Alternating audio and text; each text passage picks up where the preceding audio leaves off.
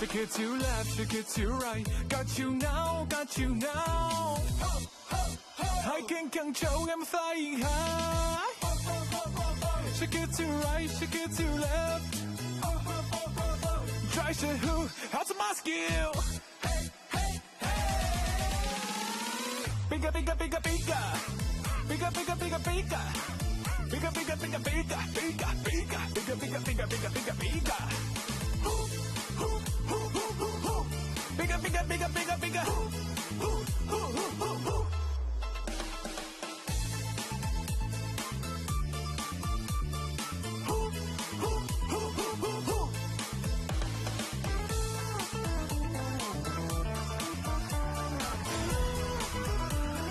Welcome to the hook battlefield. Welcome to the hook battlefield.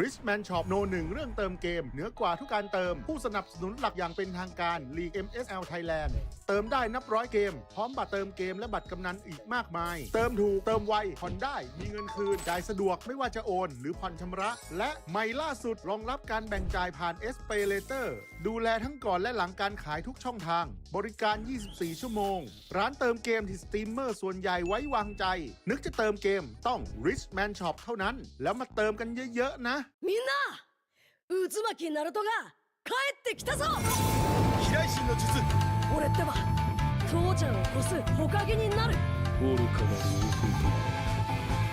王子ども騙しかアマテラスふっ行くぜこれが俺たちの力だってばよ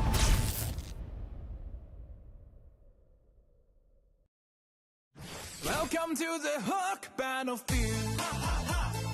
Welcome to the hook battlefield.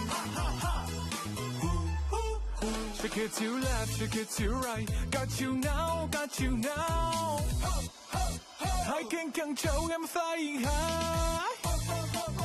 Shake it to right, shake it to left. Try to who, how's my skill? Bigger, bigger, bigger, bigger. Bigger, bigger, bigger, bigger. Bigger, bigger, bigger, bigger, bigger, bigger. Bigger, bigger, bigger, bigger, bigger, bigger. Bigger, bigger, bigger, bigger, bigger.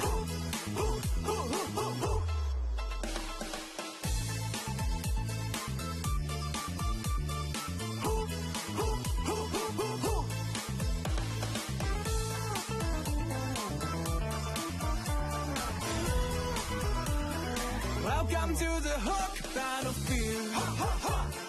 Welcome to the Hook battlefield.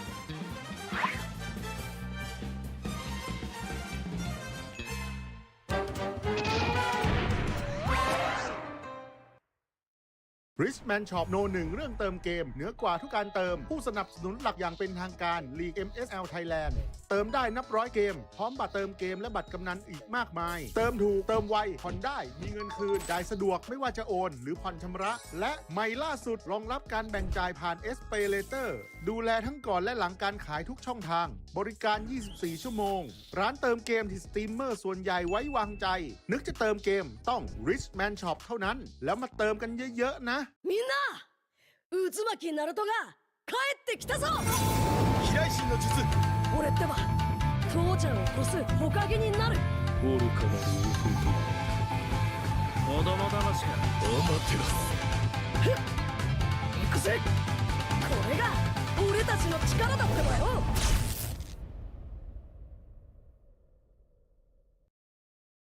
Welcome to the Hook battlefield. Welcome to the Hook battlefield. Shake it to left, shake it to right. Got you now, got you now. I can control, I'm flying high. Shake it to right, shake it to left. Try to who, how's my skill? Bigger, bigger, bigger, bigger. Bigger, bigger, bigger, bigger. Bigger, bigger, bigger, bigger, bigger, bigger, bigger, bigger, bigger, bigger, bigger, bigger. Bigger, bigger, bigger, bigger, bigger.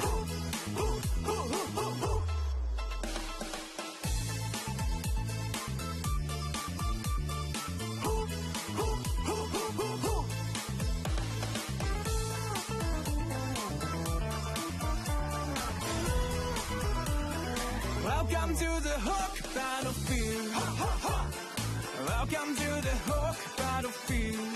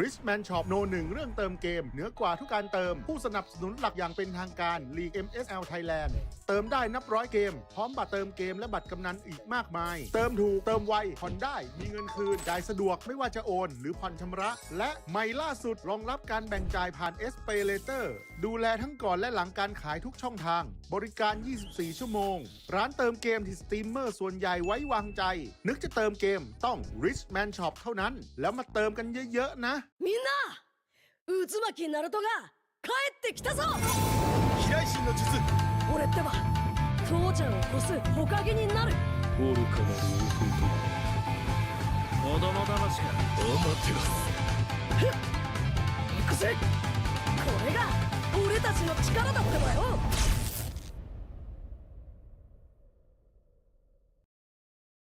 Welcome to the Hook Battlefield. Welcome to the Hook Battlefield. Shake it to left, shake it to right. Got you now, got you now. I can control, I'm flying high. Shake it to right, shake it to left. Try to who? How's my skill? Bigger, bigger, bigger, bigger. Bigger, bigger, bigger, bigger. Bigger, bigger, bigger, bigger, bigger, bigger, bigger, bigger, bigger, bigger, bigger, bigger. Bigger, bigger, bigger, bigger, bigger.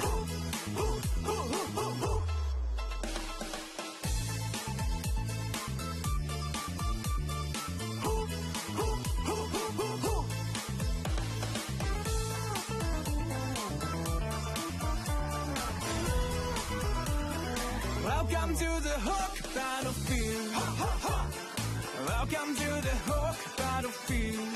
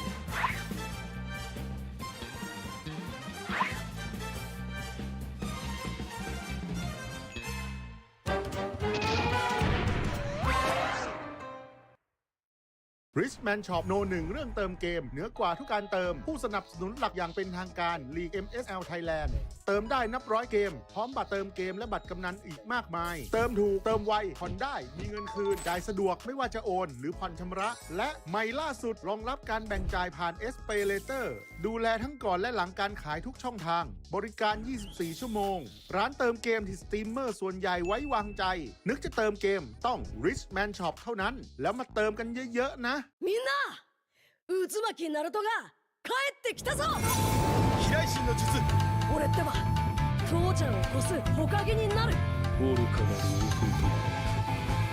弟子供騙しがお待てろ行くぜこれが俺たちの力だってばよ。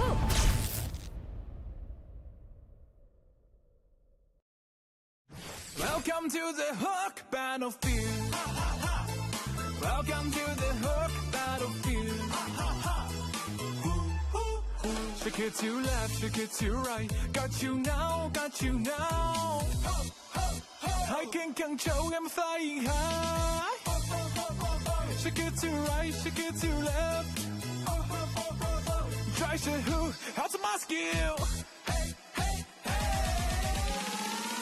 Bigger, bigger, bigger, bigger. Bigger, bigger, bigger, bigger.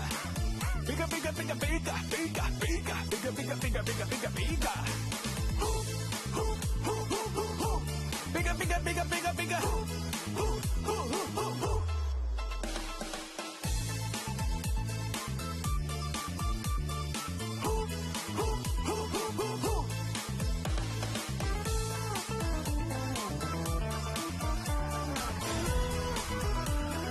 Welcome to the Hook Battlefield. Welcome to the Hook Battlefield.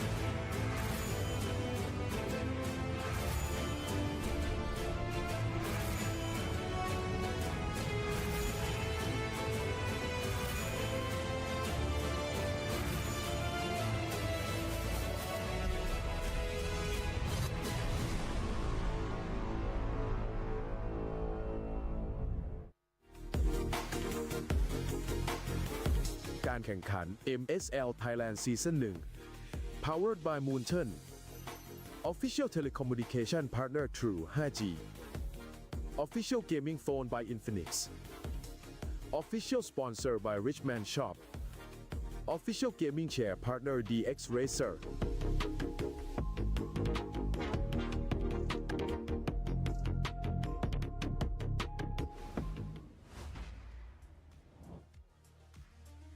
สวัสดีค่ะนะคะยินดีต้อนรับทุกท่านค่ะเข้าสู่การแข่งขันนะคะ MSL Thailand ซีซั่นที่1นั่นเองนะคะ Time to Lights ค่ะนะคะแล้วก็วันนี้ค่ะแน่นอนนะคะเราจะเป็นบทพิสูจน์นะคะของการแข่งขันนั่นเองนะคะว่าทีมไหนกันแน่หรือว่าใครกันแน่นะคะที่จะได้เป็น number one ในทัวร์นาเมนต์นี้นั่นเองค่ะสวัสดีค่ะดิฉันนะคะลูกปัดนั่นเองนะคะที่จะมาอยู่เป็นพิธีกรนะคะเป็นเพื่อนๆนะคะกับทุกๆคนเลยในวันนี้นั่นเองนะคะแล้วก็ตอนนี้เนี่ยภายในห้องส่งของเรานะคะเรียกได้ว่ามีคนที่เป็น FC แล้วก็มารอเชียร์นะคะทีมโปรดทีมในดวงใจอยู่แล้วไหนขอเสียงชาวโมบายลิเจ็ตแปลงๆหน่อยได้ไหมคะเย้โอ้โหนะคะถือว่าดังนะแต่ว่ายังดังได้อีกขอเสียงอีกรอบหนึ่งได้ไหมคะ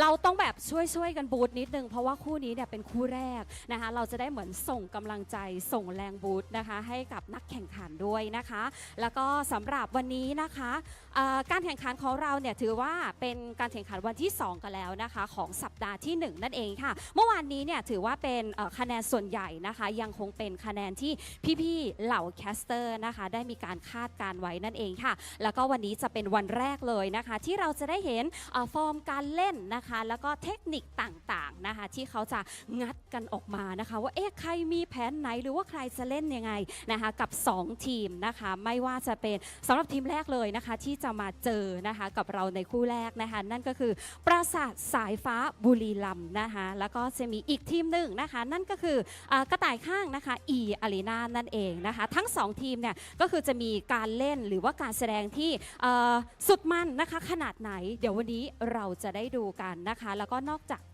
ทีม2ทีมนี้เนี่ยทีมอื่นนะคะเราก็ได้เห็นฟอร์มการเล่นไปแล้วนะคะคร่าวๆเมื่อวานนี้เนาะนะคะก็วันนี้ผลสกอร์นะคะจะเป็นไปตามที่พี่ๆแคสเตอร์นะคะได้คาดการไว้หรือเปล่านะคะเดี๋ยววันนี้เนี่ยเราจะได้ดูการแข่งขันไปพร้อมๆกันนั่นเองค่ะแต่สำหรับวันนี้นะคะเกมแรกคู่แรกของเรานะคะนั่นก็คือบุรีรัมย์ยูไนเต็ดอีสปอร์ตนะคะจะได้เจอกับไฮด้าอีสปอร์ตนั่นเองนะคะอ่ะขอเสียงFC แฟนคลับทั้ง2ทีมอีกรอบหนึ่งได้ไหมคะเย้โอ้โหนะคะวันนี้ถือว่าคู่แรกเนี่ยอุณาฟ้าคลั่งมากนะคะเสียงเชียร์ดังขนาดนี้เนี่ยทั้ง2ทีมนะคะน่าจะมีกำลังใจแล้วนะคะในการแข่งขันนะคะในคู่แรกนั่นเองค่ะเอาละค่ะเพื่อไม่ให้เป็นการเสียนาฬิกาเสียเวลาเล่นเองเลยนะคะก็เดี๋ยวตอนนี้นะคะเราจะไปเจอกับพี่ๆแคสเตอร์นะคะทั้ง3คนกันเลยดีกว่านะคะช่วงนี้ขออนุญาตส่งต่อให้กับหนุ่มหล่อแคสเตอร์ทั้ง3คนค่ะ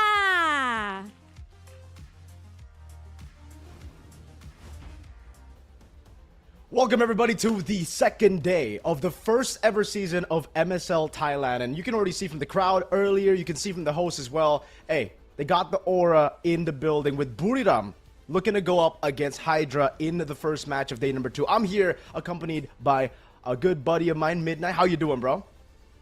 I'm very good. I'm very excited for for today's matches. I'm excited to see the amazing teams from Thailand. By the way, welcome to the family. I know there's a lot of fans of MLBB waiting for the return of MSL. Now we have the old gods in the building. Hey, Buriram United, we have a lot of original players here playing in the stage. It's crazy to see the journey they've been through, man. The fact that they stuck through with MLBB, continue to grind. I've seen them in a lot of community tournaments. I've seen them in a lot of even international tournaments where it's grassroots, to see them still be in the scene for such a long time and now joining a team with a lot of legacy in esports. Buriram, I'm already very excited. They definitely have the experience advantage over Hydra coming into this first match. Yeah, it's always been the the question in a lot of the the minds behind competitive teams. Thailand has been one of the top regions before in MLBB, but they had a little bit of I would say some sleep. Even though the original team's name was I Do Not Sleep, they slept for quite a few years, and now they're back in the the stage. We saw the games yesterday. I do feel like they do have the grasp on the current meta game, and I feel like it's it's the experience that will bring them forward and advance in the I would say the power standings, because let's be honest, there's a this power balance between the monster regions right now, like Philippines, Malaysia, and Indo. That's why I'm so excited to see Thailand back. Maybe they go back and reclaim that throne. You never know. I hope so. I hope that's what's going to happen here because, again, we're seeing a lot of new leagues this year. This year looks like a big year for MLBB.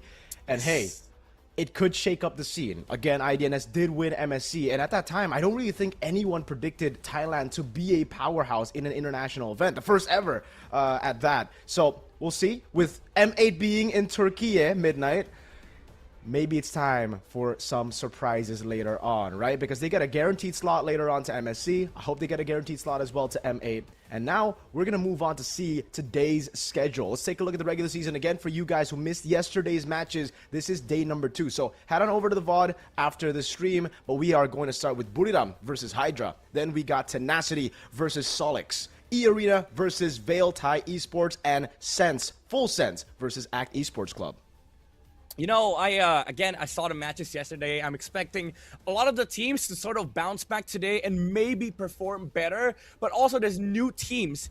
I mean, not really new, but because a lot of them are powerhouses in Thailand, but they will be debuting today, specifically Buriram United. We didn't see them yesterday, but there's a lot of expectations for this roster. Again, new players and also old players returning back to the league. As you can see, there's the standings right here. Again, some of the teams will be playing today as their first game. Yeah, dude. Yesterday was pretty sick, man. Bacon Time versus Full Sense was a very, very good matchup. Obviously, 2 Filipino imports in both those teams, man. Exord Spider Miles going up against Dominic and Nezia. That was hype. I really want to see what Full Sense can bring to the table, though, today, right? A lot of people are predicting their first win here today. But what about you, Midnight? Which match in particular are you looking forward to? I'm gonna have to say, you know, I'm looking forward to ACT Esports Club and Valley Thai Esports because these 2 teams came from the qualifiers. 8 teams were directly invited to play for MSL, but these 2 teams came from the qualifiers. So I'm excited to see their upcoming match. But I have to be honest, Miko. Like, you know, Hydra Esports, even though yesterday they fumbled, they have to get back on their feet for today. But it's a big challenge, you know. It's Buriram United. Absolutely, man. And it's the Blue War, we're calling it here for the first match of the day in day number 2. We're already getting, you know, those derby vibes, man, from these teams. I love the storytelling already. And it is a very experienced side of Buriram with Lois, with now no longer MZ. His name has changed, but it's still MZ from IDNS 2017 with IZ as well. So again, coming into this matchup, experience. Lois coming in with a lot of that calculation, experience from the internationals versus, obviously, the new boys on the block. Yeah, you know, this team, I would say, they have a lot of, like, burdens on their side. A lot of fans are expecting them to perform in this stage. But again, as we call it, Hydra Esports, you're going to have to make a comeback. As the, you know, this team really did show how capable they are yesterday. Unfortunately, it wasn't enough. That's why this is you know, very important match. The boys in blue, you're gonna have to you know, put up a big, I would say, development for day number 2. Yeah.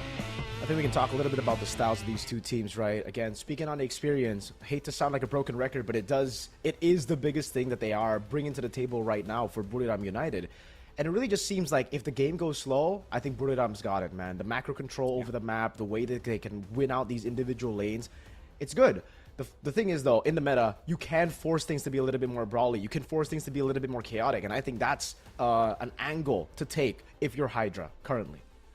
Yeah, you know, it's something that even the top teams have been able to, like, weaponize. Some teams are just naturally, you know, objective minded, but there are those teams where they like forcing, you know, errors on the opposition, which is, you're right, you know, this team, they can force experience out of the equation, because if they force a lot of, like, unnecessary stuff in the game, that's where the experience crumbles. Because, hey, if they haven't experienced it beforehand, what are they gonna do to stop this? And this is the first team walking up on stage. Please welcome Buriram. They're looking clean. Man, the experience is definitely on the you know, the equation here for this squad. They have a lot of, like, accolades in their roster, but I do feel like, you know, as you pointed out, this is something that has to be tested, will be challenged in this upcoming match against Hydra Esports. Just gotta say, though, there's one thing I am already skeptical about. MZ's new name, 0367 by 3. That's a very, very tough name to pull off, man. But here, on the other side, we got Hydra. You know, Hydra Esports, again, they are, I would say, quite updated to the current metagame as we saw them perform yesterday against VLTH Esports Club, but they're gonna challenge the experience, the veterancy that Buriram United is boasting in the competitive stage. I do feel like it can be the weapon that they use in this upcoming match, because again, in this current metagame, you can force a lot of fights that most experienced teams don't expect. So I do feel like this, this game, this series could go either Hydra heavy favored, or Buriram just steams roll with experience. Let's see it, man. Can they make it choppy? Can they make it chaotic enough for Buriram to get overwhelmed? Obviously, the two coaches at the helms for both the teams. We got Trek Quartist for Buriram and Aumzin for Hydra. Yeah, again, speaking about experience, the head coach for Buriram United has a lot of experience as well. He was the head coach for Leon Esports, if I'm not mistaken, back in M7. So this team is really packing, the tools, the experience, all the knowledge that they need to be able to come out as the winners or the victors in this match. But it is their debut game, so these expectations might be met, or maybe they crumble under the pressure. Oh, interesting. They're actually going to be utilizing Agi. Substitute here, not their main mid laner, Murphy, for Buriram United Esports. Everybody else stays the same, though. MZ, going back to the old name as well. I like that. MZ sticks with us a lot better. But on Hydra Esports, it's Outcon in the XP, Clover K in the jungle, Yuri in the mid lane, Watson in the gold, and we got BLC in Rome.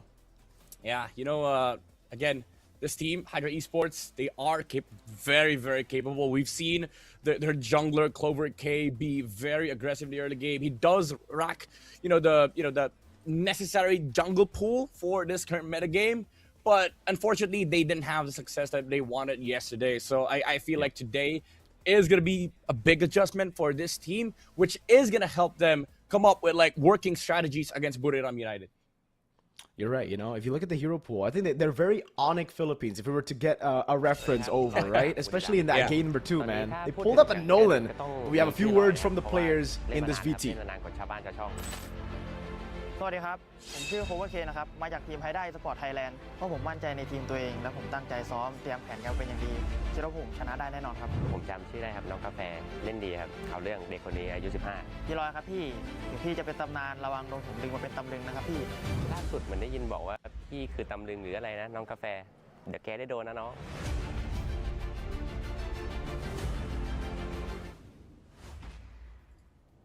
Okay, Midnight.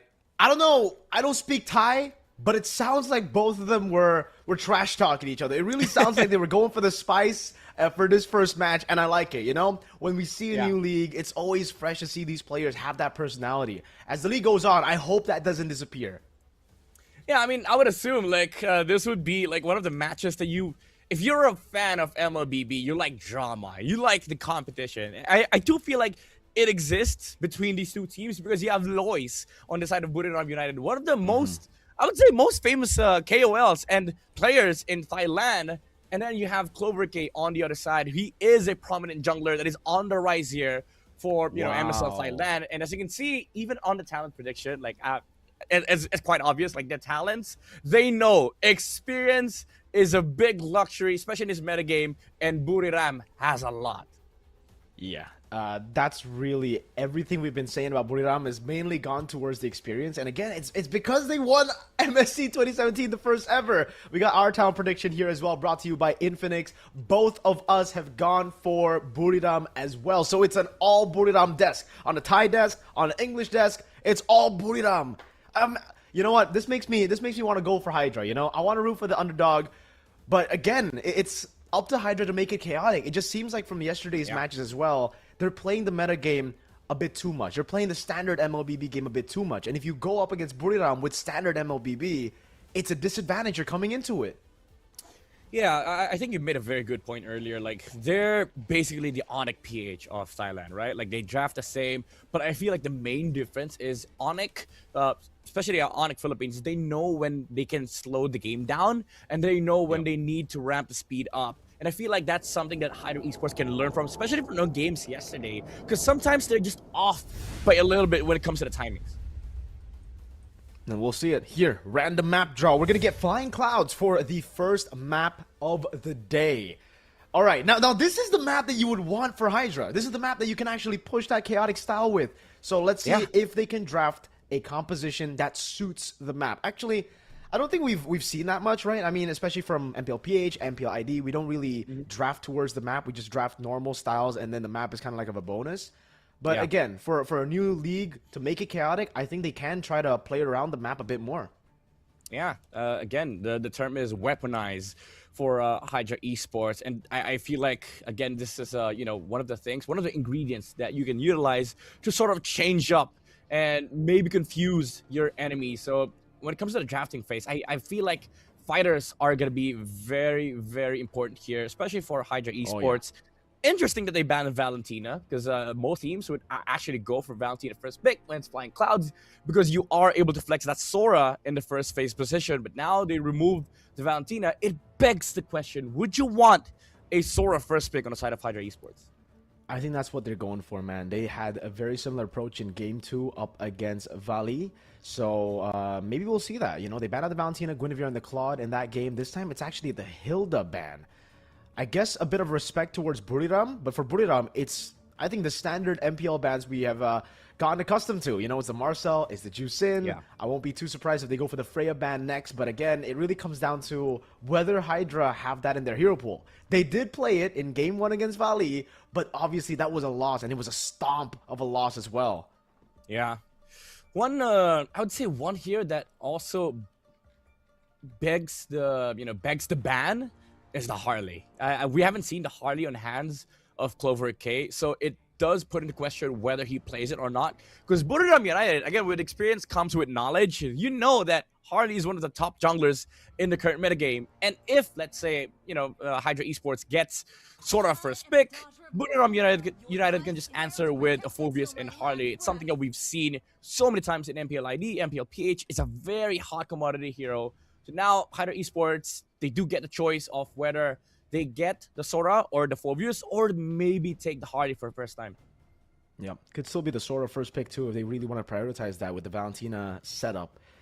A lot of picks open right now for Buriram and for Hydra, and that's why Hydra are going to be taking their time here.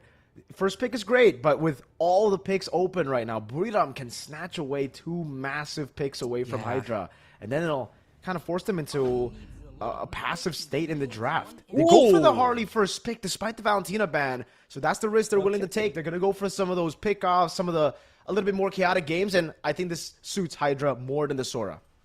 Yeah, dude, like, they're heading towards the right direction, I would say, as they can, put pressure in the early game, maybe break the system for Buriram United, but what is not breakable is the potential to just take Phobius and Sora here. 2 heroes that are essentially played on both sides. Like, you'd usually see Sora on the other side, and then Phobius will be used to counter it up.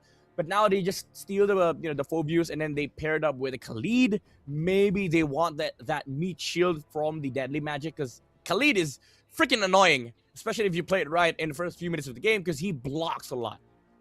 And it's such a good pick to actually scout the Harley, right? Early on, you get that mid-prio, you go and rotate, try to see where he is. You can even poke him down, and hey, depending on how snowbally it gets, you can actually get the Harley in a 1v1 too. So, hey, I like the picks coming in for Buriram.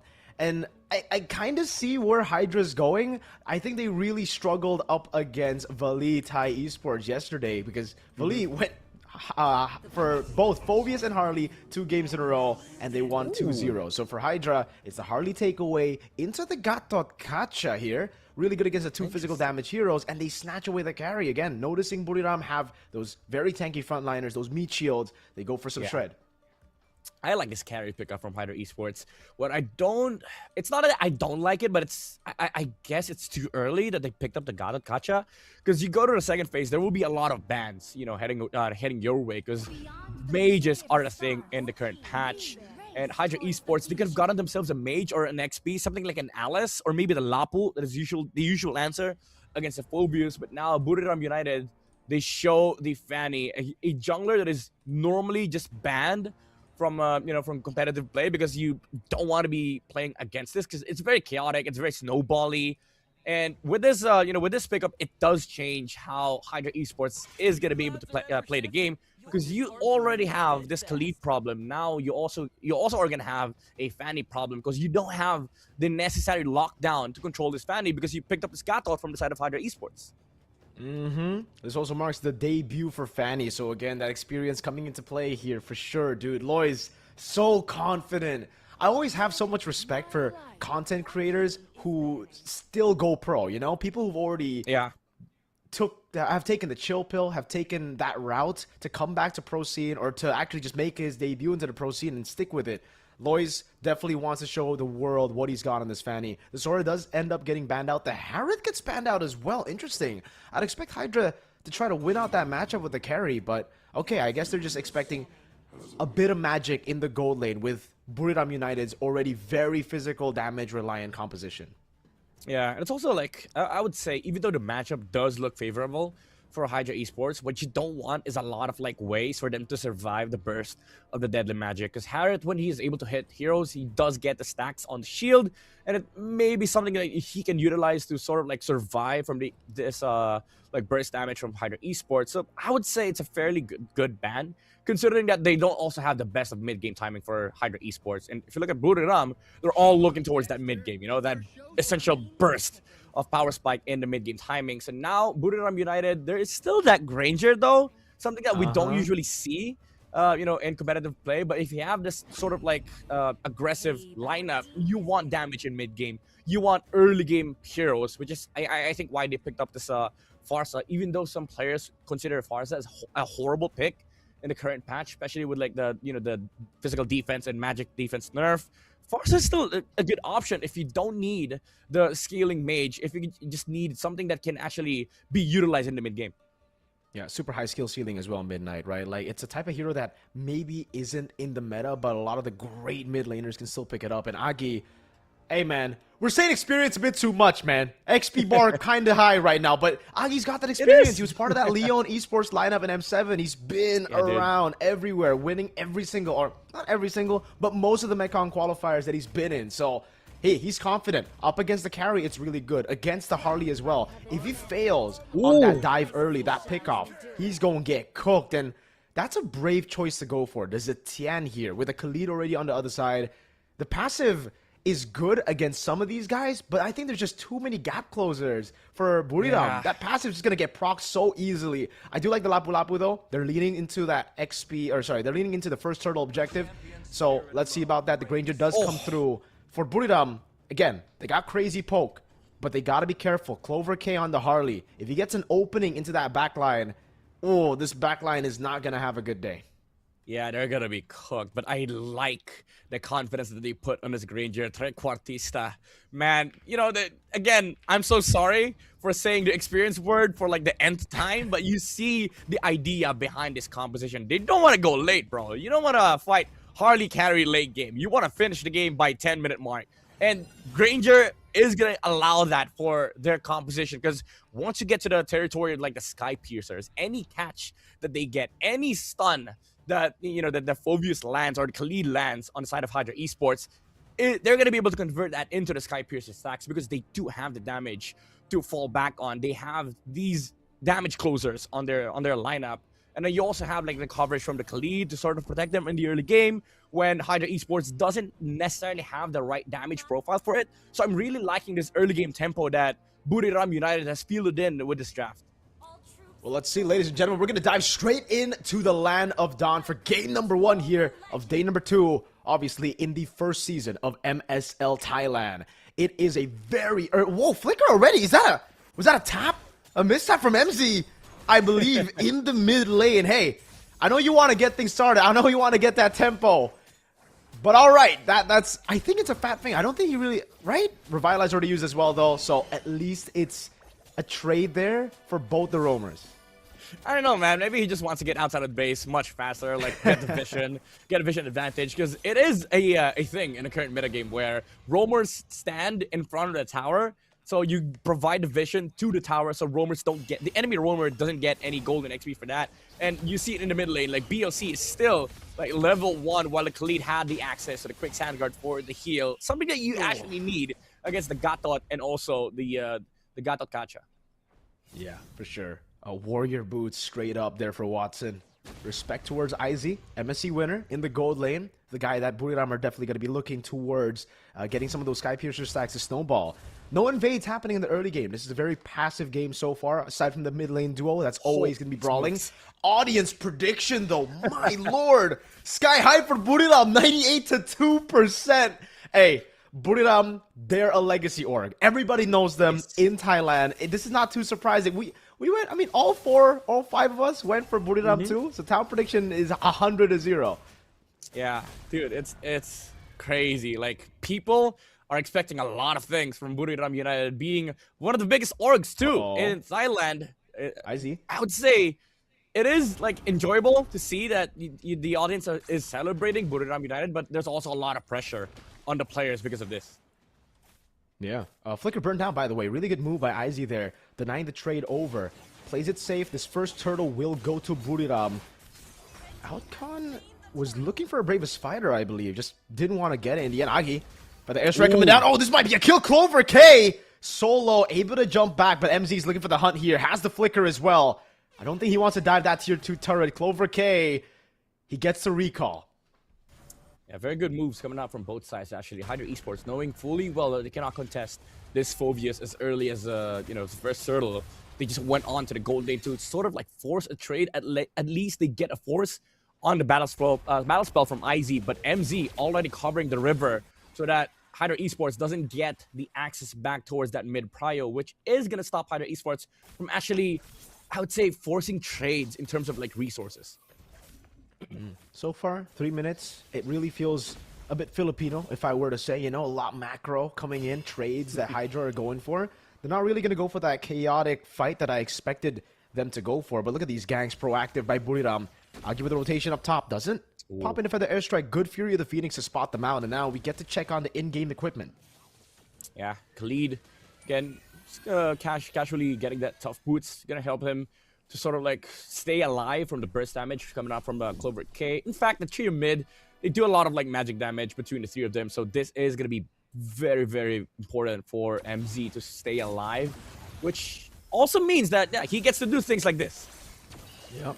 BLC is just going to respect it with the Revitalize and the AOG. Agi throws out the Feathered Airstrike. The Skypiercer gets built up, so this should be where IZ starts joining the team fights, and you can already see that rotation into the Turtle. This might be a bit too early, though. Wave up top is still alive. Okay, so IZ doesn't rotate. He's just going to go for the double lane. Really wants to get that funnel going in for the Granger. Yeah, all in for the the gold laner of Buriram United, just to make sure that they slow the game down a bit, get the tempo coming, get the Skypiercer. I don't even think he has the boots yet. It might have been a Skypiercer rush for the Granger, but now Hydra Esports. Yeah, doing a lot of damage. Agi able to flicker out. That's still Clover K on the Turtle. Narakorn walks up. Clover wins out the retreat. Raging Sandstorm in the Dark Wave catches Clover. It's first blood to Buriram. No stack for IZ, but it's like still a kill. Hold on, Watson trying to go for the shred, but it's only onto MZ, who gets away with the flicker. IZ going for that double lane in the mid lane. What? BLC decides to walk back up. The Fury of the Phoenix is right there, and the AOG gets used up defensively. Yeah, Hydra Esports. Good force, though, on the Fanny. Unfortunately, Clover K had to suffer the consequences of their action. But here's the thing, like Hydra Esports at this point, you are the team that wants to force trades on the map. It's unfortunate that it has to happen in the turtle fight where Phobius gets to play the game. He likes playing turtle objectives. I would say, as beside from Yuzong, he probably is the next best thing, like the turtle enjoyers in the current metagame. And Buriram United, this is the perfect time for them to actually ramp up the pressure, ramp up the speed, because you are starting to build up damage on the Granger and the Farsa. Yeah, it's so much closer than you would expect, though, from this kind of composition, right?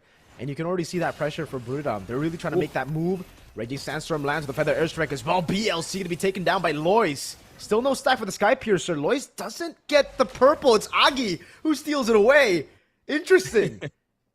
I mean, they steal a lot from each other, right? Like, they stole the Sky Piercer stacks from IZ, and I was like, I got you, bro. I'm gonna steal the purple away from the Fanny Lloyds. You get back to the purple.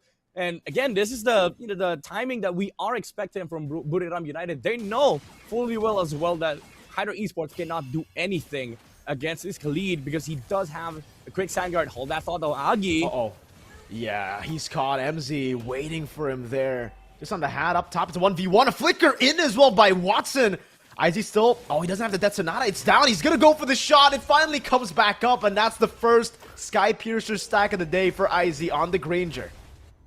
Ooh, a bit greedy player from Watson. I mean, I get the idea. Oh!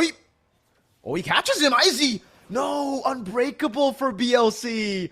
IZ gets away just with the dash, and he keeps the Sky Piercer stacks. Meanwhile, with BLC up top, this is an angle for Buriram to burst out a turtle. That's 2-1 in turtles in game number 1. 4-0 in kills too. Wait, I thought it was much closer to that.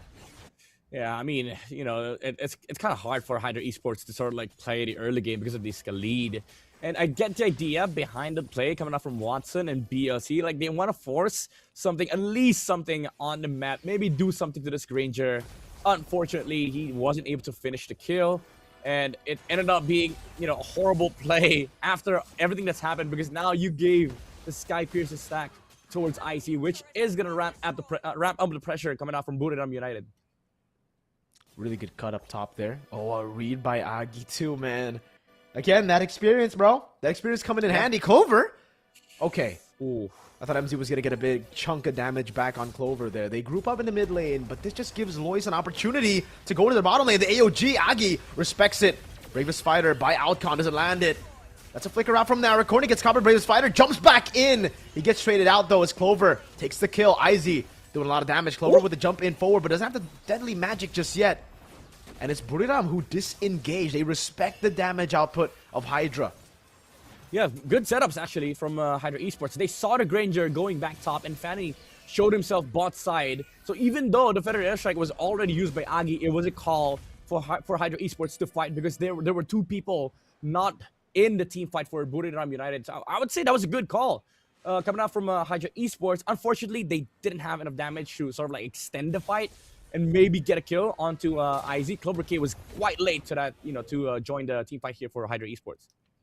Yeah, it's something that you always have to think about as a Farsa, man. When you pop out in the Feather Airstrike, there might be an AOG in respect. Oh, the all-in over on Outcon. Lethal Ignition doesn't do as much. BLC, great peel for his XP. Outcon gets to live. Not a deadly magic on MZ, but the Raging Sandstorm gets him out. AOG over on IZ. Watson getting the turret down below, but now it's Lois, who might be looking for the trade. Nope, just goes for the minion wave, trying to build that slow push down below to play around this Lord. Yeah, I like how chill Buriram United is right now. They're not forcing the kills, even though some players would usually be aggressive at this point. You have the Sky Piercer from the Granger, but they're playing the macro game. They're playing the map, essentially. Oh, Clover K! Dang, just a quick pick off with the help of the Death Sonata as well. Man, what a read by Agi again. Clover K is just getting read out completely by Agi. That means it's a free Lord. It'll be crazy to see Hydra contest this one. And yeah, they take the safe route. They're just going to play it safe.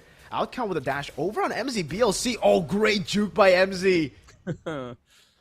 Man, it's the experience. Oh, he's not. Okay, I thought he was jumping on somebody else, but he just used the Raging Sandstorm to sort of like move past the tower in the mid lane. But again, as you can see, Buriram United, they're just playing the map so well, setting up that slow push on bot side. Hydra Esports couldn't even react. And Agi, as he mentioned, good read. Usually it's the other way around. It's the Harleys surprising people in the mid lane. But it's the Farza. He knows where the Harley is hiding with a Feather Airstrike and the Death Sonata connecting. Just took down the Harley of Hydra Esports. Good cancel. Oh, Bravest Fighter with a stun. Agi still gets away with the wings by wings, man. Can't get close enough. The AOG. Oh, Lois in the back line just tearing apart his back like Clover. K gets a deadly magic but falls to the Lethal Ignition as Outcon gets caught by the passive. The Infernal Pursuit. MZ right there to back him up. It is a 3-0, and Buriram still have a Lord. Dark Wave of the Flicker and the dive from the Raging Slash. IZ gets the third Sky Piercer stack of the game. That's 30. Oh my goodness, look at the synergy coming up from Buriram United. It feels like these players have one brain. Whoever the shot caller is, it's working wonders for Buriram United. you see the plays they're making on the map. It's all interconnected. The pressure in the mid lane, Fanny playing backside, and also just the overall peel for the Granger. So he's able to land these shots with the Death Sonata. And I feel like Hydra Esports, they want to bring the chaos, but now they're being forced into a corner here. Oh, flicker out. VLC.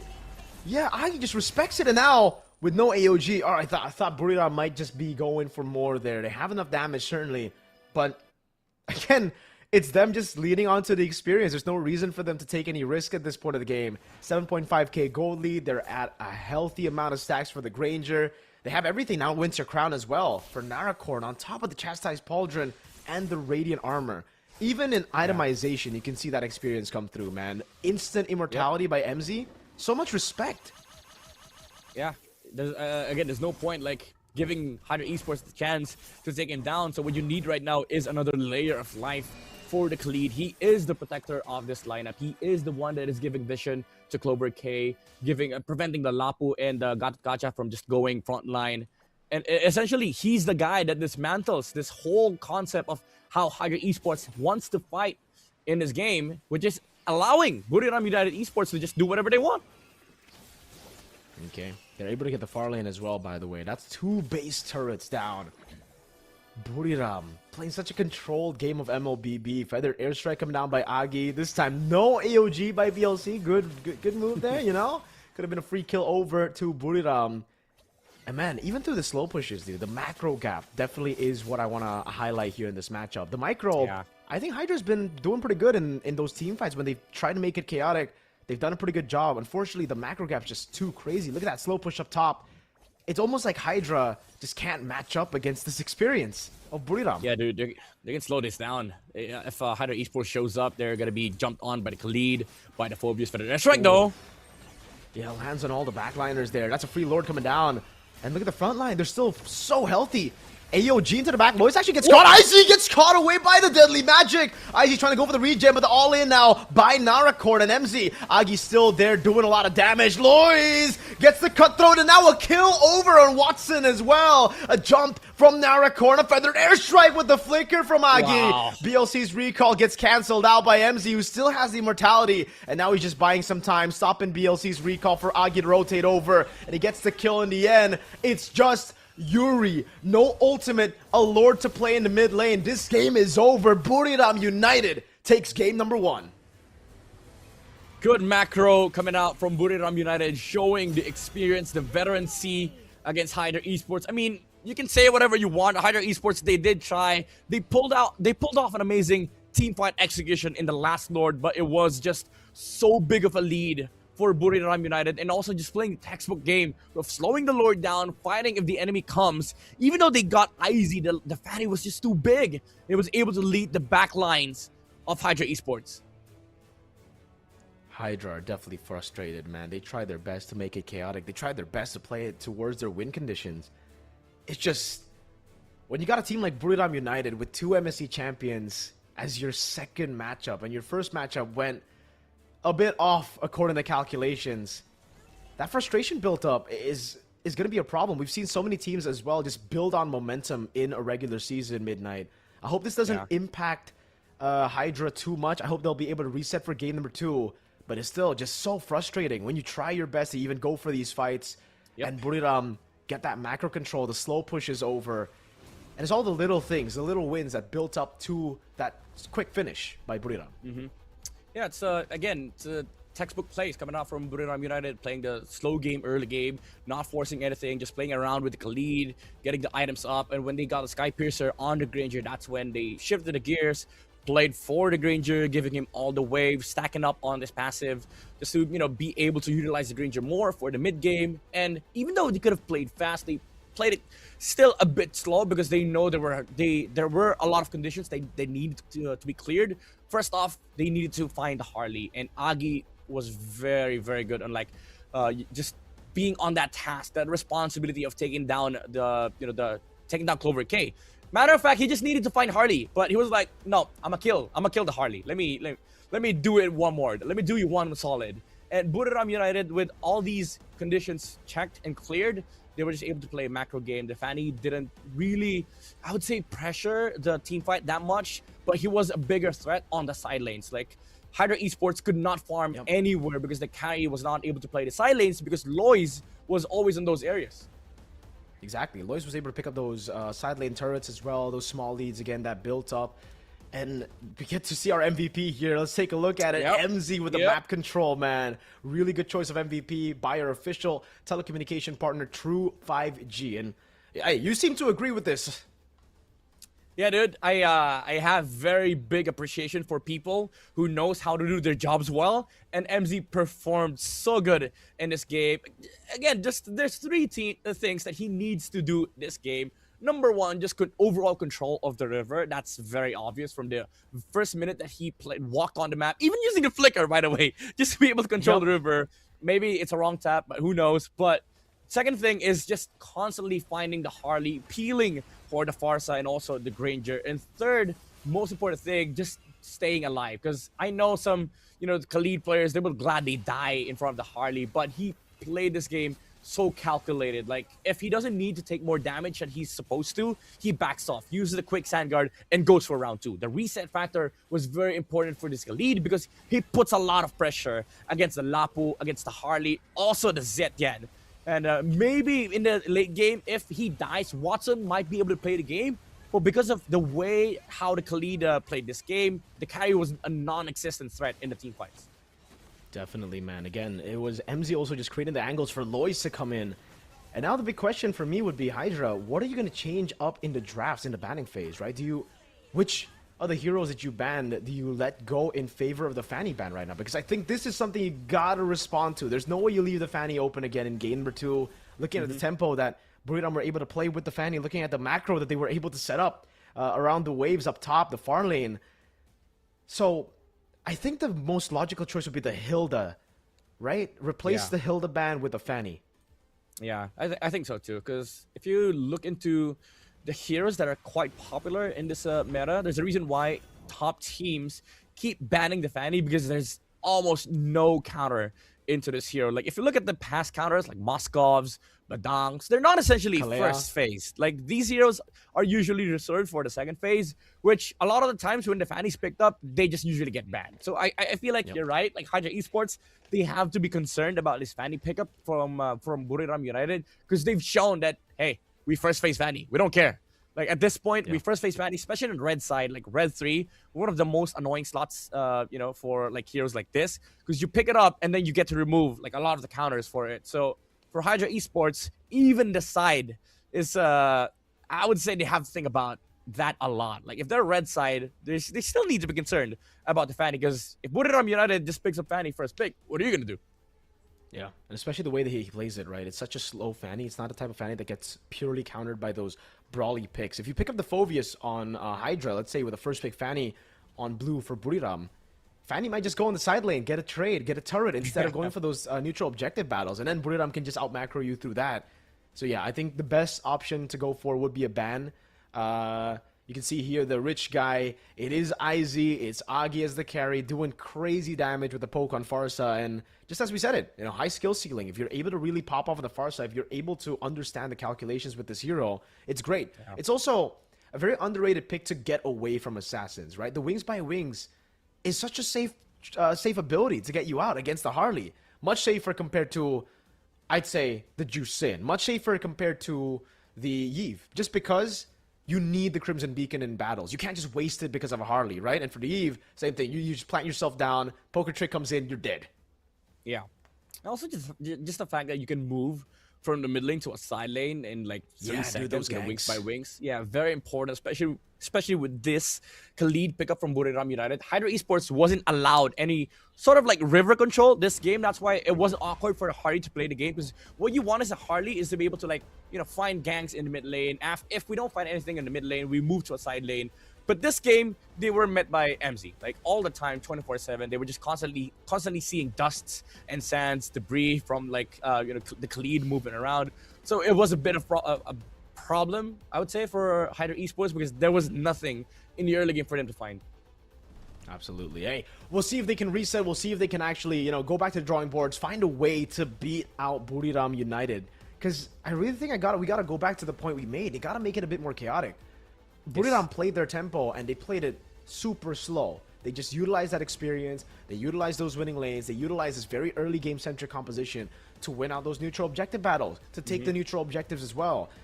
And maybe if you want to go for the Harley, go for a little bit more of those, try to lean into the winning lanes. The carry against the Granger, you can't really put on kill pressure there early against the Granger. The Lapu against the Fovea, same story there. So the Harley just struggles so much to find that winning matchup for him to gank. Yeah, I agree. Even the Lapu, like most people consider Lapu as like one of the better options against Phobias. I would have liked the Glue, honestly, because it just brings so much chaos and disruptive ability in team fights. Even the Gatot, bro. Like I like Gatot as a hero. Like he's very macro oriented. He peels very good. But at that in this game, like there was nothing to peel. They were just constantly being outplayed by the Fanny Cables. Nothing to really punish. I mean, the Farsa, he can technically punish and force battle spell from Agi, but that was about it. There was nothing that is forcing Buriram United away from mid prio. In fact, they didn't even get mid prio at all in this game. So I would say the Gatot pick was too early for my taste, because when they picked up the Harley and the Gatot Kacha together, they were just countered essentially by one pick. The Khalid was just able to freely roam around the map because there was no punish. Like, who stops him from healing? Who stops a quick Sandguard if he's like 1,000 miles away from the Gatot? Who gonna stop him? Nobody. Nobody stopped him in that game. Literally, MZ he just opened up every part of the map. He got those engages. He baited out deadly magics. And he won out the lanes for the boys as well. Those gangs over to Izzy. Hey, if you guys want to redeem the code, go ahead. Follow MSL Thailand's social media page on Facebook, YouTube, and TikTok and redeem that code. We got a lot of gifts later on as well. Definitely a lot of redeem codes here for y'all, so stay tuned. Yeah, for all the MLBB fans, even if you're not from Thailand, even if you're not like, I would say watching a lot of MSL tournaments, just get the redeem code, because I know you guys like the gifts, the rewards that you get in game. I know there's a lot of like Indonesian fans, Filipino fans watching right now, especially in the Philippines, because again, there's a lot of Filipino imports in MSL Thailand. Yeah, for sure, man. We're getting a lot of eyes definitely on MSL Thailand, especially with the promos and MPL ID, MPL Philippines. Yeah, dude. A lot of our pro players have been asked, in the interviews, in the loser interviews, in the winners interviews, what do you think about MSL Thailand? Have you scrimmed against them? And some teams have actually scrimmed against the MSL Thailand teams, and they've said they're just very, very aggressive. I think we definitely got a taste of that aggression yesterday, but today we're seeing a lot more of that calculated style, the macro from Buriram. Yeah, it's the classic story of like scrims versus tournaments, because I know some teams out there are very aggressive, but when it comes to like the big stage, you have to know when your lineup is able to play. The difference between playing fast and playing it slow. And I feel like Buriram United just understands it much better compared to Hydro Esports, but also the fact that the draft didn't allow Hydro Esports to have this early game chaos that they wanted to bring. Buriram United, what is this? They're taking an approach from Valley Thai Esports. Valley also banned out the Lancelot. I guess this is just pure respect to Clover K. Maybe if he gets into a tough spot, he just goes for his comfort heroes, which might be the fast-clearing junglers. Like sorry, not fast-clearing junglers, but the very mobile junglers, right? Because, again, Valley, they banned out 3 junglers in the first phase for both games they won against Hydra Esports. It's the Lancelot, Yi Sun Shin, and the Guinevere in game 1 against Hydra. In game 2, it was Lancelot, Yi Sun Shin, and Su Yo. So at least we see the Lancelot here. Hydra, I think we got to let go of the Hilda. I think we got to get that Fanny banned out, because Buriram, I'm feeling they're confident enough to pull it off first pick. Okay. Yeah, okay. Maybe they're reserving it for the last ban. See what Buriram United bans out for their third. But honestly, I think for Buriram, you do what I call a throwaway ban here. Just ban anything, because honestly, you want to open up a lot of heroes, especially if you're on blue side, because this patch is I would say, out of all the patch, this patch is the one that favors red side the most, because you are able to flex a lot of heroes on first phase up until the very end. I agree with you. So if you're Buriram United, what you want here is to just open up a lot of viable options. So even if Hydra Esports gets 2 good picks, there's still some left. So I like this sort of ban. It's something that we usually see from the blue side, because even if you pick up the Valentina, or let's say you pick up something else, the enemy doesn't really need that Sora on the red side. So it's just a throwaway ban for Buriram United. Yeah, it's also something that shows up in Red 3 a lot, right? So a little bit more respect there as well. Hydra, I think this has to be the Fanny ban. I think it does. It has to be the Fanny 100%. ban, right? If they go back for the Hilda, I guess there are ways to counter it. Again, if you really just want to counter the Fanny, we did see it earlier yesterday in the Classic Derby, RQ versus Evos, I believe. Or was it RQ versus Evos? No, it wasn't RQ versus Evos. It was another game, but it was a full counter towards the Fanny. Kalea and Moskov, they ban out the Guinevere. The Fanny's up for grabs. Buriram go for the Marcel. They pull a sneaky one there. And I guess they're calling out Hydra. You've never shown the Fanny. In your 2 games against Valley, we didn't get to see the Fanny, even though it was left open. So we can pick it up in Blue 2, Blue 3. Hydra, you got to make a move right now. I like this. They flip the script, honestly, like for Buriram United. Maybe they're not thinking about the Fanny right now, because Hydra Esports, the only way to answer this Marcel first pick from Buriram United is to get the Kalea. So even if the Fanny comes up, at least you have a Kalea to deal with the Marcel, with the Fanny. But it begs the question, if you're going for a Kalea pick here, you're already revealing your cards to Buriram United, and they might just answer up with a different strategy for for Lois. So they get the Valentina on the side of Hydra Esports. Do they take the Kalea? Okay, they take the Khalid. It's a decent choice versus the Marcel, because you can force a platinum snap. But now you see Buriram United. I don't know. Maybe this is just confidence from their side, because usually Khalids are used to counter the Harley, but now they pick the Harley themselves. Yeah. Good move, I'd say, by Buriram here. They don't go for the Fanny. They don't lean into it. They don't give Hydra a chance to adapt and to really look for counters for the pick that we saw just in game 1, right? So they go for an entirely different composition. None of the same picks here for Buriram. I wonder if they want to lean into the mid lane now, or if they just go for a Moskov. We were just talking about how we don't see this in the first phase a lot, but Buriram, I guess they just love to flip the script. Yeah, or maybe just in case, right? Like Buriram United are thinking about, okay, what if they do pick Fanny? You know, at least what if? At least we have some answers. There is a what if for sure. Because even though the Marcel is quite annoying to play against as the Fanny player, it's never enough, especially on the hands of like a good Fanny player. So I guess this is sort of like a redundancy or a fallback plan for Buriram United, just in case of emergency, you know? So, like, Hydra Esports, they don't get overly confident in picking up the Fanny for Red 3. So, I think you go for different routes here. You go for a different approach. But, like, I guess the only decent answer... Oh, okay, they picked up the Arlet. This is something that we've seen from MPL Philippines, by the way. The Arlet counter against the Harley. Yep. We've seen a lot of that in MPLID as well. I really like the Arlet into the Harley here, especially considering they have a lot of CC resets here for the Vengeance. The Khalid's already there. You got the Valentina Terrify as well. And I really think they're going to build upon this. Maybe get a hyper carry in the gold lane, something like a Claude. Pretty sustainable as well. And then go for utility in jungle. So it is definitely a new version of Hydra. We haven't seen Mr. Clover on any utility jungles just yet. But I really think this is a composition to do it. But really good read by Buriram, man. That Fredrin ban might be a Baksha ban next, you know, if they're really reading into this. There's then no more utility junglers to go for. The only one maybe would be Akai if you're really leaning into the resets, but I'm not a fan. I'm not a big fan of Akai, honestly, especially in this patch. Especially against Marcel, by the way. Like, he stops the heavy spin. He doesn't stop the skill, but he stops you from, like, walking in. So, I feel like for Buriram United, I really like coaches when, they know what's happening. And this Fredrin ban, maybe they ban Baksha. Okay, they banned the YSS. It's good. It's a good read, because I feel like Hydra Esports, they're leaning towards that Baksha and Yisun Shin pickup for their side, because Yisun Shin, he can fight Moskov. He's quite okay against Marcel. And he also has an advantage against Harley, because you get that vision. The Harley's job is kind of hard, because like you want to snipe the YSS, but he gets the vision from like the ult. So now Hydra Esports, I guess you fall back to the the normal Grangers. The Claudes as a hyper carry. But what do you pick up on the utility jungler? Do you go Baksha Claude?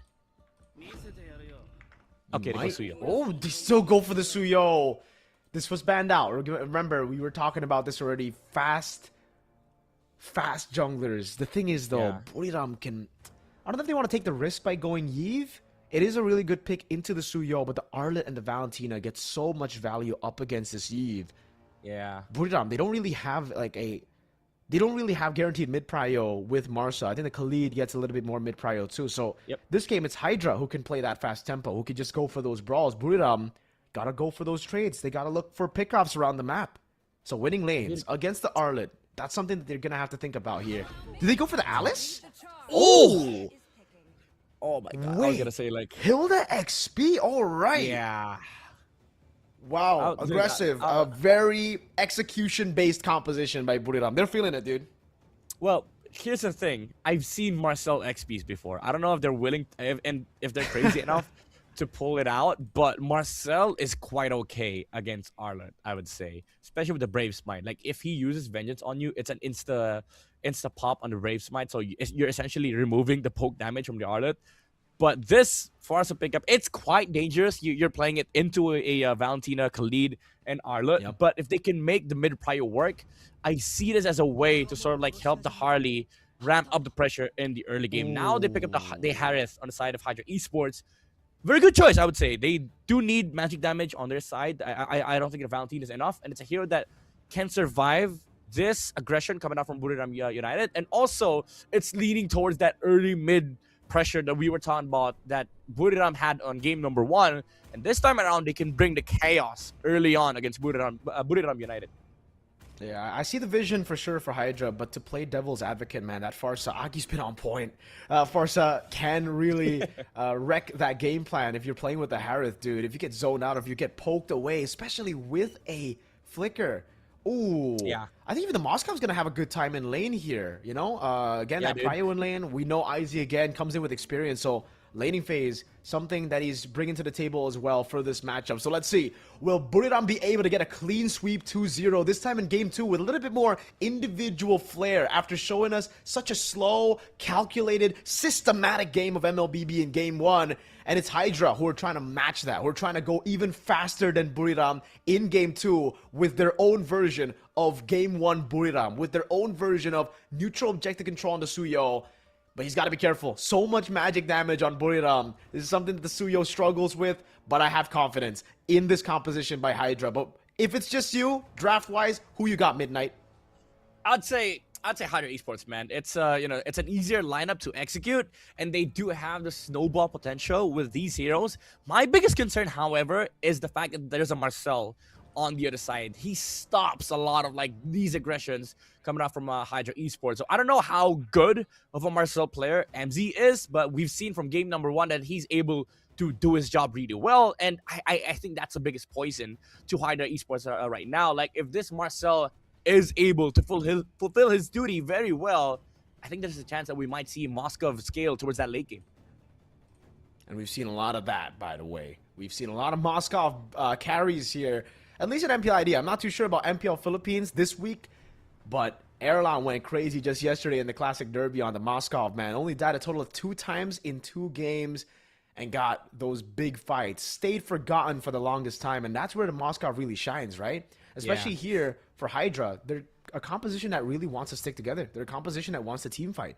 So that gives Izzy more space to push, more space to farm. I wonder if we're going to see creative emblems too, because for Erlan, he actually went for Bargain Hunter, knowing that he's not going to be part of those 1v1s. He's not going to be part of the team fights for the longest time. He's just going to scale up. So he went Bargain Hunter, got the Swift Trinity super quick, and then he popped off. Ladies and gentlemen, welcome to game number 2 in Atlanta Dawn. We go. Buriram this time on the blue side. It is the Khalid. Mid-prio should be on for Hydra.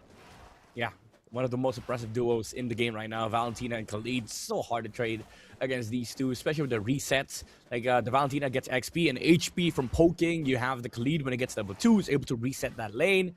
And as Marcel and Farsa, it's quite annoying playing a sort of like passive game, because usually these two also wants to be oppressive, but against Valentina and Khalid, you're not able to do that. But we see Lois, however, very aggressive jungling, went straight towards that green camp against Clover K, and he didn't see that. There's no catch. He didn't see Buriram United doing this. Outcon. Dude, he's already losing out in this lane, dude. And it's so frustrating if you're behind on an Arlet. It's just so tough. He can't even walk up here in our corner just waiting in that bush. If he goes for a cheeky vengeance, He's going to get caught. I like the emphasis on last hitting, though, for Narakorn. Something that even to this day, we see a lot of XP laners, a lot of players in general, kind of, they don't care about it. But last hits, hey, it gives you a lot of value. Yeah, it's extra 15, 20 gold. Not even, like 30 gold per wave. So it's a big thing, especially in the early game. Especially if you have heroes that depend with farm. Whoa! Great move there. Blade Surge into Soul Sever. A little bit of a James Panks move by Mr. Clover. Oh, he's another Blade Surge with the Soul Sever almost takes Agi down. Oh, Lord, that fast tempo from Clover. Is he going to go Sky Piercer? It looks like it, dude. Yeah, I mean, he does have the chance. Oh, Clover K. Uh-oh. All right, Lois can't really get his hands onto Clover. BLC gets bonked by the power of Wildness. Oh my goodness. It's a brawly game. Clover trying to go for the pickoff. Gets shot at the turret once, and now it's Lois with the control. The feathered airstrike comes around as well. Clover's out of the fight. Oh, they overextended, I would say. Like, I was happy for a bit for Hydra Esports because they got the mid prio, but when Clover K went on to that green cap, I was like, that's too much, bro. That's too much. Even though the Khalid followed up just to block some of the ganks from Buriram United, they do have damage. And they were able to, like, find a trade in the mid lane, which is going to give back the mid prio towards their side, which I think Lois is going to be happy with that. Oof, Outcon. Yikes. Solo kill down below. Narakorn, what is he? Is that just the base damage and concussive blast? Outcon. I think so. He got nuked. Oh my man, Hilda XP, it's back. MSL Thailand, they're bringing it back. This is one of the most annoying heroes in the XP lane. Even before, like when people flex Hilda as a roam in XP, it's quite annoying because there's not a lot of heroes that can deal with him. Watson though, oh, Agi once again. Better airstrike to pressure top side. Look at this control from Buriram United. They're not even giving him any space to farm. Clover K can't walk in his own jungle. Despite the Valentina and the Khalid, they don't have that mid prio, dude. And it's so quick by Buriram. I love how they're flipping the script, not just in game, not just in the draft, but in game too, right? They don't even clear the mid lane before that rotation earlier to really play with the minds of Hydra. And now they gank in the bottom lane. Outcon, I think he might be dove on for the airstrike. Comes in time. They get a gank successfully. No trade on the other side. IZ reads their rotation. Yeah, as you mentioned, like Buriram United, they don't care about mid prio because they know they don't have the best of control in mid. What they want is to just maximize the side lanes. That's something that we typically see from top teams. When they know they cannot fight mid, they go side lanes immediately, and that's the advantage of having the Forcer here. MZ though. Oh, the golden hour by MC is shot. Deadly magic and the SOD lands. Raging Sandstorm with the flicker, but he jumps into the golden hour. Oh no, BLC getting outplayed by the Marcel of MZ. Oh man, what a fast-paced tempo from Buriram United. You know what? Screw mid lane prio. Let's go side lanes. Let's bring the side laners to mid so we equalize the fight. Instead of 3v3, we fight 5v3.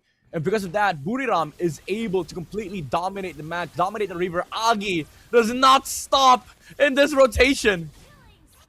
The Zaman Force was good. He dodged a lot of feather airstrike shots, but at the end of the day, Yuri gets assassinated in the mid lane by Lois. Way too aggressive for, I guess, from Yuri. I don't know where exactly he got caught there, but Lois is going straight to the purple buff.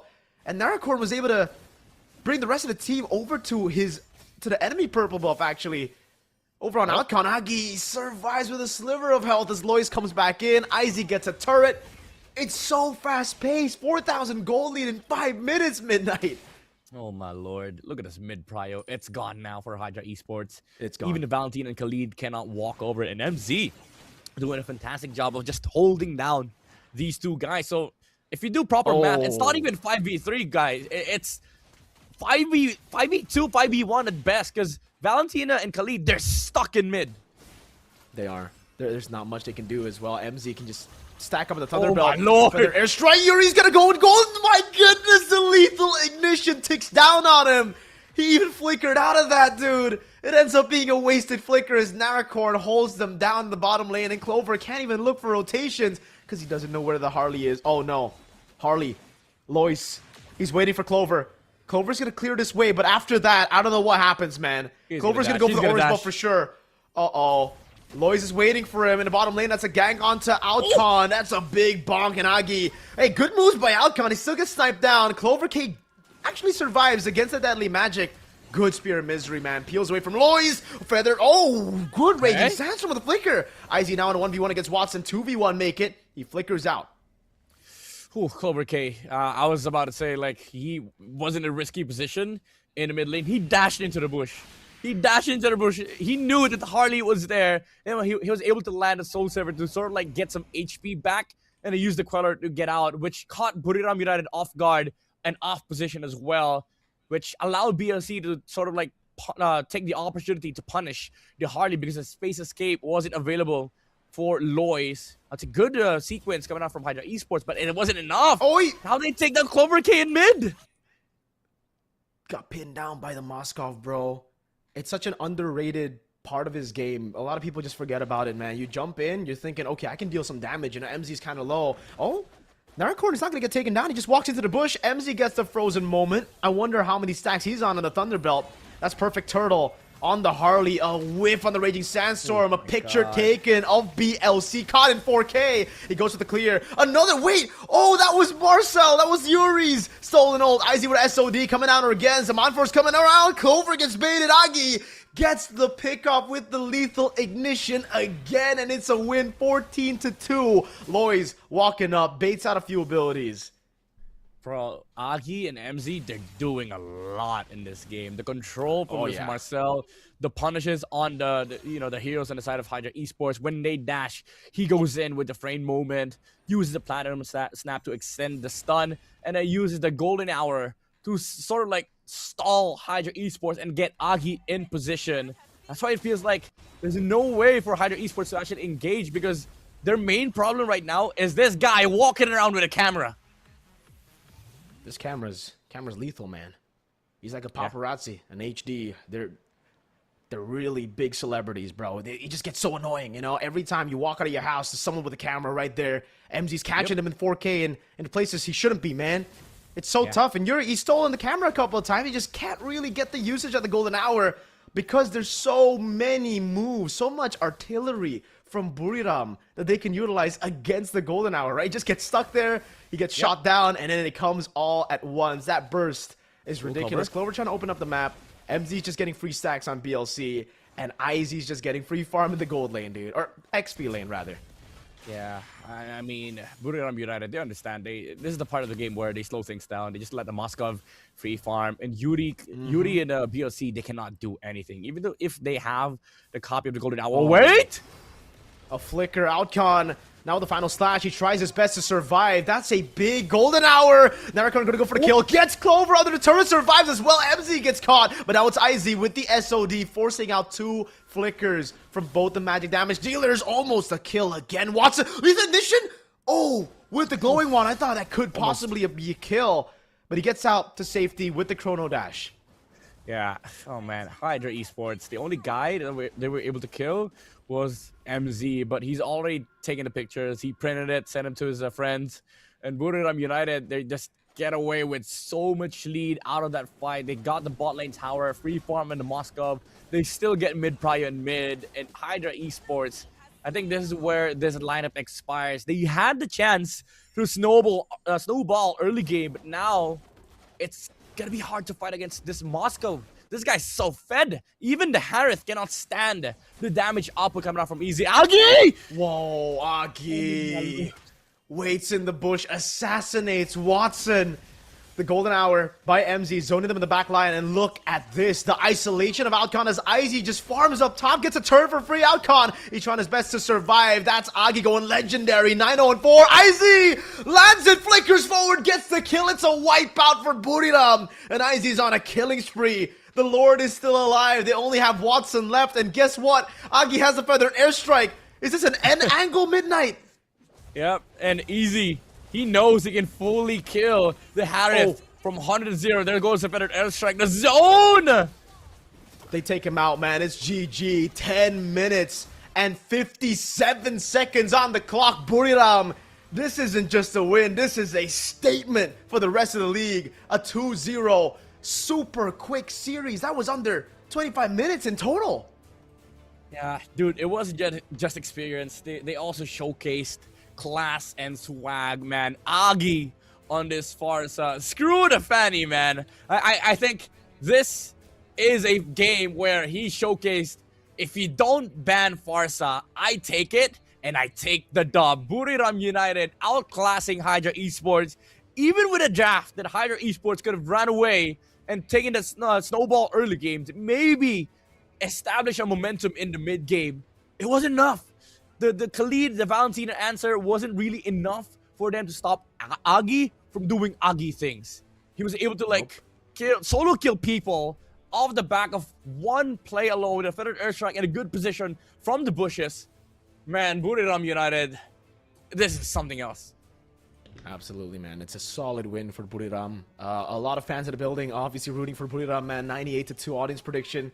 Everybody got their prediction right, or at least everybody except for that 2%. Obviously, it's great to root for the underdogs as well. Gotta see Hydra improve here, man. With these matches, they can only improve, and honestly, I see glimpses of brilliance here and there from some of their players, right? It's just they gotta learn a little bit more of that macro. They need to fix their rotations in the early game.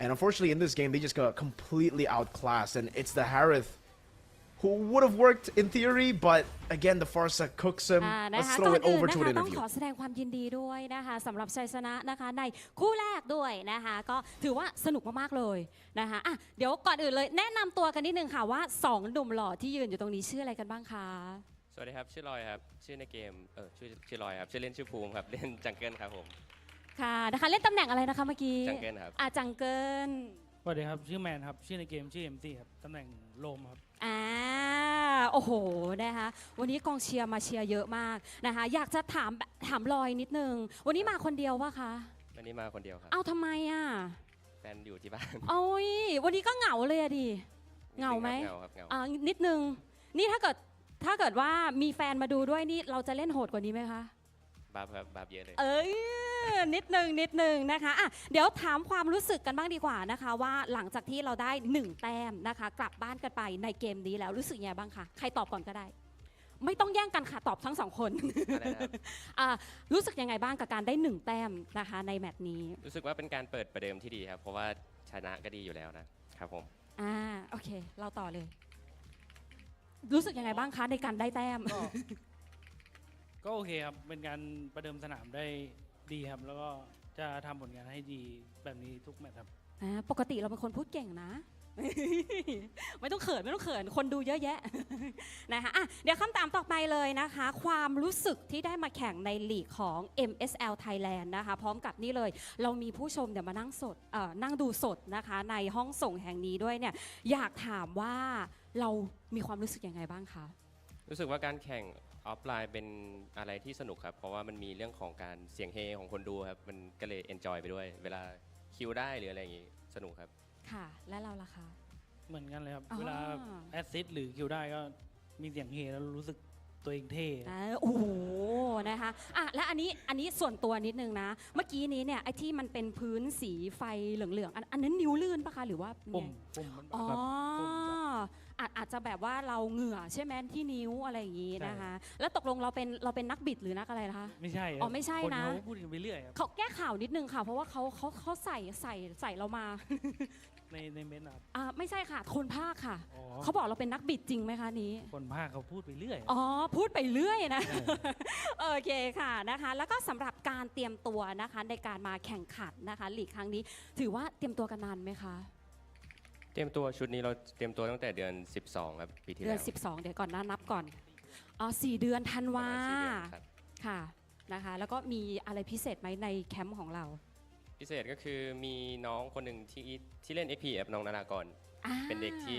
ผมรู้สึกว่าถ้ามันมั่นใจมีของน้องแบกได้ อันนี้คือพูดถึงน้องอาจจะไม่ได้ยินใช่ไหมคะ น่าจะ ไม่ได้ยินเนาะ ไม่ได้ยิน อ๋อโอเคแล้ว MC ล่ะคะมีอะไรอยากจะเมาส์ในแคมป์ไหมคะ ในแคมป์ครับ ที่เราเก็บตัว ไม่น่าไปตีแบตก่อนแข่งครับปวดไหล่ไปหมดแล้ว อันนี้นี่คือเสียงในหัวใช่ไหมคะแอบบ่นนิดนึงนะคะ และก็อยากจะถามค่ะว่าในบรรดาทีมในลีกเนี่ยทั้งหมดเลยนะคะเราอยากเจอทีมไหนเป็นพิเศษไหมคะ MC บ้าง MC ก่อนบ้างเดี๋ยวเราก๊อปปี้ ผม อยากเจอทีมไหนเป็นพิเศษไหม ก็ เจอได้หมดเลยครับเพราะว่าอยากเป็นแชมป์ก็ต้องเจอได้หมดครับ เอ้ยเจอได้หมดนะคะแล้วลอยล่ะคะ ผมอยากเจอปอซ่าน่ารักครับ อุ้ย เพราะว่าเมื่อวานนี้เห็นเปิดตัวทำโลโก้อย่าง อันนี้คือส่งเขาไปแฝงในทีมนู้นหรือเปล่า ไม่ใช่ไม่ใช่ โอ้ไม่ใช่นะ นะคะก็อยากเจอปอซ่าเนาะนะคะสุดท้ายนี้อยากจะให้ฝากอะไรถึงแฟนๆหน่อยที่มาเชียร์เราในวันนี้ค่ะ ขอบคุณที่มาเชียร์วันนี้นะครับ แล้วก็จะทำผลงานให้ได้ดียิ่งขึ้นไปนะ วันแรกอาจจะตื่นสนามเองนะครับ ขอบคุณครับ ค่ะ MC ค่ะ ก็เหมือนกันนะครับขอบคุณแฟนคลับแล้วก็ครอบครัวนะครับมาหมดเลยก็ขอบคุณครับฝากเชียร์แมตช์หน้าด้วยนะครับผม โอเคค่ะนะคะขอบคุณทั้งลอยแล้วก็ MC ด้วยนะคะแล้วก็ยินดีด้วยสำหรับ1แต้มนะคะในคู่แรกนะคะและเดี๋ยวช่วงนี้เนี่ยเราขออนุญาตส่งต่อให้กับ3หนุ่มหล่อแคสเตอร์ของเราอีกเช่นเดิมค่ะ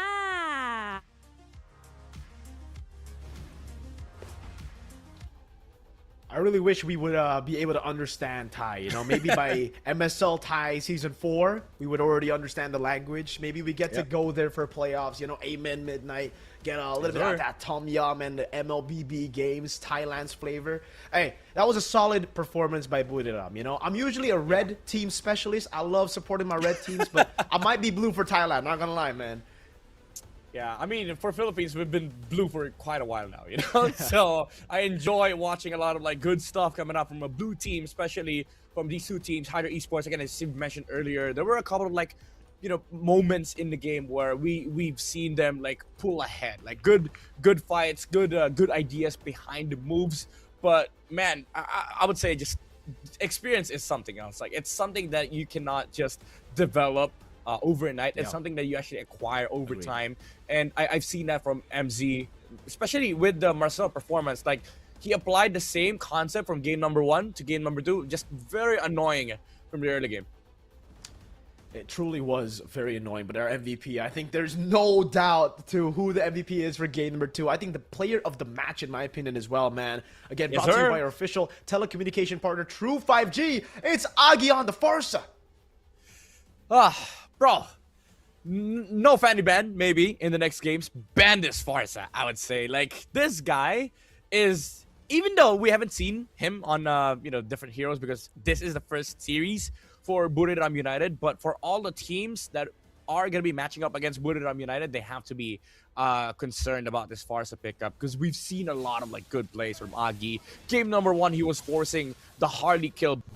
Game number 2, he was like, okay, we don't have mid prior. Let me go side lane. Let me punish Watson. Let me punish Outcon. And they were just so oppressive on the map. The Valentina Khalid wasn't able to do their jobs, not because of you know, not because of like the players' choices, I would say, but because of the fact that Buriram United understood that, okay, we cannot force anything on mid. Let's just go side lane, and then maybe we force them to react to side lane. They bring the side laners towards mid. That's where the numbers game came into you know, the equation here, because even if you fight with the Suyo, the Valentina, and the Khalid in the mid lane, if you're just getting outnumbered, you will essentially just lose the fight. And there's a lot of moments in the game where we see the Moskov joining the fight in the mid lane. A couple of times they get outnumbered on the side of Hydra Esports, and it led to this overwhelming advantage that Buriram had in the late game. Yeah, I know we were saying, you know, in game number 1, it really felt like more of an outclass towards the macro side of things for Buriram. There were times where Hydra were able to pull off some pretty good plays in terms of just individual micro play. But then we see game number 2, and I think we get a big gap in micro here, you know? So micro, macro, both of it getting gapped this hard. I think even in just the little things in laning as well. Again, something that I expected, but I didn't expect to be that big, was a win for IZ in lane. He was stomping the Harith in lane, man. It was so tough for Watson, because if you're already losing in 1v1 against IZ and the mid lane loses as well, Agi just gets free rotations, free kills up top, free ganks. You're not able to pick up the gold. And unlike the Moskov, you can't play in the side lane. You're kind of built to go for the you know, 3 items. Once you get 3 items, you play around the fight. That's how you get gold for the most part. Moskov, you lose out, you go 0-5, you can still play side lane, you can still farm up to be a monster later. So it just gets really tough for Hydra. Again, hopefully they learn from this, man. This was an 11,000 gold lead for Buriram, man. Such a quick game. 10 minutes and 50. Nothing on the board this time for Hydra. no turtles. At least in game 1, they were able to get a turtle. They were able to push Buriram to a tougher game. You know, it was longer as well. Yeah, I agree. I think it was more clear in game number 2 where experience was, you know, in favor of for one team. Buriram just understood that, okay, we have an advantage. We have a mid lane prior problem. Let's go side lane. And that is what led to this amazing snowball. And usually when we see like lineups that have late game timings, snowball like this, it usually ends in a, you know, dominating fashion, and that's what we saw here in this game, because none of the heroes on the side of Hydra Esports had the resources nor had the items to deal with this overwhelming damage coming up from Buriram United. In fact, if you go back to like you know, the last few fights that Buriram won, Agi was two-shotting people off the back of one ultimate. Like the Feathered Airstrike was taking down BLC, he was taking down Clover with 2 shots from the Feathered Airstrike. And all Easy or Izzy had to do was like, okay, let me play objective. Let me just snipe people with Spear of Destruction. He joins the fight, and then also the threat of the Deadly Magic really allowed Buriram to just play aggressive, because none of the heroes on the side of Hydra Esports can play front lines. Even the Khalid was not surviving any engage from the side of Buriram United, which is why I also agree. Like Agi is the player of this match because he provided so much aggression. He opened up a lot of moves for Buriram, but also closed out the winning conditions here for Hydra Esports. Outcon this time is the one who takes over the sandbag on Arla too, man. So, hey, that's definitely tough. This is very, very tough. He got ganked so many times in the bottom lane. He was bonked so many times in a 1v1 again. It's just such a difficult game, dude, when you're behind on the Arlet, and that's exactly what we saw for Outcon. Again, for Outcon, unfortunate game on the Arlet, man. The combo was definitely there. You know, it would have been even better if they had a utility jungler, I'd say, still. But it would have been worse in terms of the gold lead if they got a utility jungler and lost the way they did in the early game. So it's a gamble you got to take against Buriram to go for, I guess, to go ban for ban in the early game, to try to win out in the early game. If you lose out, that's a 10-minute game. If you win, could be a 20-minute game, depending on how you execute. Yeah, you know, it comes down to choice. Like, if you stick with the utility jungler, you have to be very careful with how you like play out the early game. But when it comes to playing heroes like Suyo, it's a risky move, honestly. Like, if you win early game, sure, you're able to stay in the game, maybe play the snowball, but there is a risk when it comes to like choosing that route. And I think it did bite them in the end, because even though Clover K performed really well on the Suyo in the mid game when they got dumpstered by the Farsa and the Marcel, it's just a natural like downhill for that roster. All right, we're going to head on over to a break, ladies and gentlemen. It's been midnight in Mirko. We'll see you for our second match. That's going to be super hype because Tenacity will go up against Team Solix.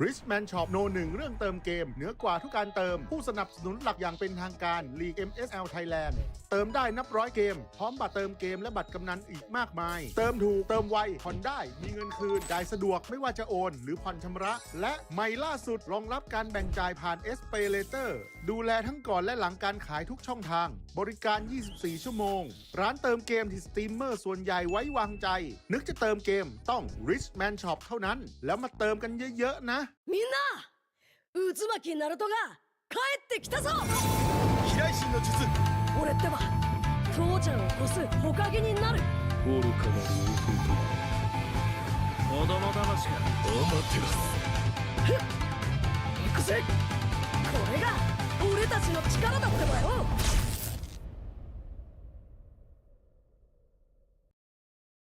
Welcome to the Hook Battlefield. Welcome to the Hook Battlefield. Check Shake it to left, shake it to right. Got you now, got you now. I can control, I'm flying high. Shake it to right, shake it to left. Try to who, how's my skill? Bigger, bigger, bigger, bigger. Bigger, bigger, bigger, bigger. Bigger, bigger, bigger, bigger, bigger, bigger, bigger, bigger, bigger, bigger, bigger, bigger. Bigger, bigger, bigger, bigger, bigger.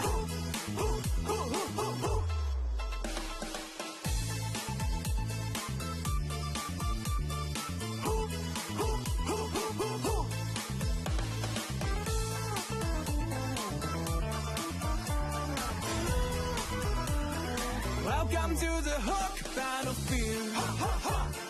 Welcome to the hook battlefield.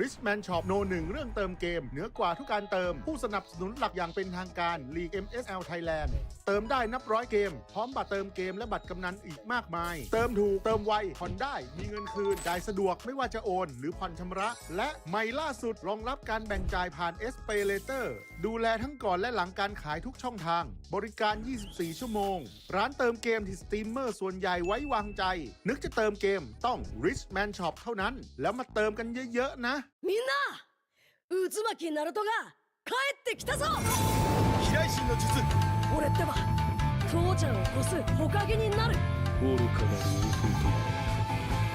弟子供騙しかお待てろふっ行くぜこれが俺たちの力だってばよ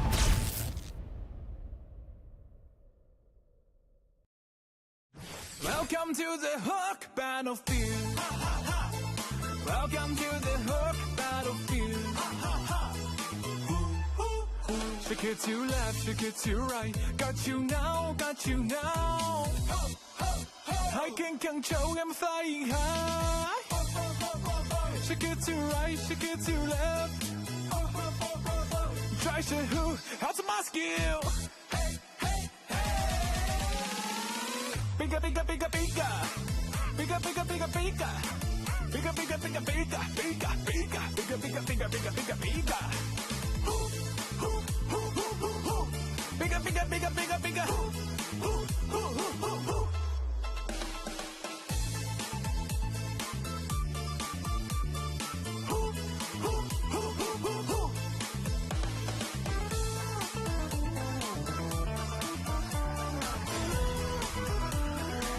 Welcome to the hook battlefield. Welcome to the hook battlefield.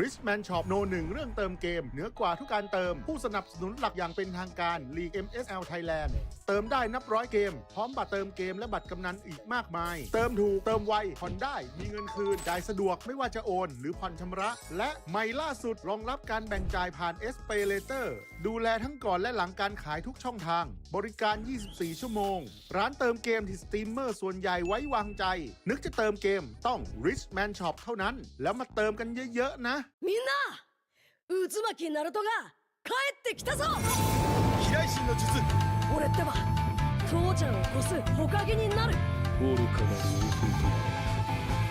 王子供騙しかお待てろふっ行くぜこれが俺たちの力だってばよ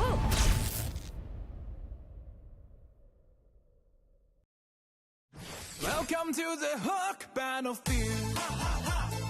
Welcome to the hook battlefield. Shake it to left, shake it to right. Got you now, got you now. I can control, I'm flying high. Shake it to right, shake it to left. Try to who? How's my skill? Bigger, bigger, bigger, bigger. Bigger, bigger, bigger, bigger. Bigger, bigger, bigger, bigger, bigger, bigger, bigger, bigger, bigger, bigger, bigger, bigger. Bigger, bigger, bigger, bigger, bigger.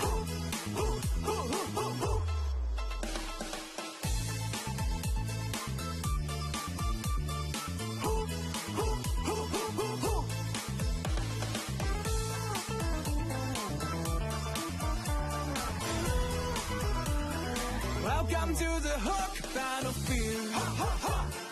Welcome to the hook battlefield.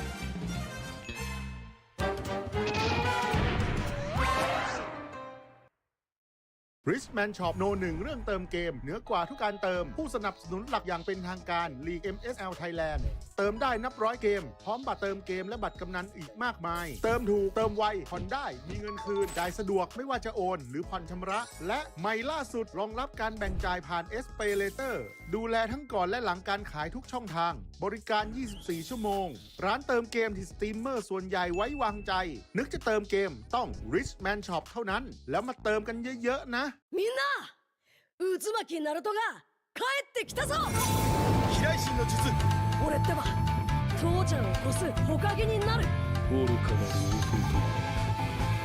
弟子供騙しかお待てろふっ行くぜこれが俺たちの力だってばよ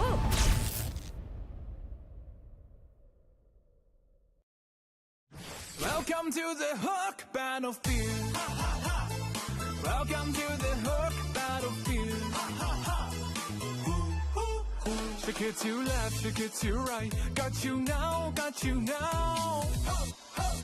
I can control, I'm flying high. Shake it to right, shake it to left. Try to who? How's my skill? Bigger, bigger, bigger, bigger. Bigger, bigger, bigger, bigger. Bigger, bigger, bigger, bigger, bigger, bigger. Bigger, bigger, bigger, bigger, bigger, bigger. Bigger, bigger, bigger, bigger, bigger.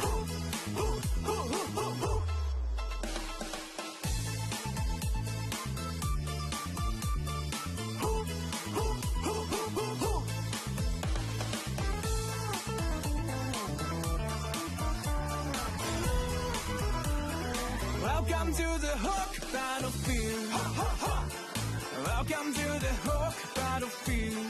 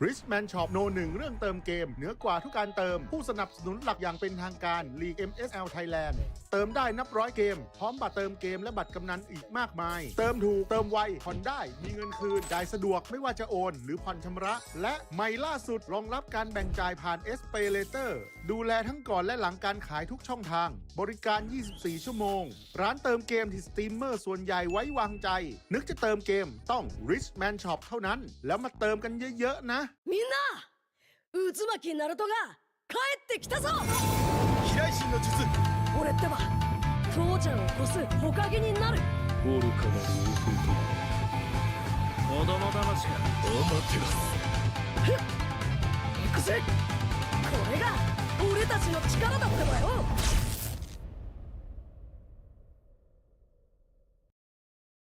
Welcome to the Hook Battlefield. Welcome to the Hook Battlefield.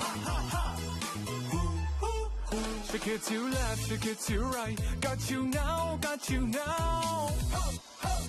I can control, I'm flying high. Shake it to right, shake it to left. Try to who, how's my skill? Bigger, bigger, bigger, bigger. Bigger, bigger, bigger, bigger. Bigger, bigger, bigger, bigger. Bigger, bigger, bigger, bigger, bigger, bigger, bigger, bigger. Bigger, bigger, bigger, bigger, bigger.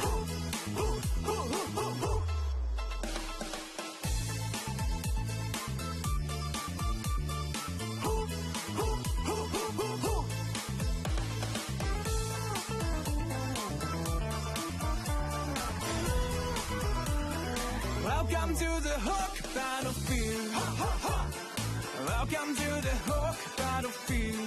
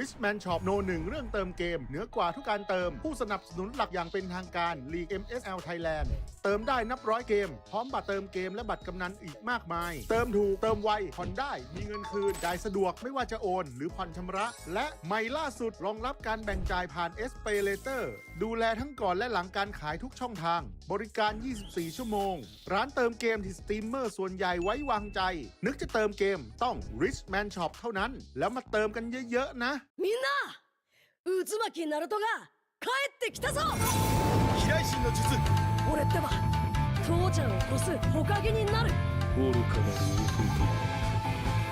弟子供騙しかお待てろ行くぜこれが俺たちの力だってばよ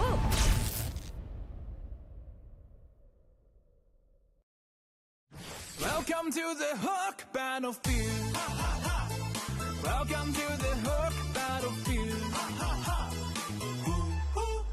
Shake it to left, shake it to right. Got you now, got you now. I can control, I'm flying high. Shake it to right, shake it to left. Try to who, how's my skill? Bigger, bigger, bigger, bigger. Bigger, bigger, bigger, bigger. Bigger, bigger, bigger, bigger. Bigger, bigger, bigger, bigger, bigger, bigger, bigger, bigger. Bigger, bigger, bigger, bigger, bigger.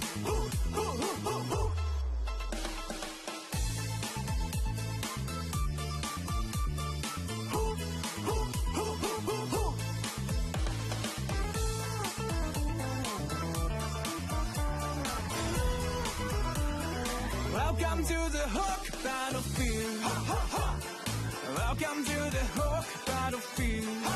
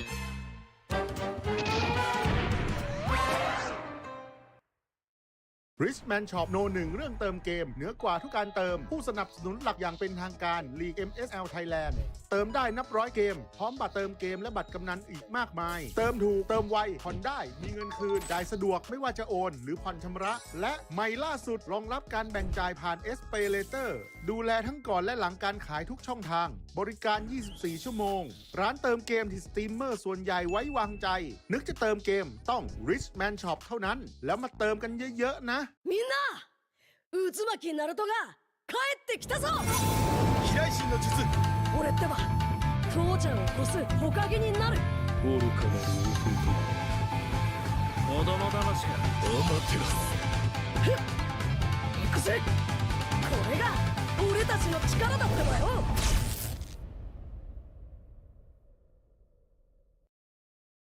Welcome to the hook battlefield. Welcome to the hook battlefield.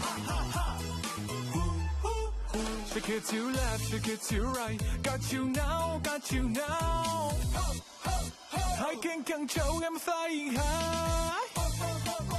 Shake it to right, shake it to left. Try to who, how's my skill? Bigger, bigger, bigger, bigger. Bigger, bigger, bigger, bigger. Bigger, bigger, bigger, bigger, bigger, bigger, bigger, bigger, bigger, bigger, bigger, bigger. Bigger, bigger, bigger, bigger, bigger.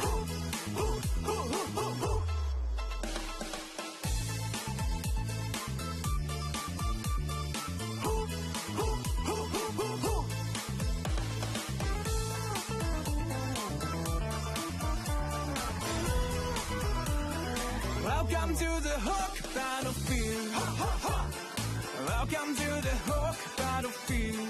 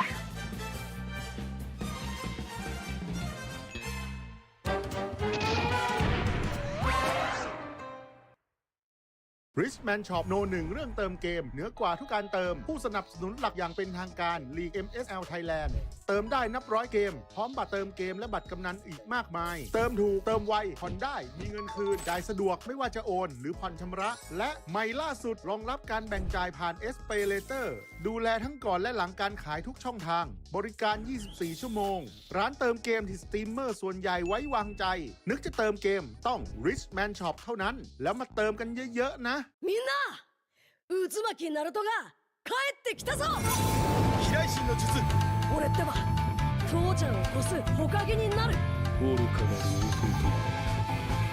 弟子供騙しがお待てろ行くぜこれが俺たちの力だってばよ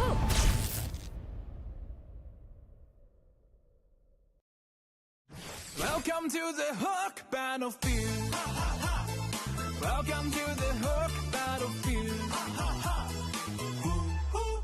Shake it to left, shake it to right. Got you now, got you now. I can control, I'm flying high. Shake it to right, shake it to left.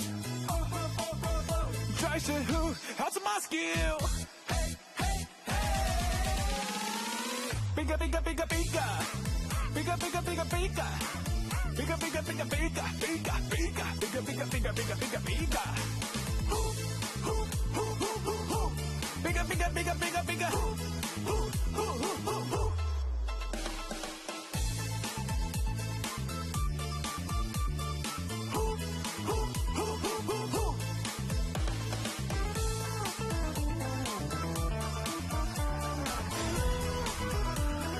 Welcome to the Hook Battlefield. Welcome to the Hook Battlefield.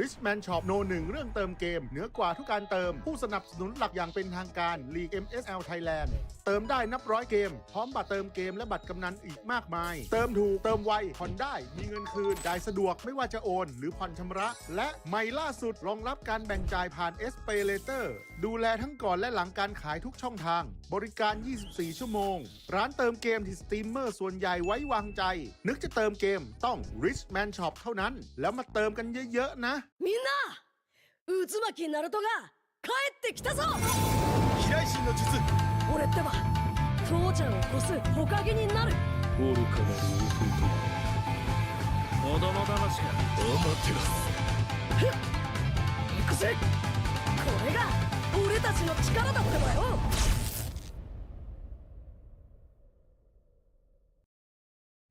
Welcome to the Hook Battlefield. Welcome to the Hook Battlefield. Shake it to left, shake it to right. Got you now, got you now. I can control, I'm flying high. Shake it to right, shake it to left. Try to who, how's my skill? Bigger, bigger, bigger, bigger. Bigger, bigger, bigger, bigger. Bigger, bigger, bigger, bigger. Bigger, bigger, bigger, bigger, bigger, bigger, bigger, bigger. Bigger, bigger, bigger, bigger, bigger.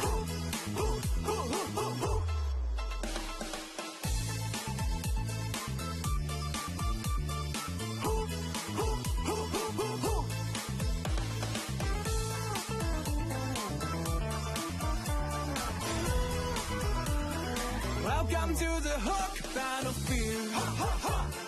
Welcome to the Hook Battlefield.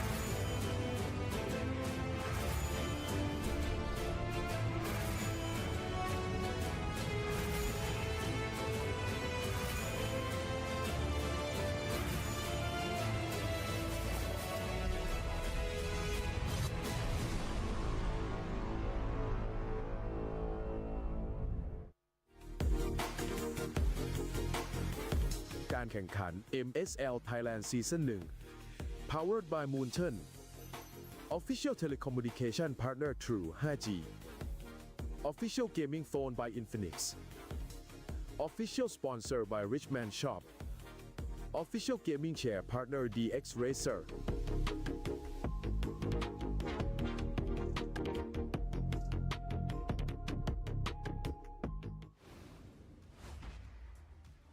เอาละค่ะนะคะกลับกันเข้ามานะคะเข้าสู่ในการแข่งขันนะคะในคู่ที่2นั่นเองค่ะเชื่อว่าหลายๆท่านนะคะทั้งทางออนไลน์นะคะที่รับชมอยู่ทางบ้านนะคะรวมถึงที่อยู่ในห้องส่งนะคะที่ชมกันสดๆด้านหน้านี้ยังคงอยู่กับเรานั่นเองนะคะต้องบอกเลยนะคะว่าในลีกของ MSL Thailand ของเราเนี่ยถือว่ามีผู้เล่นนะคะหลากหลายสัญชาติมากๆเลยทีเดียวนะคะแบบว่าเป็นการแข่งขันนะคะแบบ international สุดๆไปเลยค่ะซึ่งหนึ่งในนั้นนะคะก็ไม่ใช่ที่อื่นที่ใดที่ไกลๆเลยนะคะมาจากทางเพื่อนบ้านของเรานะคะสปป.ลาวนี่เองนะคะแล้วก็แน่นอนค่ะในคู่ต่อไปนะคะเราจะได้พบเจอกับตัวแทนนะคะเป็นคู่แข่งนะคะจากสปป.ลาวนะคะทั้ง2ทีมเลยนะคะที่ส่งนะคะเป็นทางด้านของป่ามานะคะในแต่ละทีมนั่นเองค่ะเพราะว่าในคู่ต่อไปนี้นะคะเราจะได้เจอกับการแข่งขันนะคะระหว่างเทนาซิตี้นะคะเจอกับทางโซลิกอีสปอร์ตนั่นเอง องนะคะซึ่งก็จะเป็นป่าจากทางลาวนะคะก็จะนำโดยวอเตอร์นั่นเองนะคะแล้วก็จากเทนาซิตี้นะคะก็จะเป็นป่าจากทางสปปลาวนะคะนั่นก็คือสเปกเตอร์นะคะจากโซลิกนั่นเองค่ะไหนขอเสียงนะคะแฟนคลับจากเทนาซิตี้หน่อยได้ไหมคะไหนเสียงแฟนคลับอยู่ไหนคะเทนาซิตี้หน่อยนะคะแล้วก็อีกหนึ่งฝั่งค่ะแน่นอนนะคะในเมื่อเรามีเทนาซิตี้แล้วนะคะอีกฝั่งหนึ่งอย่ายอมค่ะขอเสียงแฟนคลับจาก Solid Esport หน่อยค่ะโอ้โหนะคะเชื่อว่าหลายๆท่านตอนนี้เนี่ยก็เป็น FC ของทั้ง2ทีมนะคะก็รอชมกันอยู่แล้วนะคะและเดี๋ยวช่วงนี้เนี่ยทั้ง2ทีมนะคะก็รออยู่แล้วแล้วก็พร้อมอยู่แล้วนะคะเดี๋ยวขออนุญาตส่งต่อให้กับนะคะแคสเตอร์ทั้ง3ท่านได้เลยค่ะ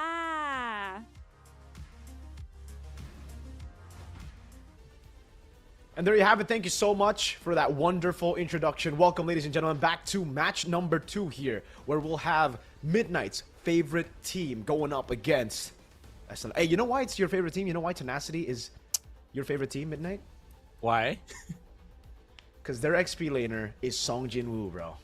I see. I knew it. Oh my goodness. It's the hair, you know. But yeah, it's an exciting match. I do agree. Like this is something I was looking out for because for one, it is going to be a full thigh battle between these two teams. You're right. Hey, this is going to be an exciting one, right? We got to see how Buriram were able to just cleanly dismantle Hydra. Now for our second matchup, I think it's a bit closer. Honestly, if you look at the standings here, both the teams are 0-1 currently. They both lost 2-0. They both got swept yesterday. So definitely coming in here with extra motivation to get on the board. Yeah. To be fair though, like their losses are against I mean, it's too early to talk about standings, but I would say their losses were up against the teams that were kind of favored to win. I believe Solex lost to King of Gamers Club, which is, you know, a lot of like fans are expecting for them to be, the favorites in regular season because there's a lot of like imports on that lineup, and ACT came with guns blazing from the qualifiers. So I would say, yeah, it's not a tough spot for them, honestly. Like, even though they're coming from losses, this is a time to redeem themselves, but also they're not really that pressured. So this is a good way to like start off the week, you know, especially week 1. If they are able to win in this, in this series, maybe they start with like making that momentum heading towards that week 2. Yeah, hopefully they get their momentum again because it's looking very competitive, you know, with Buriram just dominating earlier. Hydra now moved to 0-2. They moved bottom of the pack. So again, so many teams here will be coming into week number 2 later on with a lot to prove. So if you go 0-2, either one of these teams again can go 0-2. Tenacity, Solex, you guys can go and let us know who you think's gonna win, who you think's gonna lose, because we're gonna take a look at the standings here. And again, updated standings from match number 1. It's unfortunate. It's not just 0-2, it's 0-4 in games, Midnight. That's a blow, man, for sure. It's very important because, like, you know, the points, although they're kind of graceful, that you get 1 point for winning, you don't get any point for losing. But when it comes to the actual game points, that where it actually, you know, affects the team. Because if you're tied with another team, then we start counting the game wins. And for Hydra Esports, it's not looking good. You know, they're down 4 games, so they're at -4. So hopefully they you know, they collect themselves, recover from the loss against Buriram United, and maybe have a solid reset after week number 1. But yeah, it's the same story for these two teams, even though you're not essentially looking for a reset here, but it's just nice if they get a victory here, they start building the momentum for week number 2. Because the one thing that, you know, teams are always looking out for is that revenge factor. Unfortunately, you don't get that in MSL. They're only meeting each other once, so there's not like, oh, I beat you, you beat me situation. The next time they face each other is in the playoffs. Exactly. And for this matchup, if you guys don't know, Tenacity is coming in here with experience. Obviously not in MLBB, but in a different esport title. So they're actually proven champions who are now entering MLBB, trying to show the world what they've got. Versus Solex, who's a team that are definitely just looking to prove to everybody that they deserve to be in MSL Thailand Season 1. Especially after that KOG loss. Again, KOG, kind of the favorites coming into the season. A lot of great imports on the team. But I think Solix, they definitely showed a lot of very, very good moves yesterday, right? So Solix, I think they'll be able to make it messy here up against Team Tenacity. I think Tenacity will be more of that macro style team. They're definitely more systematic. So I guess we'll find out a little bit more about the teams right here. สามารถพัฒนาไปได้ก็เลยพยายามหารายการแข่งแล้วก็ฝึกซ้อมพัฒนาตัวเองให้ถึงที่สุดจนมาอยู่ตรงนี้ได้ครับผมมั่นใจว่าผมสามารถพาทีมคว้าแชมป์ได้ครับด้วยประสบการณ์ของผมที่แข่งมาครับแล้วก็สกิลเพลงของผม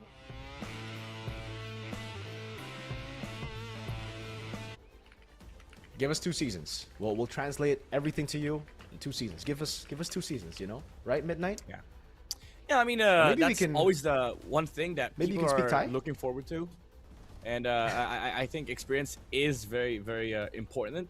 Like, for Solix, again, they're coming off from, I'd say rebuilding phase. Even though some of the players here actually met before. They were, if I'm not mistaken, part of, like, the OG ITCT Bacon Club. So yeah, they have experience here, but it's just that in this stage of MLBB, you have to be solid with your team chemistry. Absolutely. We're gonna go get a look at the rosters for both the teams. Again, Midnight's favorite team, Tenacity. You know what? Solo leveling, team leveling, I don't care what it is, but they have to show up here with a level up gameplay. Tenacity, do they have that tenacity to stand the pressure coming off from a loss yesterday? We did see a lot of good moves from this squad. They have a lot of experience, but it has to show up today for them to get a W in week number 1. Let's see if they can get that, because up against them, the team that's looking to go and create some chaos. Please welcome, this is Solix Esports. Hey, Mirko can actually speak Thai. They ask for 2 seasons, and I think, this team doesn't need 2 seasons. They're coming off from a squad that was originally playing MLBB. This team has a lot of experience from not just MLBB, but also from multiple game titles. But again, they lost yesterday, so this is a stage where they claim that redemption back. They need to get that momentum going for the upcoming weeks. Again, they only get to face each other once in the regular season. Yep, it's only a single round robin, so every match counts, every game counts as well. If you want to make it to the playoffs, if you want to go and push forward, these coaches will also have to go the extra mile. They're going to have to go for the compositions that I think suit their teams, right? Considering how new these players are to MLBB, I think it'll be better for them to just rely on comfort picks over going for pure meta picks that they might not be too comfortable on. Yeah, it was obvious yesterday. Like, they were adjusting and adapting to the current meta game, but you don't see that identity. There's not like, oh, you open this, I get to pick this. Even though they only had 2 games, it was sort of like dependent on what the enemies were picking, and if it's good, then they just go with this current meta game solution. I feel like for Solix, they need to find that footing where they play around specific play style. But on the other side, you have Tenacity. This team, however, showed something very different. I would say this team is more of a comfort type of team. Who picks Zetyan first too, right? Like, this team likes comfort heroes. So I think it's a battle of like team identity, where you have Team Tenacity who knows how to play their game, but it's just a matter of execution, where on the other side you have Solix Esports still trying to find that identity. Even though they have experience, it feels like they're still lost in the current patch. I agree, man. They're still going for a lot of picks that might look good on paper in a vacuum, but as a team, the synergy just doesn't look like they have got that down just yet. They're still moving as individuals, not really a unit just yet. Hopefully they fix those issues from yesterday, because coming up against this matchup, this is a very, very tough one. Tenacity, again, they've got more experience with Water in their lineup. Someone who's had the international experience, was just part of the M7 World Championship wildcard with Leon Esports in the jungle role as well. I think having an import in the trio mid is just so important, right? Because you get to dictate that pace. Yeah. I feel like, it's about experience, since we have Water here. คิดว่าเอาชนะทีมโซลิดได้ครับเพราะพวกเราก็ซ้อมกันมาอย่างหนักครับผม ก็ชื่อเชลลี่ครับจากทีมโซลิดอีสปอร์ตครับเล่นตำแหน่ง AP เลนครับเขาจะเคี้ยวพวกผมไหวหรือเปล่าระวังโดนผมโซโล่คิวนะครับตัวผมแน่ครับถ้าอยากจะแก๊งเลนผมอ่ะ2 คนไม่พอนะมาทั้งทีมไปดีกว่า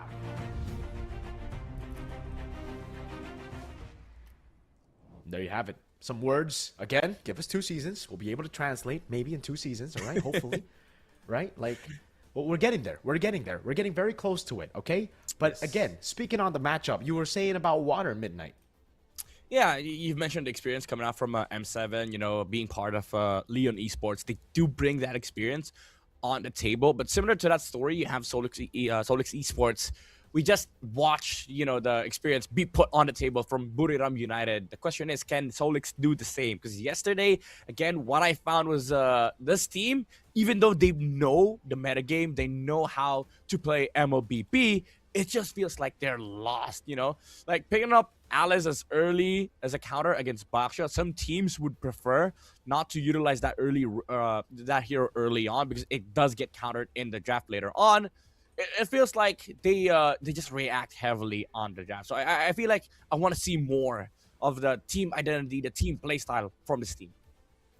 All right, man. Hey, they're reading books out here, and you guys can definitely read more about MSL Thailand in the social media pages that we have down there. You can check out MSL Thailand on Facebook, YouTube, TikTok, and while you're doing that, go and redeem that code. There's going to be plenty more codes for y'all to claim throughout the day as we get through more and more of these hot matches, man.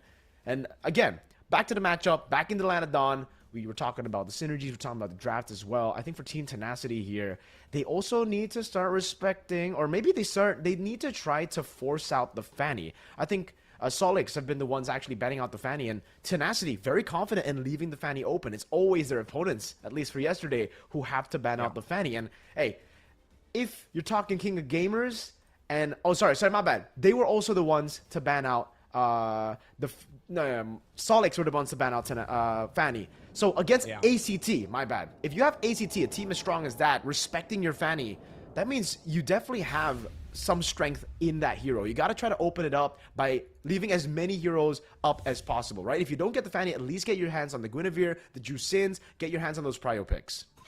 Yeah, and we saw Water play Fanny in the world stage. I think Solix understands that, okay, we can... Oh, actually, never mind. They banned the Fanny themselves. Oh, yeah, because the Tenacity's on the other side. Yeah. So Water's not going to be able to play, Fanny today. I feel like that is just going to be true for almost all games that they will play in the regular season. And Solix understands the assignment. Okay, we don't let go of the Fanny. Matter of fact, they put it on second ban. What's weird to me is they banned Valentina first. It seems to be a trend. Valentina, before the pickup earlier by Hydra, was sitting at 100% win rate, so I think they're just leaning into the stats currently in the league. Valentina has been amazing, but I also think it's amazing because of some of the users, you know? The players who've gotten their hands on Valentina are very high-skilled player. Heroes, that hero is already very comfortable on their hands. Yeah, and then we have an Eve ban coming out from Solix Esports, really just targeting that mid-prio. And I feel like, honestly, they're setting up for another Baksha first pick here for Solix Esports. It's also to steal it away from Tenacity. Again, all reactive positions from their draft. But with this one, I do agree. Like, first pick Baksha is so nice here. There you go. And then maybe they set up, like, a Zetyan or a Kimi later on the second phase on the draft. And then Tenacity, they're left with... I would say heroes that get countered by Baksha, like the Gwins, the Phobiuses. So they might have to look at different options here. Maybe they go Harley, even though there's a Baksha in the playing field. It's still, a very potent jungler in the first phase.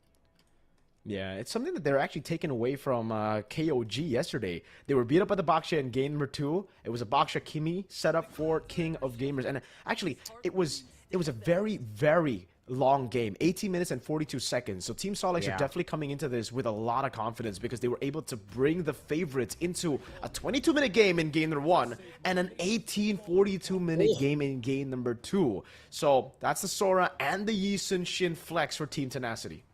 Okay, I think Tenacity is also doing the same thing to Solix Esports. Hellcat pick. Okay, so now the question is, where does this go? I've seen a couple of Hellcat and Sora matchups in the EXP. This can go either way. Either they put it on Rome or they put it on XP. But Tenacity, they just have to hold out. They have to hold out in second phase. Maybe they pick up the Mage here and reveal the position of the YSS. Okay, they go for the Khalid pickup, so it doesn't reveal much. You see the YSS, you see the Sora, you're not sure where it's going. The YSS could still just go jungle, could go gold, Sora XP, could also go gold. So I think the idea here for Tenacity is, okay, we flex these two out up until the last pick so that we figure out what the position of the Hellcat is. And maybe we put, I would say, some decent matchups, because I've seen some Sora lose out to the Hellcat because Hellcat is just so oppressive in the EXP. It's a type of XP laner that just doesn't lane, you know? He likes scratching people's heads with like the pokes and stuff. And then when he gets the tempo and momentum by level 4, he just rotates to mid. Yep. It's always about prio, it seems, right? For Team Solix, I like the Helker pick. It really reminds me of MSL Myanmar, you know, another MSL league, and it's where Young and Galacticos were able to win it out with the Helker. Yep. So I like it in that fashion, especially considering they have the utility. And the fact that even in MPLID, we see a lot of the Hellcats being utilized not just for the assassin prowess, you know, picking people off, going for the side lanes, but also as a utility pick. When a team wants to go for a pick without the Hellcat, while the Hellcat is playing in the side, just ask him to put the Dark Knight Falls. It creates a lot of chaos for the opposing team, and Tenacity is definitely going to feel that. That's why they tried to respond with the Khalid. They definitely want to shut this Hellcat down as soon as they can, maybe getting that snowball themselves. They're already banning out those early game heroes, those tempo-reliant heroes, Phoveus, Uranus, out of the board. Yeah. You know what? Solid Esports, I'm not going to be surprised if they either ban Suyo or Kimi, because honestly, at this point, it's so obvious. They're just depending on, okay, Tenacity, these are the heroes that you draft, we steal them away. That's why I mentioned earlier, like, it feels like Solix Esports is not drafting for themselves. They're drafting more to remove the comforts on the other side, on the opposition, which I feel like in this game, it might be advantageous for them. But they ban a CC, they let go of the Suyo, which Tenacity could still pick up, considering that there's also that flex factor. You know, it could be like YSS jungle, Suyo XP, sort of gold, or maybe Suyo jungle. There's so many flex on the side of Tenacity, and they are able to do that, which is gonna help them like alleviate this Hellcat problem that they have right now, because they see the draft from Solix Esports. So this Red 4 pick is gonna determine how, I would say, the early game momentum is gonna go. But they revealed the Kagura. Man, I'm not entirely sure about this pick, though. Yeah, me neither, man. That's definitely a risky choice to go for in this position, man. And they go for it. Hey, if you pull out the Hellcat, we can pull out something out of our own sleeve as well. And Tenacity, they decide to go for the Kagura. It's burst, sure, but right now, the question is, who are you going to burst, right? It looks like it's just the Zetian, if you can get an angle on her, but she's going to play so far back. So, kind of relies on the rest of the team. I think the setters mainly, Song Jin Woo on the XP Sora, if you can get the big shifting skies for the combo with the Kagura, and the Alice gets picked up here, a little bit more disengaged, a little bit more of ways for them to stop what Tenacity wants to do. And I think it's a really good pick here. They are adding more bodies to the fray. Tenacity, they are in desperate need of shred. This is a tanky lineup from Team Solix. Oh, wow. I like this. I like this roundup from Solix Esports. They have a lot of like good aggressors on the front line, as you said, like a lot of meat shields. And then you have the Granger with an amazing tempo. And it's going to be hard for Tenacity to sort of like bypass these frontliners, considering that there's also that Fury of the Phoenix that you have to worry about. And they pick up a late game hero in the form of Joy. I get the idea. Like there's no stun on the side of Solix Esports. But where's the damage early game? Who's stopping this Granger from just terrorizing your mid game? I feel like Tenacity overplay their hands here. I agree with you, man. This is a very, very tough composition pull off. A flame shot as well from Zosnap. Oh my god. We're talking about Flare. They're definitely going all out on the Flare. It's an execute for Moss as well, by the way. So he's going guns blazing. He's looking for those pickoffs early on. Not the Petrify, not even the Flicker to get out. He's just looking to get kills on the map. And honestly, a lot of vulnerable targets in the early game. I'd say even Zosnap here on the Kagura. You'd expect him to be a bit harder to pick off, but with the range of the Zetian, that kill pressure the whole team, and then an execute on the Hellcat, it's going to be tough for Grift, for Zosnap, and even for Water in the jungle. Yeah, also RJX. Like, you think about Khalid, almost impossible to kill early game, especially when you get level 2. The thing about the quick Sandguard is, in this game, there's a lot of ways for Solix Esports to sort of, like, solve the the Khalid problem. There's that Terrify from Moss. There's also the boxer role. You could argue that Memark himself can actually stop the Khalid from healing. Maybe like a cute flicker play, push him back, cancel the heal, and then close it out with the execute from the Hellcurt. So again, there's a lot of like creative ways for Solix Esports to pave their way towards that mid-game momentum that they are going to be looking for Xiao Xiao, especially when the Sky Piercer timing comes around. Okay. We'll see it. Again, they can just play for the Granger. This is more of a hyper carry route, so in a way, if Tenacity does get a snowball, it'll be very concerning for Team Solix, right? If the Granger gets shut down in lane as well, that'll be really tough. That means they're going to have to wait a little bit longer, and then Tenacity can just make it chaotic. So it's actually a bit different to what we expected. We thought Tenacity would be the one with more of a front-to-back, a systematic playstyle. Turns out it's Solix who go for that, and it's Tenacity who go for a crazy lineup that just wants to brawl all around. With how crazy it's been in ID and PH with the brawls of some of the teams, I'll give them the benefit of the doubt, right? But if they don't let it work, if they don't make it work in game number 1, it's going to be very tough for game number 2. I think they'll be read out completely. So ladies and gentlemen, let's just welcome y'all into the land of Dawn. Here we go. Match number 2, game number 1. After a stomp in match 1, will it be another stomp or will we see a banger of a full series? Uh-oh, already. This could be a kill. He brought execute. Arjex with the flicker catches the cockroach. I think Moss overestimated his ability to step over the water, and water on the other side. The Joy literally fought the Hellcurt before the purple spawn, which is why they're able to get that first blood onto Arjex, even committing that flicker. And this is the dangerous territory where we were, this is what we were discussing earlier. Like, if they don't get proper early game, they're just gonna, get rolled around by Tenacity, especially with this lineup that wants to fight.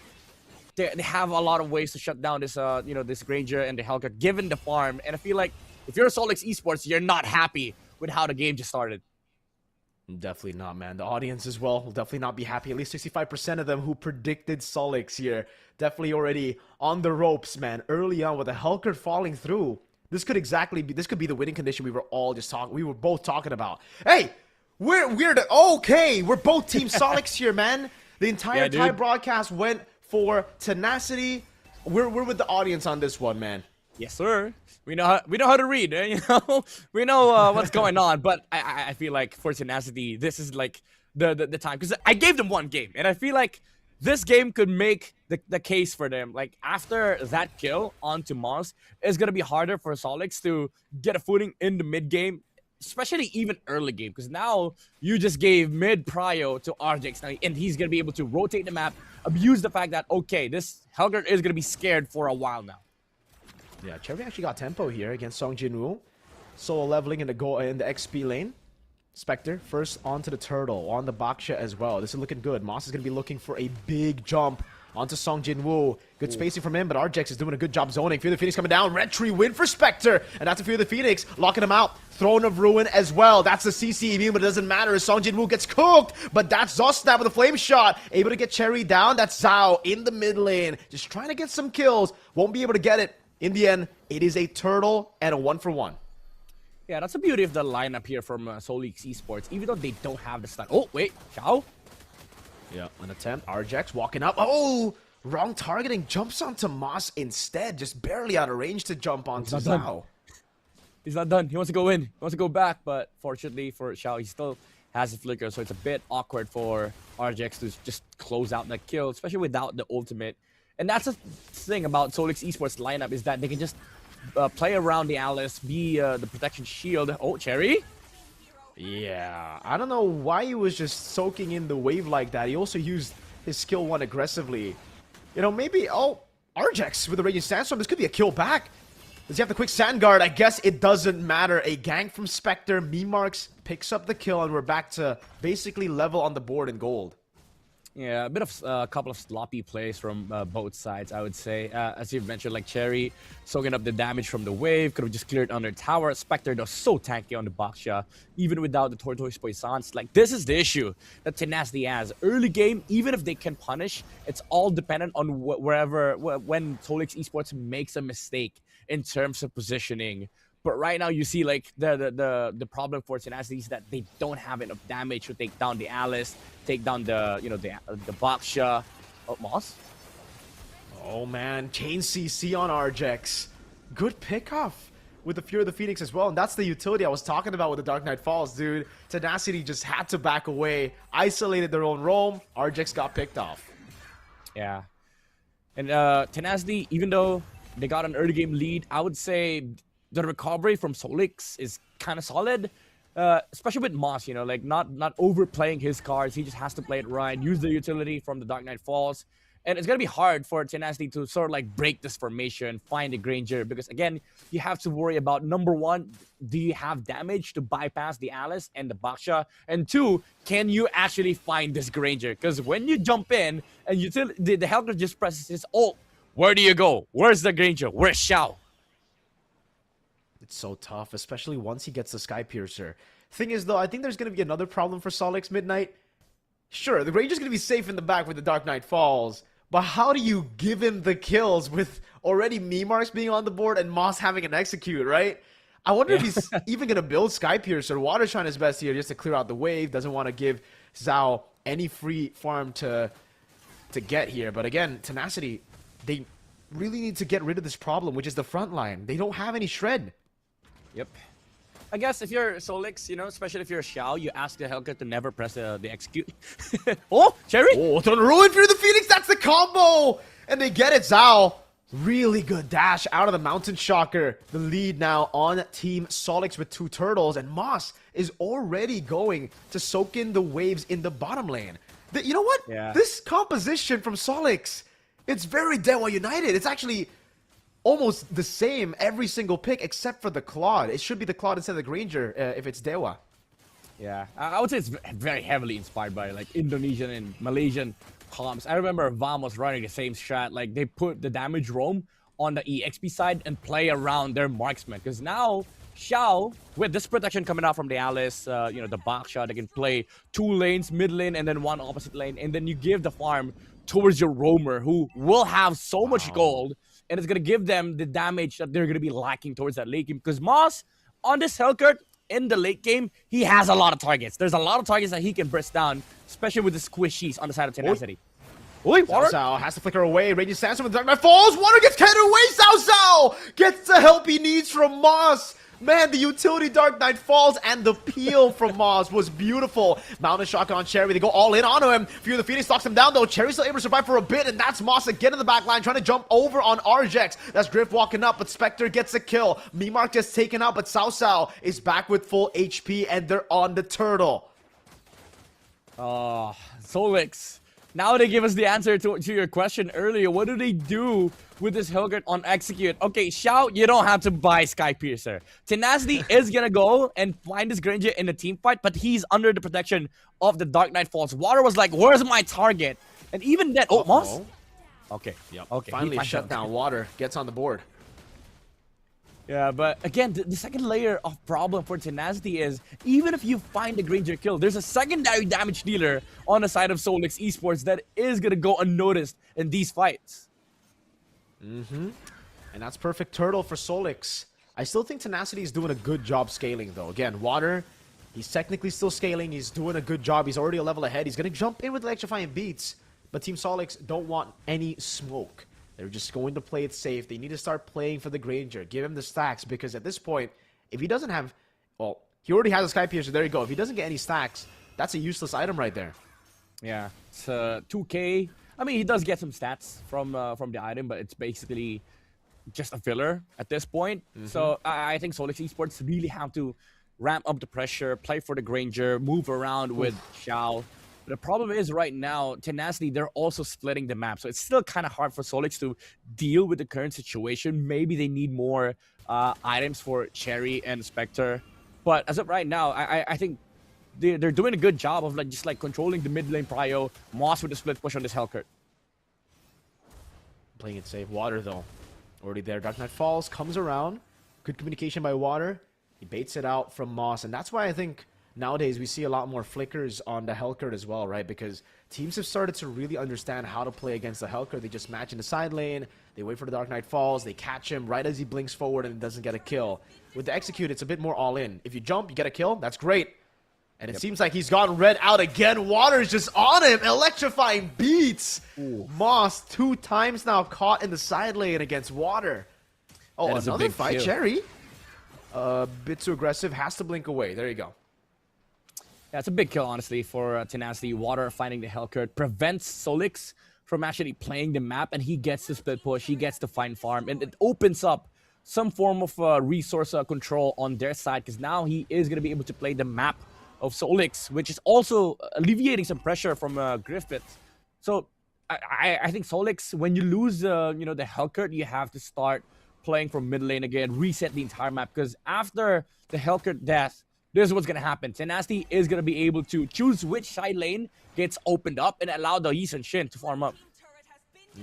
Goldie's completely gone, man. Tenacity doing a good job scaling. It's all onto Water, though.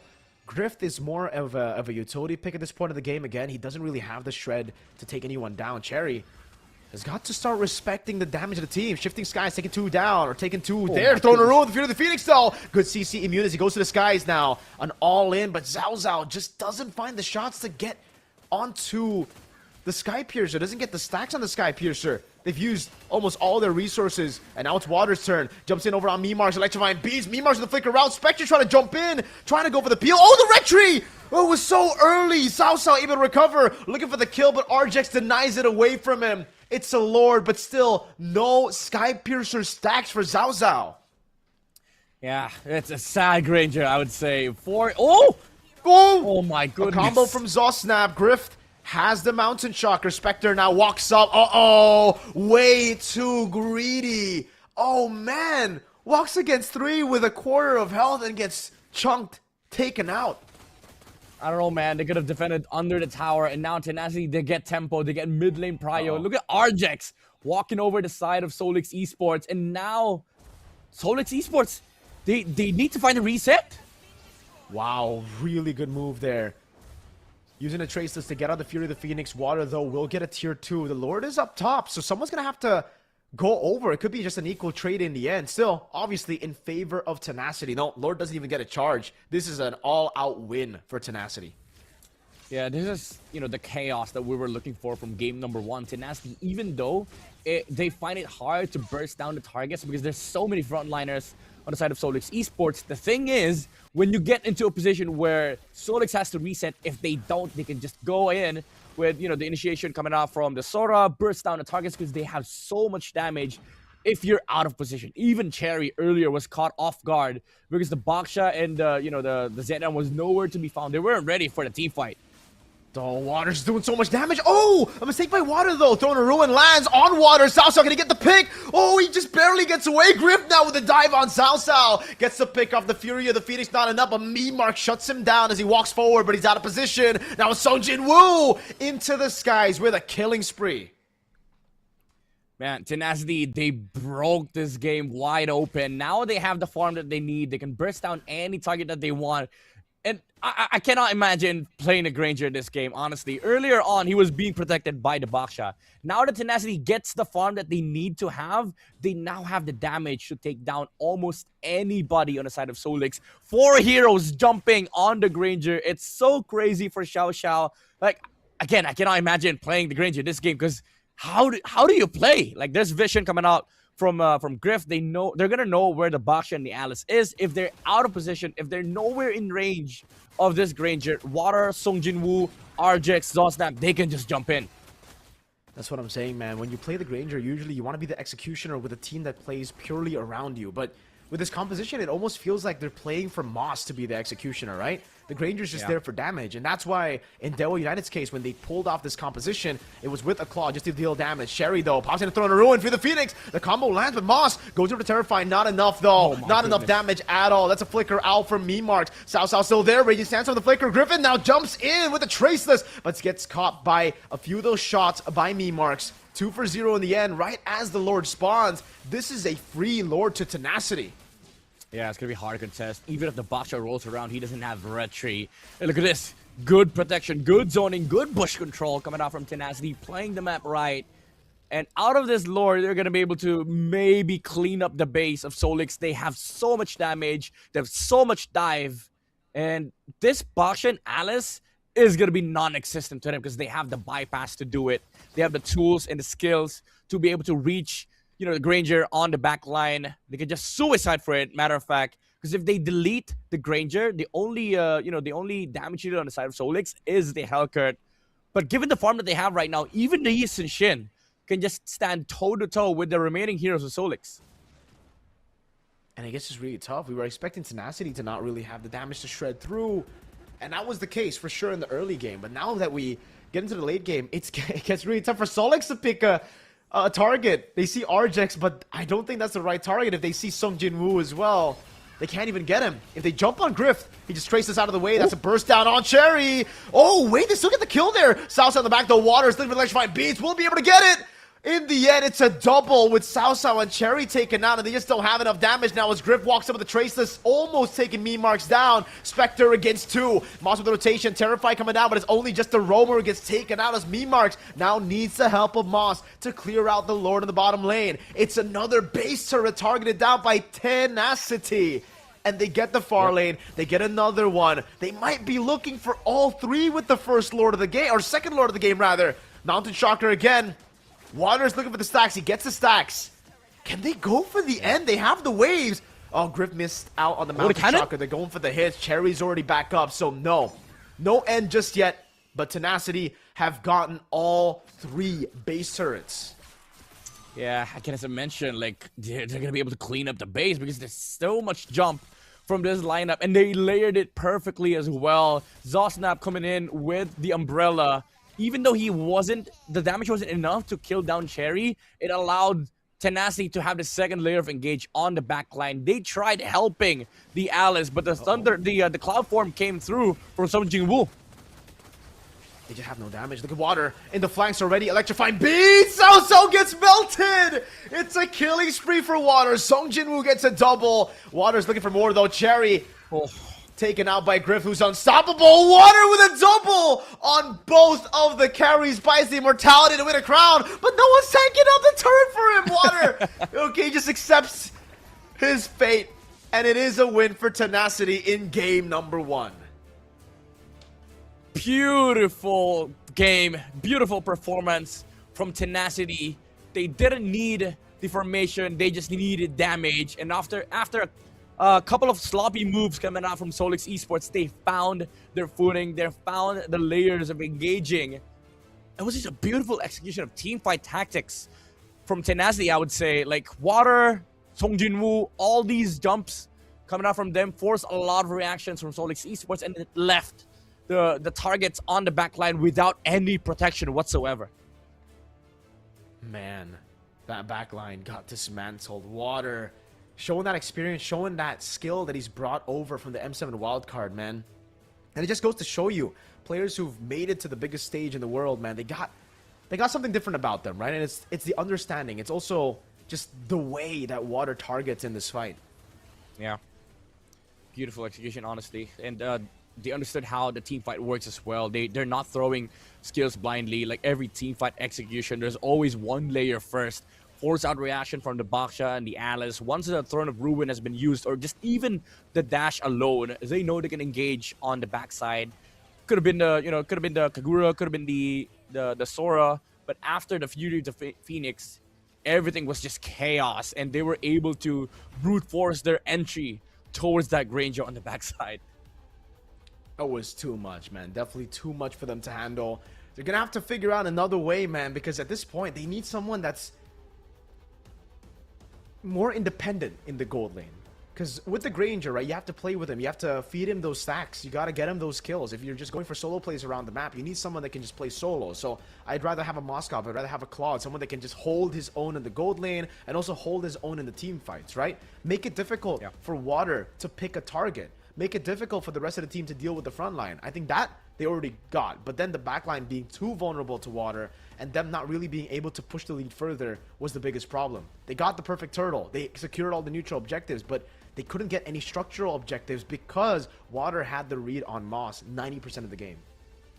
Yeah, and this is why sometimes like brawl compositions does work, because you can force out a lot of like force errors, maybe force out bad positions, and it did happen in this game, especially that mid lane defense coming out from Solix Esports. And the MVP in this game, surprisingly, is the chill guy, I would say, like the guy playing the front line. Okay, I'm not gonna dive backside because I'm a Yi Shin, but the utility and I would say the patience from this guy to not overcommit allowed Tenacity to have a very solid game, because even if you dive backside, even if you kill Granger, there's also the Elker, there's also the Baksha and the Alice problem in the front line, and we did not see any problem from the Yi Shin whatsoever.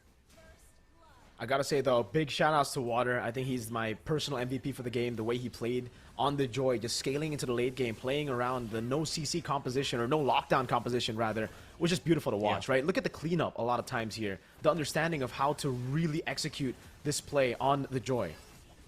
Yep, he knows it. Like the read is very, very good. When people use their skill, especially like the the crowd controls, the blinks, the dashes, he knows he can punish, and that's what is enabling the Joy to just snipe people on the backside. Even if they lost that first Lord in this game, they knew if they win the team fight, they're gonna be able to take that momentum and push the advantage further. And that was when the the sloppy moves came out from Solix Esports. They felt like, okay, we're untouchable with this Baksha, with this Alice. But again, the damage was there. They were caught off guard in the mid lane with the engage coming out from Song Jin Woo. And when they got 2 kills, that's where the tempo was shifted towards Tenacity, because every single fight after that, it was just Tenacity engaging with the first layer and then going backline with this Joy. Too much to handle. Way too much to handle. Way too messy as well, the way they played it, man. Again, at least in Tenacity's case, it looks like they're just going all in, but the composition needs to be chaotic. The composition needs to be looking for these individual plays everywhere. But for Team Solix, again, it's them playing as individuals instead of being a unit with a composition that demands them to play as a unit. A composition that demands them to play that clean front to back to protect Cao Cao. A total of 0 stacks this game.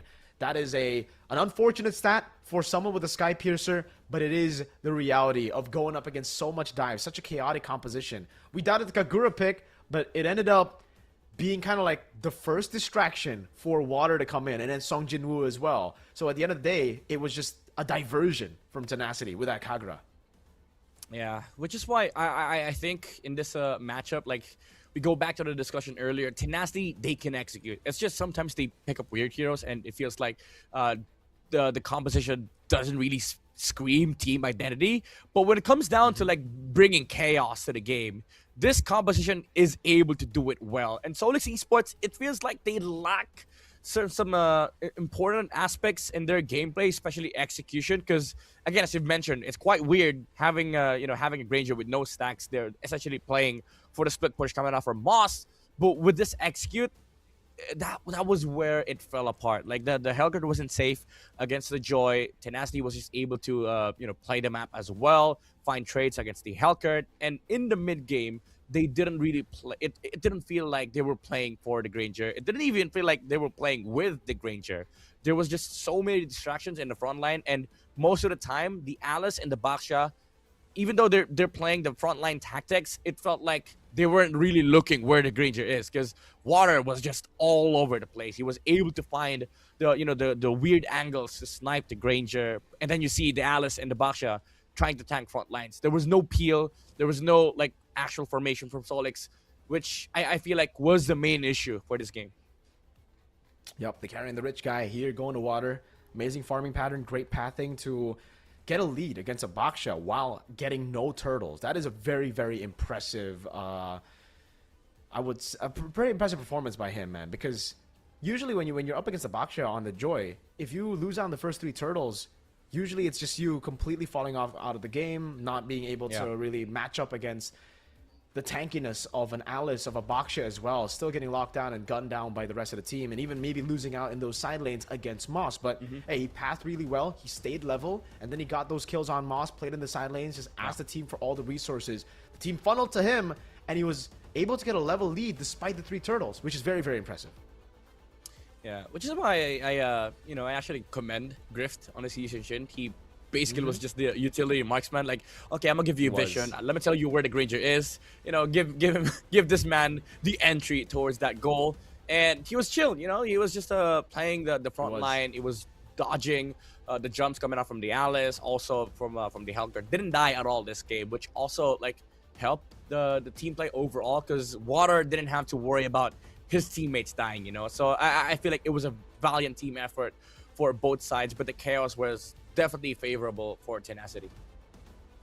They gotta double down on that right now, I think, for Tenacity, right? They just gotta utilize the inexperience of Solix in MLBB, utilize their very one-dimensional composition. If they go for it again, they play for the Granger, they play for the Zetian, but again, it looks like they want to go individual plays. And for Solix, I think the adaptation is that if your team isn't a unit just yet, let them go for the winning lanes. Let them go for picks that can just brawl it out.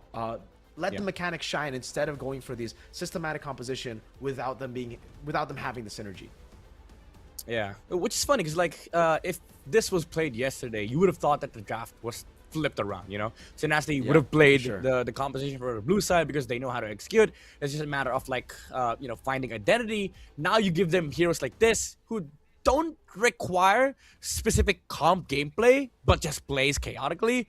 I think it works in their favor. They found the fix. So it feels like Solix, even though the plan was good, they accidentally gave Tenacity the proper lineup. You know what I mean?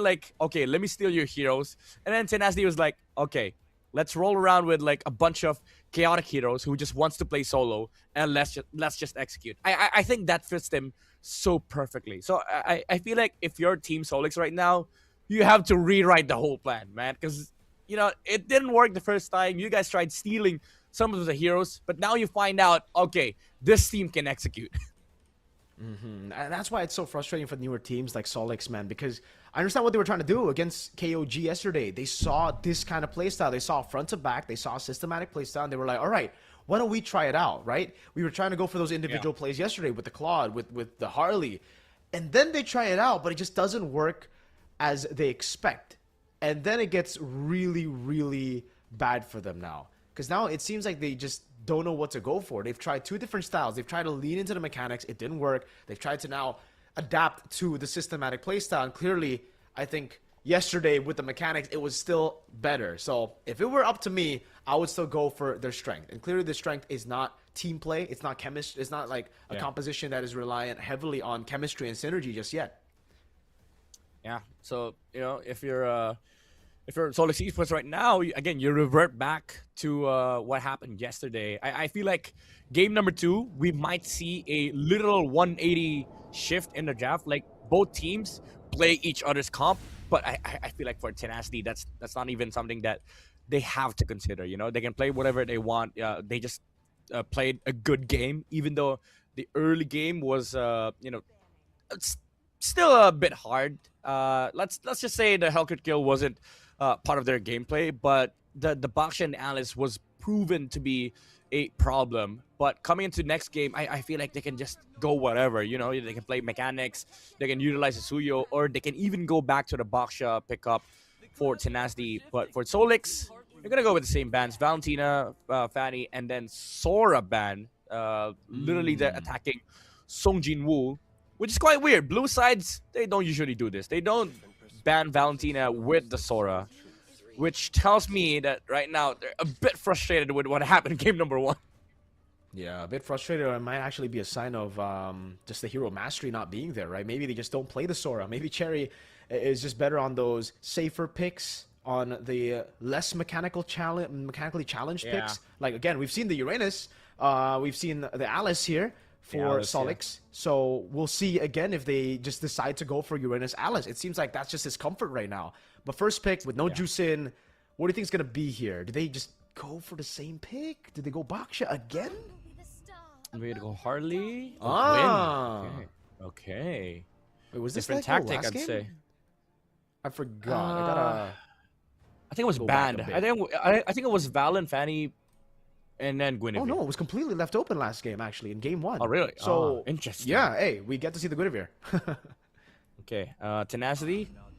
Maybe to go to to go Phobius. Very typical of red side. Phobius Harley maybe.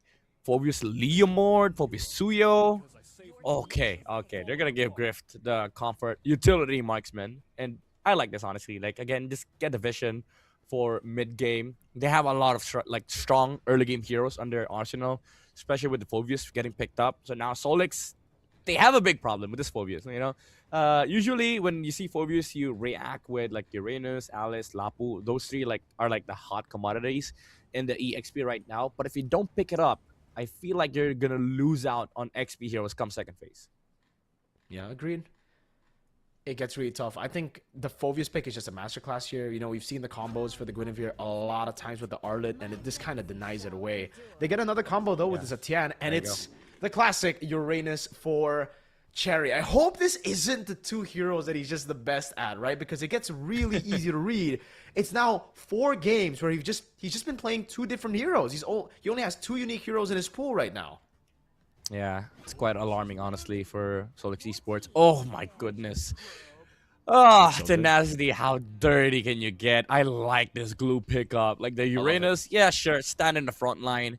Let me get just some stacks on you. If you get out of position, you will be punished, which is honestly the sole weapon that Solix Esports has right now. The ability to stand front lines without getting punished, because I feel like even if the Phoenix is gonna become non-existent here. Like the threat is non-existent for Tenacity. I agree with you. It gets really tough, man. You have the anti-CC with Violet Requiem, but if you get mounted on, it doesn't really matter. You're gonna have to go for Winter Crown first item, maybe. That's something we did see from, I believe it was Yazuke yesterday against Geek Fam, but again, it's a completely different game here. The Uranus relies heavily on tempo. He'll be able to cut the waves, but then in the team fights, I don't know. Again, it looks like for Tenacity, it's not really a front to back that they're building. It's another chaotic composition, which usually doesn't do too well for the Uranus. It doesn't bid too well for the Uranus. They ban out the Suyo. They got 3 magic damage dealers, and they ban out the Suyo, even with the Guinevere as well. I think it's a bit too much respect against Tenacity, or maybe just an oversight. Yeah, it just feels like, again, their overall strategy is to remove some of the comforts on the opposition, but I do not agree with the Suyo ban. I would have preferred just to ban the Joy, honestly, because I see the threat of, like, the Joy in this lineup. Again, they have 0 stuns. Even though the Guinevere has a stun, it's not as reliable, you know? And if there's a Joy on the other side, you have to be very careful when you jump. So I feel like Solix, they have to ban it out. But even then, even if they ban both, like, let's say they ban both Joy and then Suyo, there's still that Baksha pickup that Tenacity could just go for, you know? There's a lot of, like, beefy boys in this lineup. You have the Glue, you have the Phobius. If you add the Baksha to the table, who does Solix jump, right? And then you also consider the fact that there's the anti-heal coming out from the Baksha ult. So this Uranus is going to have a hard time in the early mid-game. Yeah, looking at Water, though, you know, he has played the Baksha, he's played the Suyo, now the Joy as well. I think he's plenty of heroes. The Joy does get banned out, so definitely a bit of frustration there from last game, you know? A lot of these bans just seem to be bans that are like, okay, get Water off those heroes. Now, for Water's case, I honestly think the Lancelot can still work here. If he just wants to play solo, farm out again, I think it's still a pick that can work. You know, you can dodge away from the Spatial Migration, the Violet Requiem. There are ways for you to win out the Red Tree.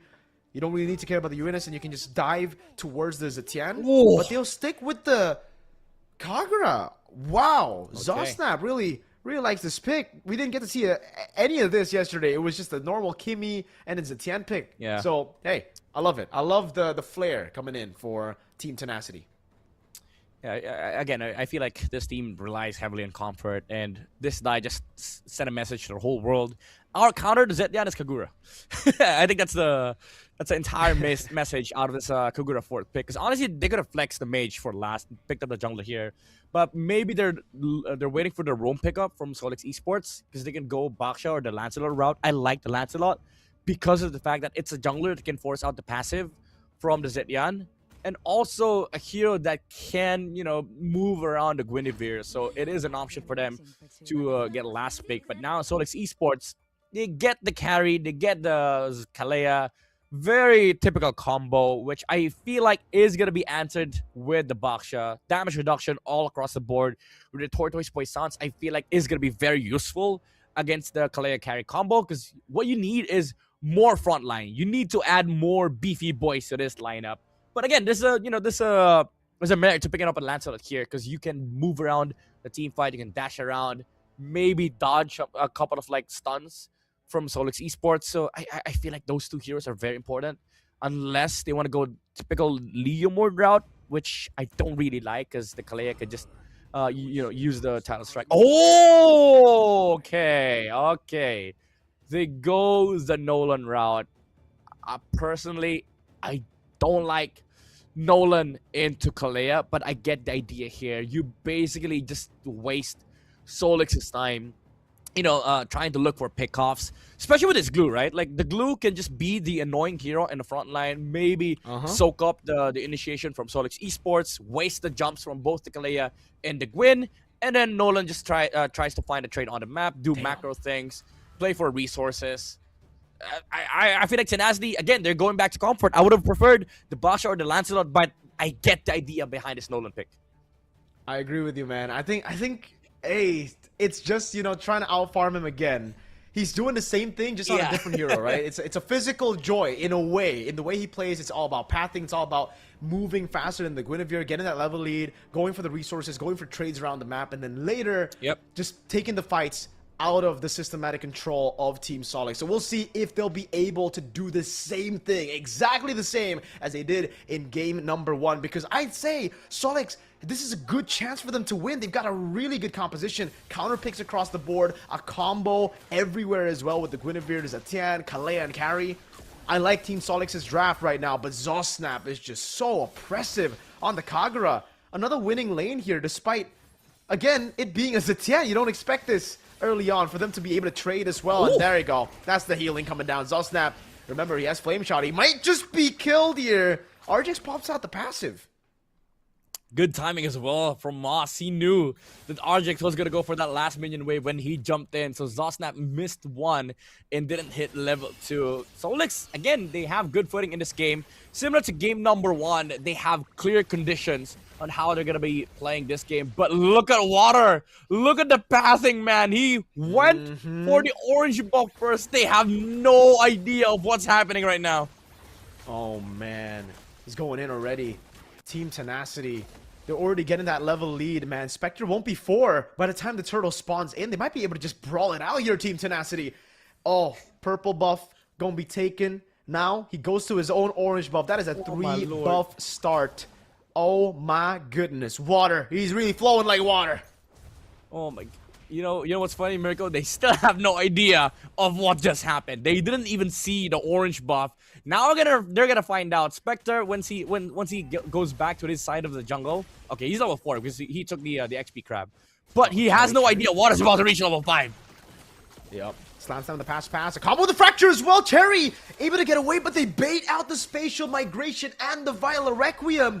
The prerequisites to go for Turtle 1. It's down. Oh my lord. Look. He's level 5 right now. They're probably thinking, what the hell? Why is he level 5? Where's my orange buff?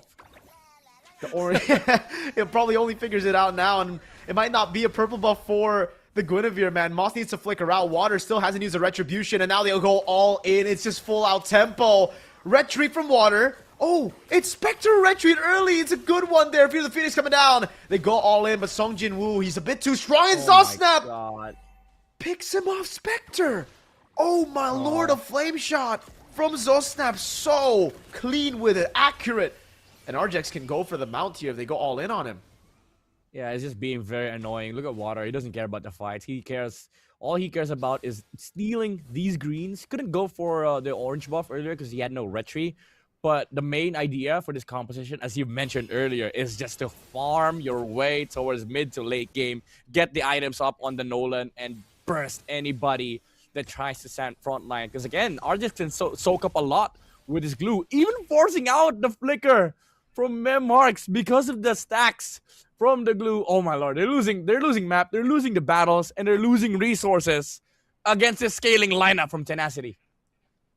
Oh man, and when you have a Nolan as comfortable as this, when you have a Nolan holding a 2-level lead and a composition like Solix who kind of need the neutral objective early, being this far behind, that's gonna be a 3-level lead as Water walks up. Cherry, gotta read this out, buddy. He does in the end, man. That could have been really bad, but Spectre now mounted on. He goes for the spatial migration under the turret, pops in a Battle Requiem, but Zosnap rotates over. Arjex gets traded, but I don't think it's worth it, dude. Water's already so far ahead, and they're gonna go for another purple buff steal. You can already see Water pathing towards it. Cherry can't even defend this, no. Oh, wait. He still walks up? Okay. Wait, Moss is right here. He goes in for the jump. They're actually able to fend off Tenacity from taking this purple buff away. But I think it's still a loss, man. They get a turtle at least, no? Yeah, because the thing is, Solix, what they're doing right now is just reacting. This is the lineup that was supposed to be aggressive earlier on, especially when they picked up the Kalea in front of the glue. The idea was, okay, we can fight you. But Tenacity, their answer was, okay, maybe you fight the glue, but you don't get to fight Water. And now they're playing the resource game. They just want the map to be slowed down so Water can steal resources, farm his way up towards the the point of no return, where anybody that shows up in front of the Nolan gets bursted out. Even the Uranus doesn't feel safe against Water. No, definitely not, man. Jeez, a 2,000 goalie with this composition, it just feels like it's so much more, man. They're able to control every part of the map, and for Solix, the only way they win this game is to rely on the combo and rely on Cherry being too tanky, being too sustainable for any of these assassins, any of these Tenacity heroes to shred. Moss gonna go to the bottom lane. Good traceless there by Griff. That was even a flicker from Moss. And now with the Mountain Shocker, they might be looking for the re-engage. Moss hasn't used a Tsunami Slam, so he can still go for that re-engage. But it's all about just denying those trades away from Team Solix. Yeah, and look at the tempo, the mid prio as well, the river control, everything is going to the side of Tenacity. Oh! Spectre? Whoa. Baits out the flicker, they go all in, and look at the follow with the Dark Wave of the Flame Shot to snipe me marks out. That's a Tsunami Slam on Sung Jin-woo. He decides to go back in. It's okay. They give the kill over to the Kalea. Now Sao gets caught with the now overturn. Griff gonna go for the Traceless under the turret as well. Flicker forward to get the passive. Sao so low, and it's a kill again to Zosnap. Griff now no flicker. That's a mount on onto Moss. Griff goes in. That's a flicker from Cherry to pick up the kill as again Water just goes for the objective, stays true to his name, flowing just how it is in the map right now. Oh, Cherry. He gets mounted on. He doesn't have the flicker. He gets brought back onto Zosnap. He's supposed to be the tanky boy, but against two, I don't think he can survive this. Zosnap will give him a chance to survive with a miss there, but in the end, it's Zosnap with a monster kill and a possible sweep in the midst of the team fight, in the midst of the series, man. Is that a Sky Piercer for Water? Yep. You know, it's so funny because, like, this lineup has been used by Onyx PH and Aurora Turquia. They did the same thing. They built up the Sky Piercer on the Nola. Now he has, I think he has 2 physical penetration with the, the Fury Hammer, the Heptasis, and the Sky Piercer. I've seen this build before. And the way you play this game is you farm up. You don't really care about, like, you know, small skirmishes. You let your team do their thing. And now he gets to play the game. This is the window where if you're Solix Esports, you do not get the chance to walk up to this Nolan. By the way, Spectre earlier, I was like, bro, why are you jumping into the split? You literally gave Arjex some stacks to jump on you. Yeah, they go all in again onto Moss. At this point, they can do whatever they want, dude. There's absolutely no counterplay at this point of the game. Spectre, well, okay, they have counterplay, but it's ridiculously situational, conditional. If Spectre lands a 5-man spatial migration and a Violet Requiem, right, then they can maybe do it. But even then, I don't even think they have enough damage. These are tanky boys on Tenacity. Spectre goes for the spatial migration of Violet Requiem, but it's only on towards Zosnap. Now an all-in ensues as Water rotates over, gets a passive stack over on Cherry, looking for the Sky Piercer stack. That's Moss with a Tsunami Slam. Sung Jin-woo still able to survive, jumps back in with it in front of Pursuit, and hey, a glimpse of brilliance. A breath of fresh air for Team Solix. They're finally able to get on the board. But Water's still untouched. Yeah, he's still farming up. Almost took down the Uranus. Fortunately, he was under tower, so the buff on the defense was there. And to be fair for Solix Esports, if you fight 6v5, maybe you win. If you let the tower join the fights, there's an additional damage from their side. So the problem with do we have damage was checked earlier because the tower was hitting some heroes on the side of Tenacity, but do you get that opportunity for every single fight? At least they are able to breathe on the map. Carry's able to get some free farm, but the water is flowing. He gets a free stack onto the Zetyan. Bro, he just popped me marks. Oh my lord. That is his first Sky Piercer of the game. There you go. 10 stacks on the board. They're going to go for the Guinevere. Spectre, can you survive the Nolan? Better question, can you survive all 4 of them? Okay, he can, man. Whoa! Flame shot! Almost a kill! Zosnap! Very aggressive maneuver there. Tsunami slam on the glue. Arjex will get picked up. Hey, they gotta chill. Water jumps in with a fracture! Gets the Sky Piercer, now jumps in again. The Fury of the Phoenix. Water! Oh my goodness! A double! I thought he was gonna get picked off there, Cherry. Taking some damage over from Grift. Water still wants to go for the Sky Piercer. Stack jumps back in. Spectre with a read. No way! Water gets a double! Survives with a sliver of HP. Now he's at 50 stacks on the Sky Piercer. Oh my god, thank god for a Sky Piercer. Spectre predicted the jump actually. He went for the jump after Water used the ultimate, but after jumping in, he was taken down by the Sky Piercer. Couldn't even use a single basic attack. Oh my god, Water is just off. Popping off right now. Solix, they don't... I mean, to be fair, they have the jumps. They have the necessary tools to take down the squishies on the side of Tenacity, but this Sky Piercer is a big problem. Yeah, it was a problem already with just 10 stacks, but now with 50 stacks, now it's a very big problem. It's catastrophic for Solix, because all of them are so squishy because they're behind. Tsunami Slam is only onto the glue. Fear the Phoenix as well. They go for the all-in, but look at that. Dark Wind Flicker from Song Jinwoo as Water walks up. Raid Boss coming down. Fracture. That's another 2 stacks for him. And now the all-in on Sherry. They're able to get the Mountain Shocker as Water walks up again. Does he get the last hit? He doesn't want to risk it, but he's at 70. Just one more kill for a fully 80 stacked Sky Piercer. Zosnap with a jump in forward. Just an orange buff take there by Water. Playing it chill. Don't need to rush. Oh man, that's the issue with this line from Solix Esports. If you don't win early game, there's a clear path for Tenacity to engage in fights. Just let the glue die in the front line, let him suicide. The Kalea will use the ult on him. And once you've burned the resource on the side of Solix Esports, that's where the Phobius and the Nolan shines. Especially with the vision that Grift is giving to the team. Like, they know the position of the heroes on the backside. And Water just goes in because he doesn't care. Like, at that point, whoever is in front of the Nolan, they will try to burst him down. Fortunately for him, he found Spectre. So he removed one of the conditions for them to actually get a pick off on the side of Solix Esports. Because if you remove the spatial migration, there's no catch left for Solix. Nope, not at all. At this point, it feels inevitable, Midnight. They technically have the scaling with the carry and the Zetian, but the question is, can they even scale? Moss goes in with a Tsunami Slam, but it's only onto the Phobius now, and Sung Jinwoo can definitely just take that death. And okay, I expected the rest of the team to go for the turret. There you go. It's a Mountdown as well, as RJ's able to pick up the kill. That's 80 stacks for Water. He's going legendary here, and it's a side lane base turret taken without a Lord. It's only the frontliners taken down. Tenacity still have a 9,000 gold lead, and they get a bonus off of that.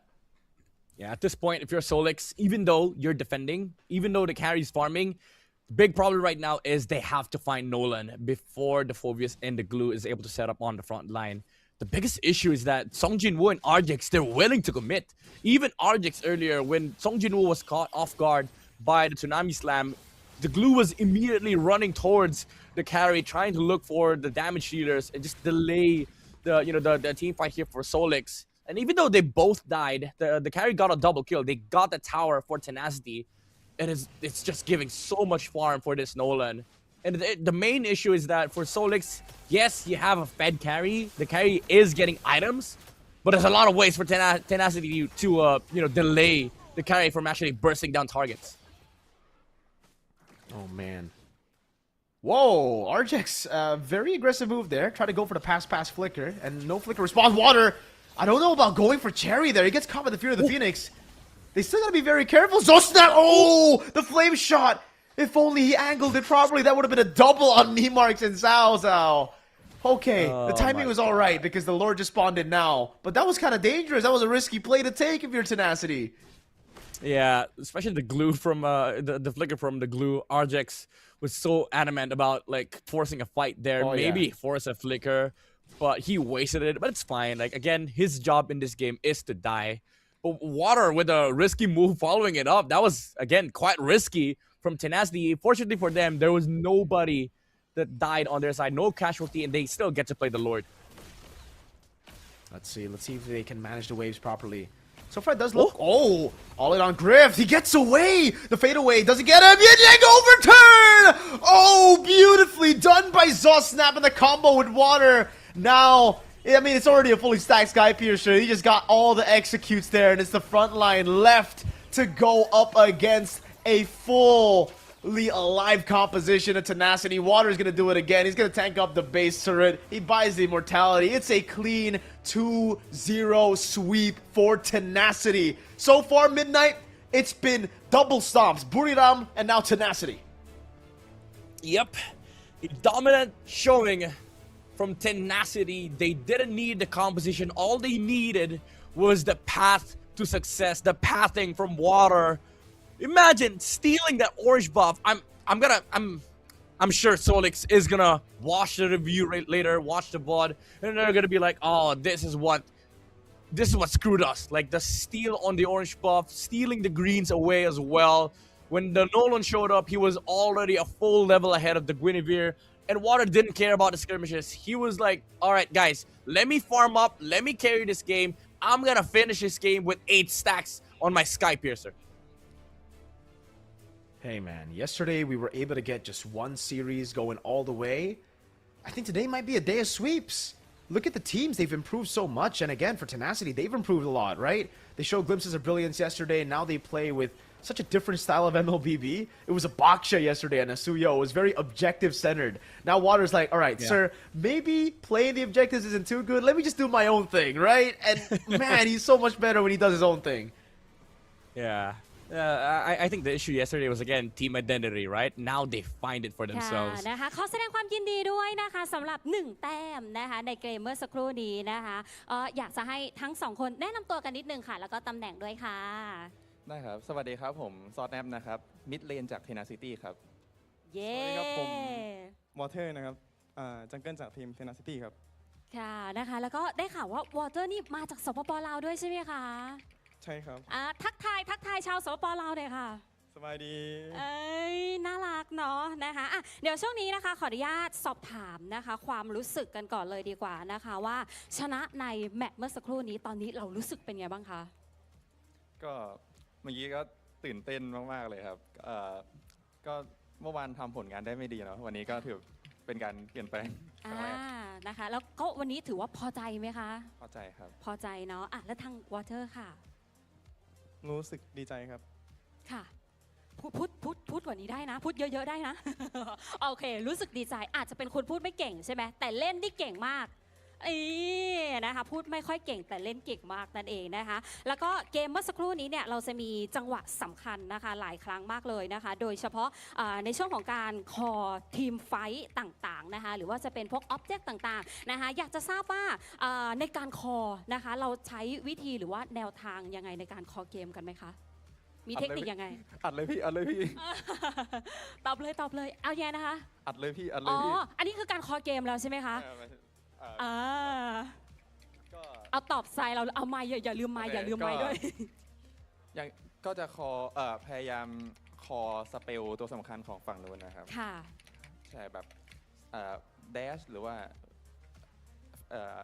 ดูจังหวะอะไรอย่างนี้ไหมนะคะแล้ววอเตอร์มีอะไรจะเสริมไหมคะว่าไม่มีโอเคนะคะแล้วก็สำหรับในการคอเกมเนี่ยอยากจะทราบว่าใครเป็นคนแบบเหมือนคอหลักๆเลยเหมือนเป็นแบบคนเรียกสติเพื่อนแบบเฮ้ยมานี่เราหรือเปล่าหรือใครพูดถึงเพื่อนได้นะพูดถึงเพื่อนได้ก็จะมีอาเจกครับที่เป็นโรมมิ่งครับที่จะเป็นคนคอคู่กับผมที่เป็นคนแบบคอจ่ายข้อมูลที่อยู่เลนกลางครับแล้วก็วอเตอร์จะคอแบบคอออบเจกต์คอแบบคอเล่นออบเจกต์อะไรอย่างเงี้ยไม่ใช่แบบคอยังไงแบบคอบัฟก็กริฟฟินครับเลนทองก็คือหลายคนช่วยกันคอนะคะในจังหวะนั้นๆใช่ไหมโอเคนะคะวอเตอร์ล่ะคะมีอะไรจะเสริมไหม ไม่มีโอเคนะคะไม่เป็นไรค่ะทางนี้บอกว่าโอ้โหวอเตอร์สบายเลยเพราะเราพูดอยู่คนเดียวนะคะแล้วก็ในส่วนของทีมเนี่ยในเรื่องของการคอไฟเมื่อสักครู่นี้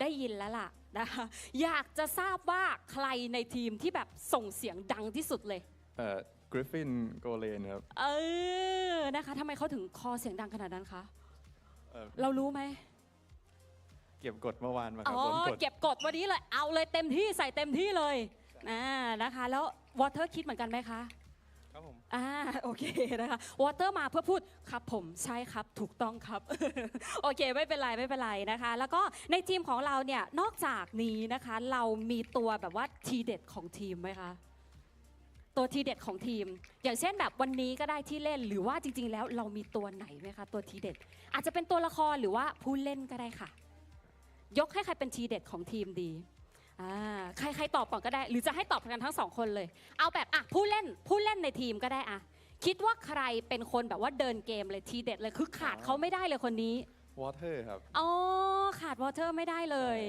ค่ะแล้ววอเตอร์ล่ะคะขาดใครไม่ได้ขาดเธอไม่ได้ไม่ใช่ขาดใครคะขาดผมเองครับขาดผมเองนะคะวอเตอร์ก็ยังมั่นใจอยู่นะคะว่าขาดผมเองเนี่ยแหละไม่ได้นะคะเพราะว่าผมเป็นคนเดินเกมนั่นเองนะคะแล้วก็สำหรับวอเตอร์นะคะอยากจะให้บอกความรู้สึกนะคะเกี่ยวกับในเรื่องของการได้แต้มนะคะในเกมนี้เนี่ยยังไงฝากแฟนๆหรือว่าอยากจะบอกอะไรกับแฟนๆที่สปป.ลาวนะคะว่าแบบประมาณว่าเกมนี้ได้แต้มแล้วนะอะไรอย่างนี้พูดได้เลยเกมนี้ได้แต้มแล้วนะครับรู้สึกดีใจครับผมแล้วก็ฝากเชียร์พวกเราต่อไปด้วยนะครับนี่ทั้งคนลาวและคนไทยนะครับค่ะจะชนะต่อไปใช่ไหมใช่ครับจะชนะต่อไปโอเคนะคะและต่อได้เลยค่ะอยากจะบอกอะไรถึงแฟนๆทั้งที่ไทยแล้วก็ที่เชียร์อยู่ก็ฝากเชียร์Tenacityในแมตต์ต่อๆไปด้วยนะครับก็จะทำให้เต็มที่ครับโอเคค่ะนะคะขอบคุณมากนะคะทั้งสองท่านนะคะเดี๋ยวจะให้ไปพักผ่อนก่อนนะคะน่าจะแบบดีใจอยู่แล้วเดี๋ยวให้ไปพักเหนื่อยก่อนเนาะเดี๋ยวช่วงนี้นะคะขออนุญาตส่งต่อให้กับ3แคสเตอร์หนุ่มหล่อกันต่อได้เลยค่ะ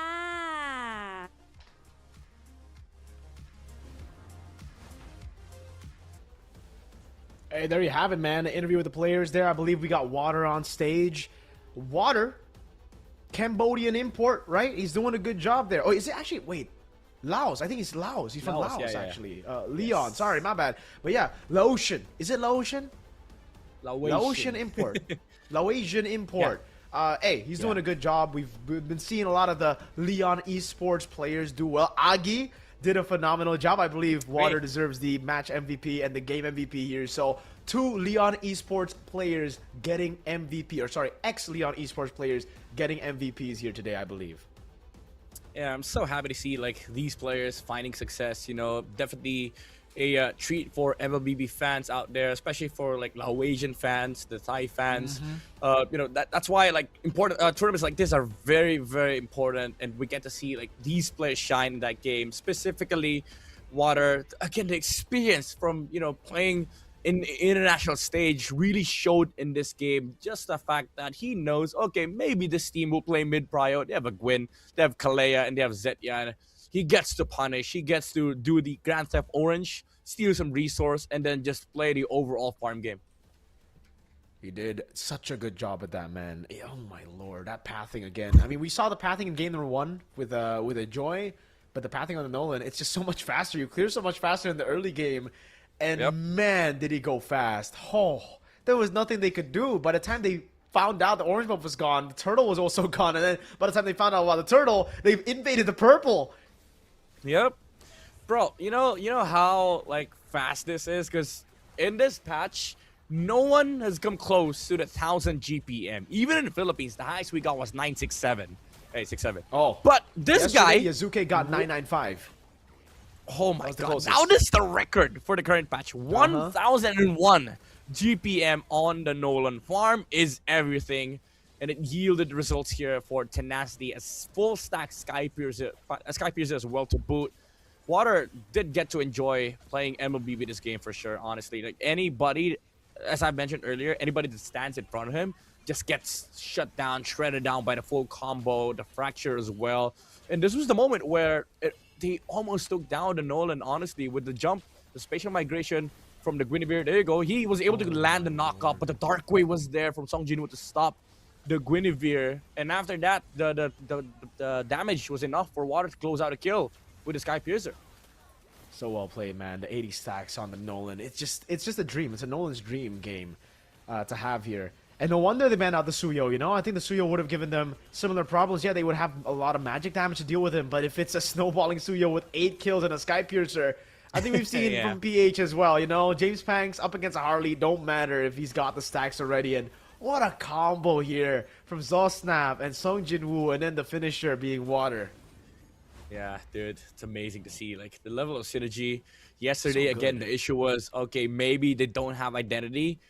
But now I think Tenacity has embraced full chaos with their draft. Like, you see their heroes.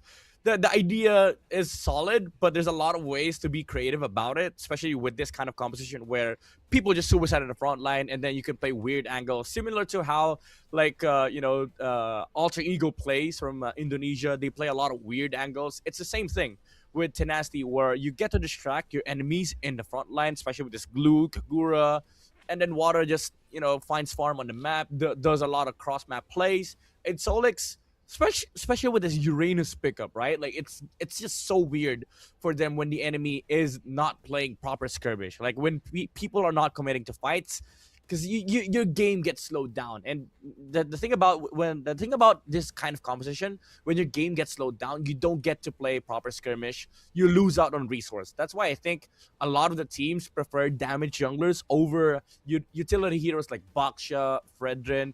It's because there's a lot of ways for them to actually play the game, especially in this current patch where people can just initiate small skirmishes and then just end up trading resources. That definitely seems like, what we've been seeing recently, especially for MSL Thailand, right? Like, it's always great to see a new region, man. They always have more identity compared to, like, the newer regions, or sorry, the older regions, because the older regions just get really good at the meta that you don't really see that individual flair too much. Obviously, you get to see some of that. Obviously, for some of the teams, they still stick to their identity, but it's always great to see, again, this newer teams, newer regions form their own identities and really lean towards it.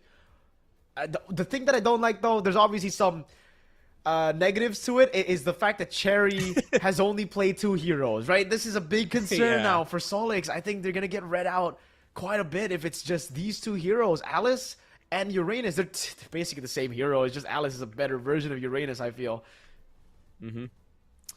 I don't know. Again, there's a lot of things that they have to fix, especially for the upcoming weeks. Unfortunately, they're not going to be able to claim any revenge against Tenacity anytime soon. The next time they meet will be on playoffs. So yeah, hopefully by then they get to fix a lot of these issues that they have right now. But this is definitely a treat for a lot of like MLBB fans. Even if you're not from Thailand, even if you're like a Filipino watching, we get to see a rising region. By the way, shout out to all the Filipinos watching. I see you in the chat. Also, huge shout outs to my Filipino friend, Dan Leo Kubangay. He was watching earlier. I think he's guessing right now. Also, by the way, Facepalm TH, saying thank you so much. Big shout outs to you, my guy. He was the guy that did a lot of like the explainers for the teams that will be playing in MSL. Hey, W's there, man. And again, this means that unfortunately Team Solix will join Hydra down below at 0204. It's time for us to go to a break, but stay tuned because we have another banger of a match later on. It is going to be E Arena who takes on Valley Thai Esports. Peace out.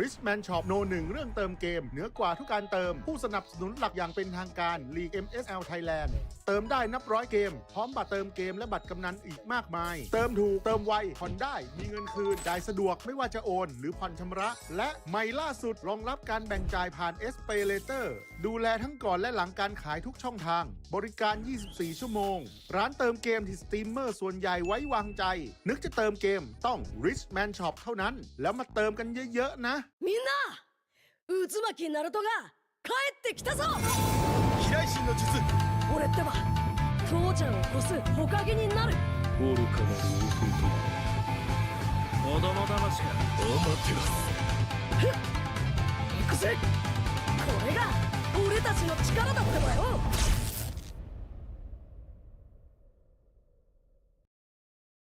Welcome to the Hook Battlefield. Welcome to the Hook Battlefield. Shake it to left, shake it to right. Got you now, got you now. I can control, I'm flying high. Shake it to right, shake it to left. Try to who? How's my skill? Bigger, bigger, bigger, bigger. Bigger, bigger, bigger, bigger. Bigger, bigger, bigger, bigger, bigger, bigger, bigger, bigger, bigger, bigger, bigger, bigger. Bigger, bigger, bigger, bigger, bigger.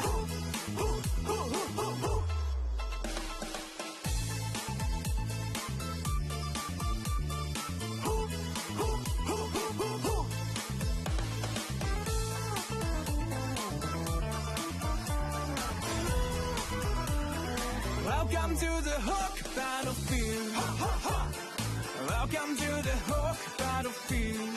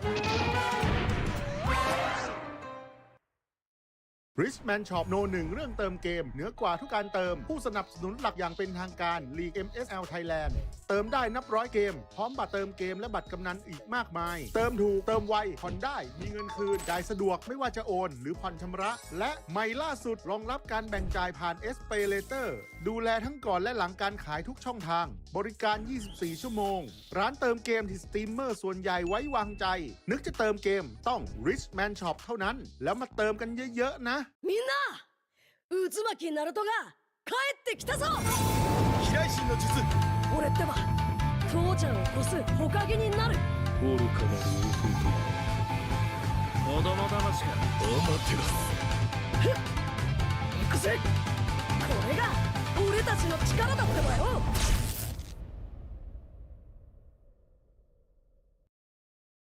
Welcome to the Hook Battlefield. Welcome to the Hook Battlefield. Shake it to left, shake it to right. Got you now, got you now. I can control, I'm flying high. Shake it to right, shake it to left. Try to who, how's my skill? Bigger, bigger, bigger, bigger. Bigger, bigger, bigger, bigger. Bigger, bigger, bigger, bigger. Bigger, bigger, bigger, bigger, bigger, bigger, bigger, bigger. Bigger, bigger, bigger, bigger, bigger.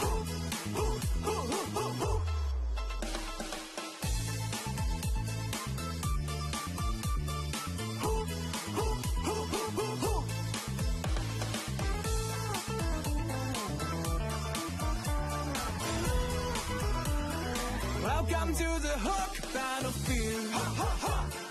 Welcome to the Hook Battlefield.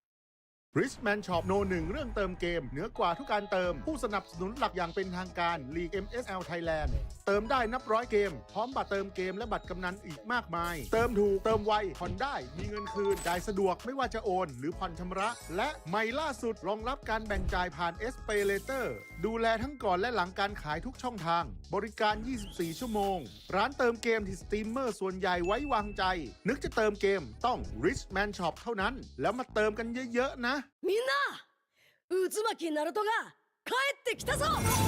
飛来神の術。俺ってば父ちゃんを越す火影になる。愚かなる弟。子供騙しか。お待てろ。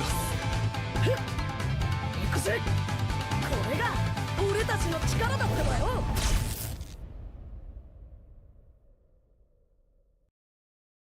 Welcome to the Hook Battlefield. Welcome to the Hook Battlefield. Shake it to left, shake it to right. Got you now, got you now.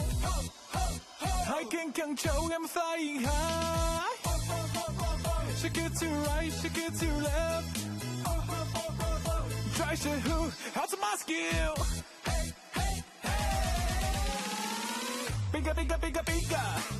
Bigger, bigger, bigger, bigger. Bigger, bigger, bigger, bigger. Bigger, bigger, bigger, bigger, bigger, bigger, bigger, bigger. Bigger, bigger, bigger, bigger, bigger.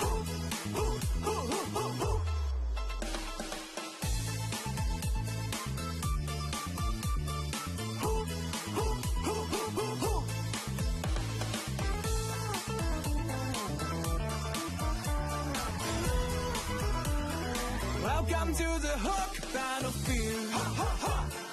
Welcome to the hook battlefield.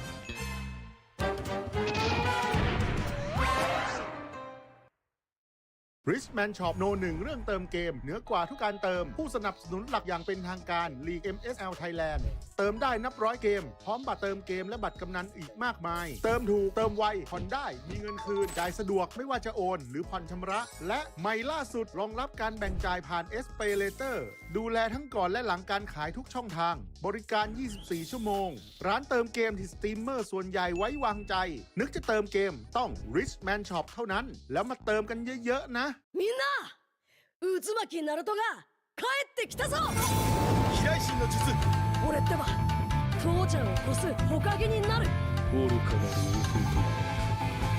大本と子供騙しかお待てろふっ行くぜこれが俺たちの力だってばよ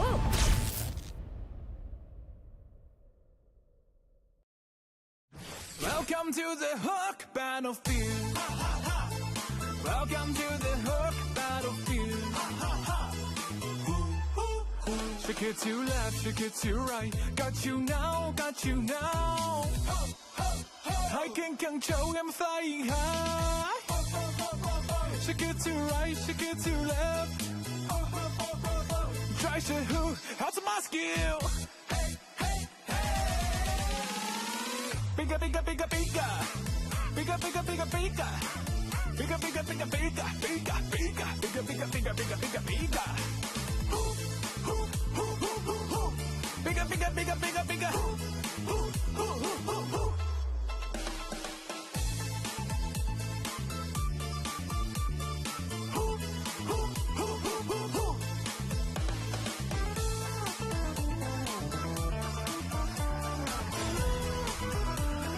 Welcome to the hook battlefield.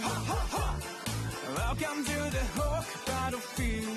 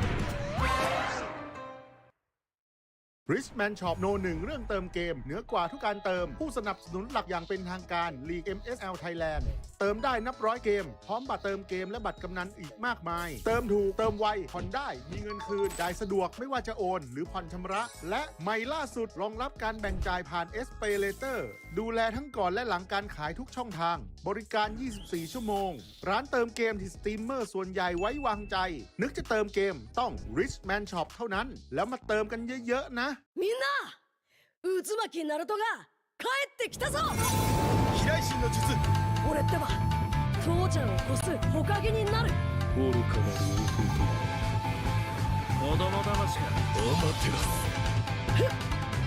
行くぜこれが俺たちの力だってばよ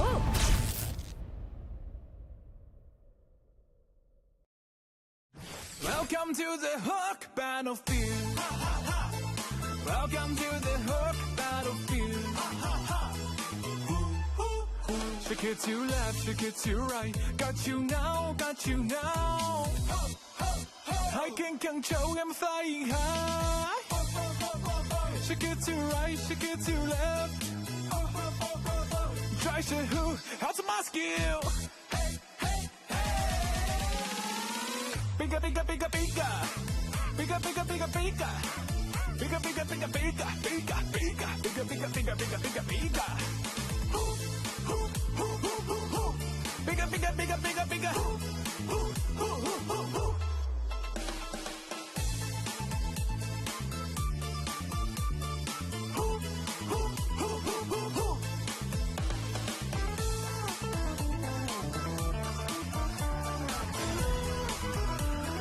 Welcome to the Hook Battlefield. Welcome to the Hook Battlefield.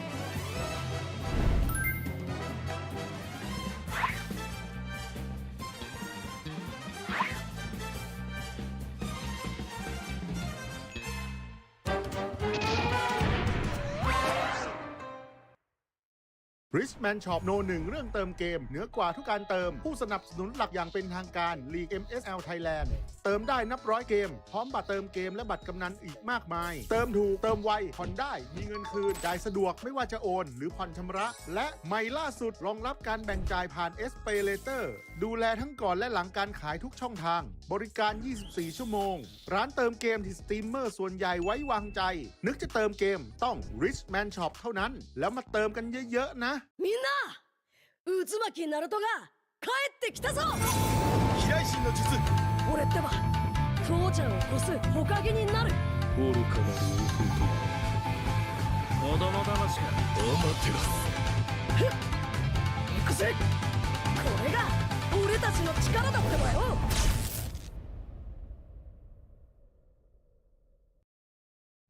Welcome to the Hook Battlefield. Welcome to the Hook Battlefield. Shake it to left, shake it to right. Got you now, got you now. I can control, I'm flying high. Shake it to right, shake it to left. Try to who, how's my skill? Bigger, bigger, bigger, bigger. Bigger, bigger, bigger, bigger. Bigger, bigger, bigger, bigger, bigger, bigger, bigger, bigger, bigger, bigger, bigger, bigger. Bigger, bigger, bigger, bigger, bigger.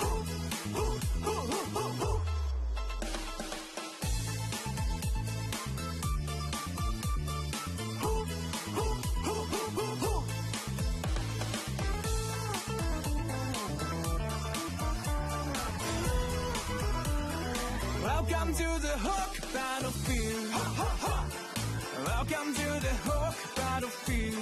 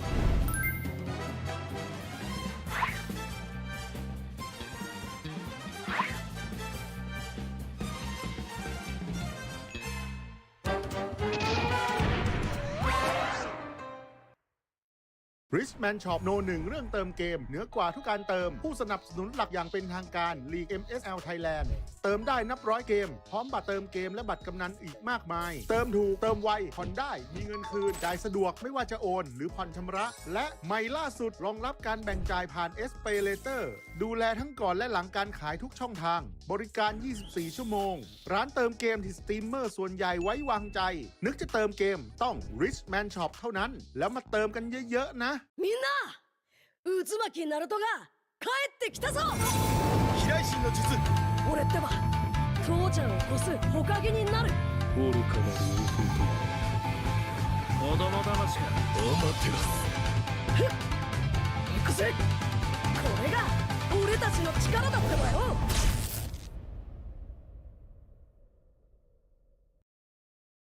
Welcome to the Hook Battlefield. Welcome to the Hook Battlefield. Shake it to left, shake it to right. Got you now, got you now. I can control, I'm flying high. Shake it to right, shake it to left. Try to who, how's my skill? Bigger, bigger, bigger, bigger. Bigger, bigger, bigger, bigger.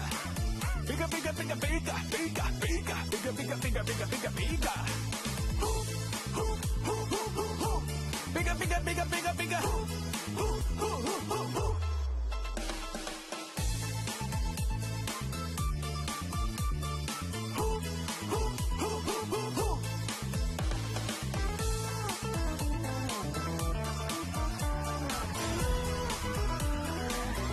Welcome to the Hook battlefield. Welcome to the Hook battlefield.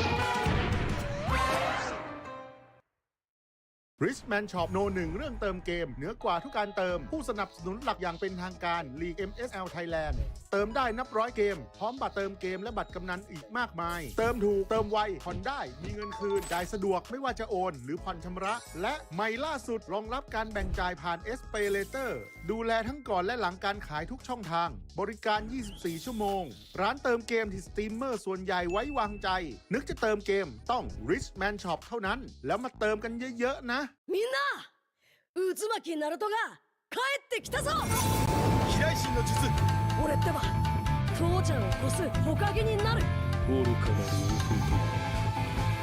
男子供騙しかお待てろふっ行くぜこれが俺たちの力だってばよ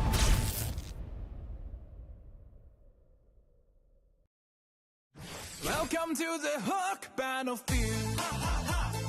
Welcome to the Hook battlefield. Shake it to left, shake it to right. Got you now, got you now. I can control, I'm flying high. Shake it to right, shake it to left. Try to who? How's my skill? Bigger, bigger, bigger, bigger. Bigger, bigger, bigger, bigger. Bigger, bigger, bigger, bigger, bigger, bigger, bigger, bigger, bigger, bigger, bigger, bigger. Bigger, bigger, bigger, bigger, bigger.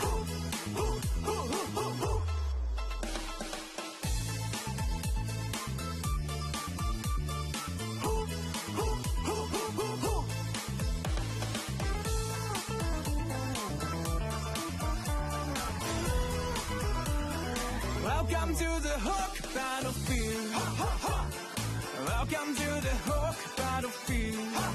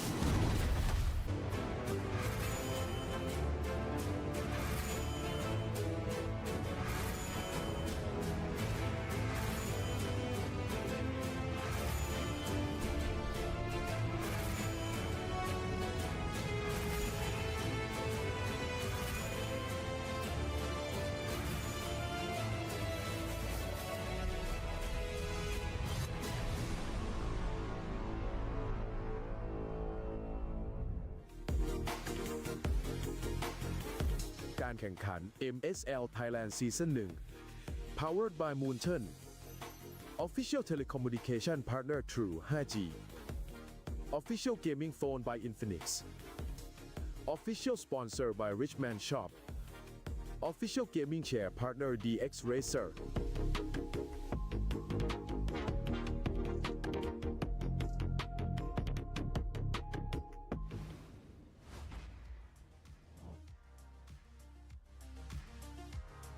เอาละค่ะนะคะกลับมาพบกันนะคะในคู่ที่ 3 กันแล้วนั่นเองนะคะซึ่งตอนนี้เนี่ยเรียกได้ว่าผ่านกันไปครึ่งทางแล้วนั่นเองนะคะเป็นยังไงบ้างคะกับ2เกมที่ผ่านมานะคะในครึ่งแรกนั่นเองค่ะแล้วก็คู่แรกนะคะเราได้เห็นไปแล้วนะคะสำหรับลอยของเรานั่นเองนะคะซึ่งยังคงเป็นตำนานอยู่นะคะแล้วก็คู่ที่2นะคะสำหรับเทนาซิตี้นั่นเองนะคะที่ได้เก็บแต้มนะคะกลับบ้านไปนั่นเองค่ะแต่ว่าตอนนี้เนี่ยเราจะมีอีก1ทีมนะคะที่เราเนี่ยยังไม่ได้เห็นฝีไม้ลายมือนะคะในการเล่นแล้วก็แผนของเขาเลยนะคะว่าเขาจะเล่นเป็นยังไงบ้างนะคะกับทีมของอารีนานั่นเองนะคะหรือว่ากระต่ายข้างนั่นเองนะคะที่แมตช์นี้เนี่ยจะเป็นแมตช์แรกนะคะในส่วนของการแข่งขันนะคะ MSL Thailand ของเรานั่นเองค่ะซึ่งแน่นอนนะคะเดี๋ยวคู่นี้เนี่ยเขาจะพบกับทีมนะคะวลีไทย e-sport นะคะซึ่งวันนี้เนี่ยนำทีมโดยนะคะเฮดเชฟนะคะมิกาสะของเรานั่นเองนะคะที่เขามาพร้อมกับแฟ้มเมนูอาหารสีชมพูนะคะต้องบอกเลยนะคะว่าวันนี้เนี่ยเดี๋ยวเรามารอดูนะคะว่าเฮดเชฟคนนี้ของเรานะคะจะมาพร้อมกับแฟ้มสีเดิมหรือเปล่าและเขาจะเปิดมาแล้วสั่งเมนูอะไรหรือเขาจะเอาเมนูอะไรมาปรุงให้เรานะคะได้ชมกันบนเวทีนี้นะคะเดี๋ยวติดตามรอได้เลยนะคะแล้วก็เมื่อวานนี้แอบเห็นนะคะเรามีไฮไลท์อีกหนึ่งอย่างนะกับสาวๆนี่นะคะสาวๆนะคะวลีไทยวันนี้มีมานั่งสแตนบายกันรออยู่แล้วนะคะสำหรับใครที่อยากจะเห็นนะคะก็เดี๋ยวยังไงเนี่ยสามารถมาจอยกับเราได้นะคะแล้วก็รวมถึงนะคะกองเชียร์ของอีกฝั่งหนึ่งนะคะกระต่ายข้างของเรานะคะแอบเห็นก็มีสาวๆสวยๆเหมือนกันนะคะเดี๋ยวยังไงวันนี้เนี่ยก็ให้ทั้ง2ทีมนะคะเอนจอยกันได้เลยค่ะแต่อีก3ท่านนะคะที่อยากจะเห็นนะคะว่าสาวสวยนะคะที่เขาบอกว่านั่งอยู่ด้านหน้าเนี่ยมีใครบ้างแล้วก็อยากจะเห็นมากเลยสาวๆนะคะเชื่อว่าเขาน่าจะนะคะรอกันอยู่แล้วนะคะเดี๋ยวช่วงนี้ขออนุญาตส่งต่อให้กับ3หนุ่มแคสเตอร์ของเราค่ะ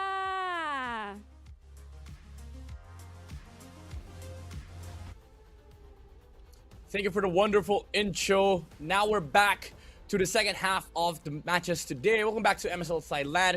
Still joined by the boys Midnight and Mirko. And so far, we've seen a couple of sweeps. In fact, all sweeps up until now. How are we feeling about the last two, Mirko? All right, man. It's been a quick day so far, right? I don't know if it's gonna continue here. The last two were honestly okay. The second match we didn't expect. We were actually on the same boat. We both predicted Solings to win the game, but on first match, I think everybody, even the Thai casters, were all on for Buriram. So we'll see the predictions later on as well for this matchup. I think this one is going to be one of the closer ones, so I'm actually expecting a 2-1 for this matchup. E-Arena, they obviously haven't played just yet, versus VLTH Esports. Now, VLTH Esports, they're coming in from the open qualifiers. They are fresh off the open qualifiers. They're fresh off a win yesterday as well, so they're coming into this with momentum. Question is, have E-Arena done their homework? Have they done their research on VLTH Esports with a win yesterday? Yeah, that's one thing that I want to point out to the audience. Again, the last two matches will have teams that got a spot out of the qualifier. So I feel like I do agree with your point. Like, this is going to be a lot closer than what we witnessed earlier on. Because, I mean, to be fair, first match, I think, as you've said, like, everybody expected Buriram to just, you know, run away with like 2 points, but 2 wins. But in the next matches, I feel like there is some fight amongst these teams, especially from the teams that will be playing from the that played from the qualifiers.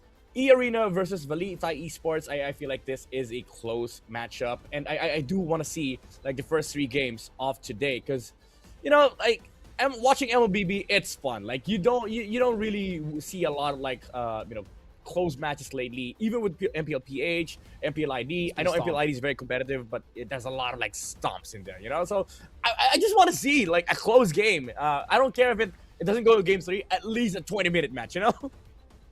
I agree with you. I agree with you. Maybe we can see some of those games here, you know, some of the games that go all the way to late game where you have to play for that big evolved Lord. But we're going to take a look first at the standings, right? This is the updated standings as of right now. Tenacity now 1-1, and it gets really tough for the teams in the bottom here. Hydra and Solix, both 0-2, both 0-4. They might not make it to the playoffs here after looking at the standings. Yeah, even though it's week 1, again, these teams will not face off against each other again till playoffs. So taking a win here is very, very important, especially when you're looking for points. Unfortunately, Hydra and Solix, they're now both down by 4 games. The point system is still kind of graceful because, again, it's a battle of like 1s and 0s. But when you tie with somebody, it's very important for you to get those stacks. Now we're looking at both E Arena and Valita Esports. Let's watch this video. เล่นมาแล้วก็แข่งมามันไม่มีลีกแล้วก็ทัวร์นาเมนต์น้อยมากเลยครับพอมันมีลีกมันก็มีรายได้ทำให้ผมรู้สึกว่าผมมีอนาคตขึ้นมาสำหรับผมก็คือดีมากเลยครับโมบายเลเจนด์เข้าถึงง่ายแล้วก็ช่วงนี้คนไทยเล่นเยอะมากแล้วเพื่อนผมรู้จักเขาก็เล่นกันหมดแล้วผมก็มาลองเล่นก็เลยรู้สึกว่าสนุกดีครับแล้วก็อยากจริงจังกับการแข่งขันมากขึ้นครับ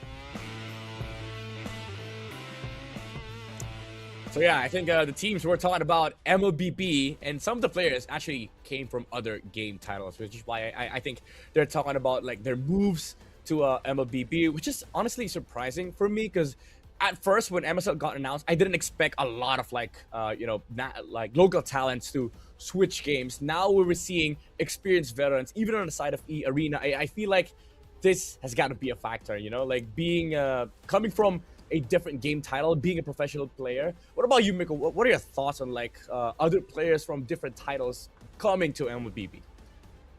I think it's really, really cool. You know, we've seen a lot of players from MLBB as well transition to other games. So it's really cool to see now coming into Thailand, a scene where we haven't heard of MLBB for a long time, right? Since 2017 when they actually won MSC.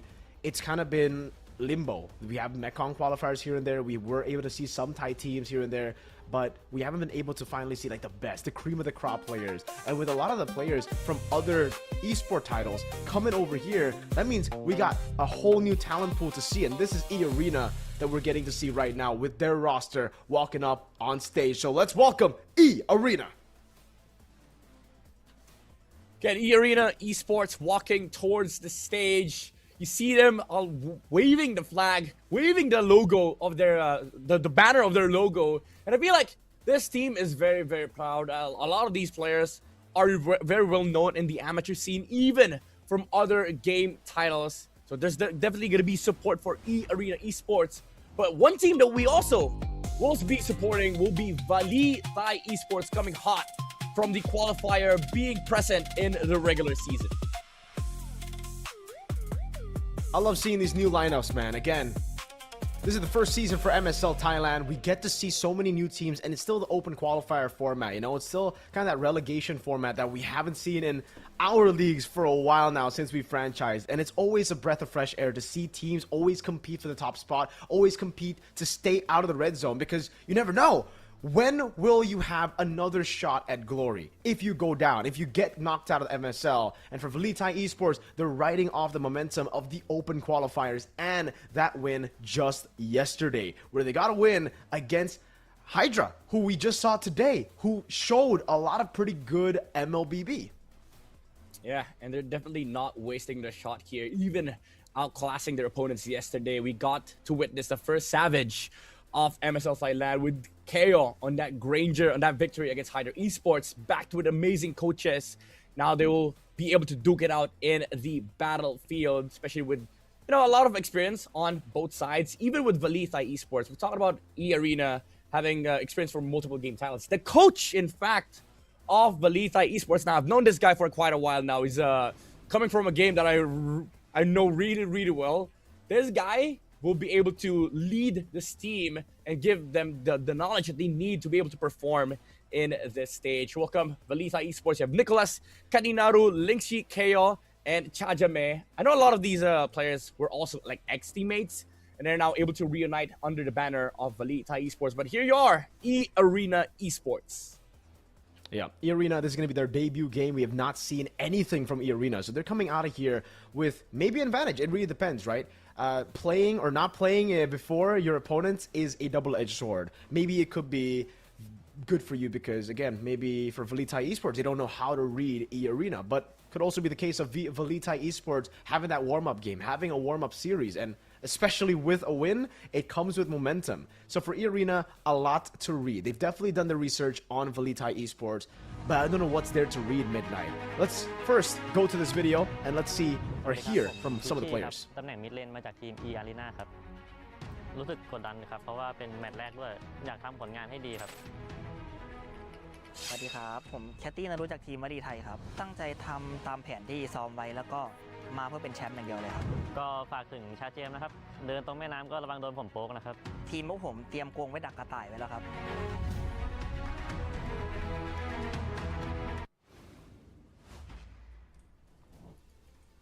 There you are, some words from the players of the teams. Again, give us the seasons, you know. You never know, we might learn the language, pick up some words. But I know the players that have been, showcased in the video were professional players from other game titles. I'm pretty sure a lot of, the local talents know them. And, of course, there's a talent prediction. First time we split up on the decision. I went for VLTH Esports. And Miracle went for E-Arena. Why do you think E-Arena will get 2-0 in this game?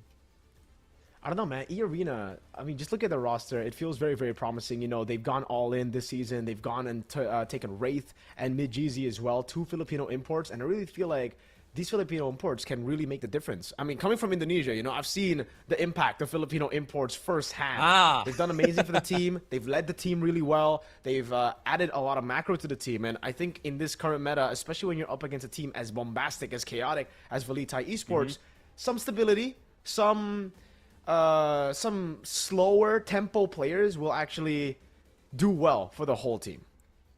I see. Now that you pointed out, actually now it makes sense. It's coming from experience, right? And also, their coach, I think he's also Filipino, Coach Dart, used to coach Team Liquid Academy, I think. So, for MDLPH. So, I think that is going to play into... wait, am I thinking about wrong guy? Let me confirm later. But yeah, having those Filipinos in this team will likely help them out when it comes to like the macro game knowledge, as well as Peachy. Like I heard Peachy used to be an ex-pro for other game titles. He's been a pro for 7 years now, by the way. Dang, hey.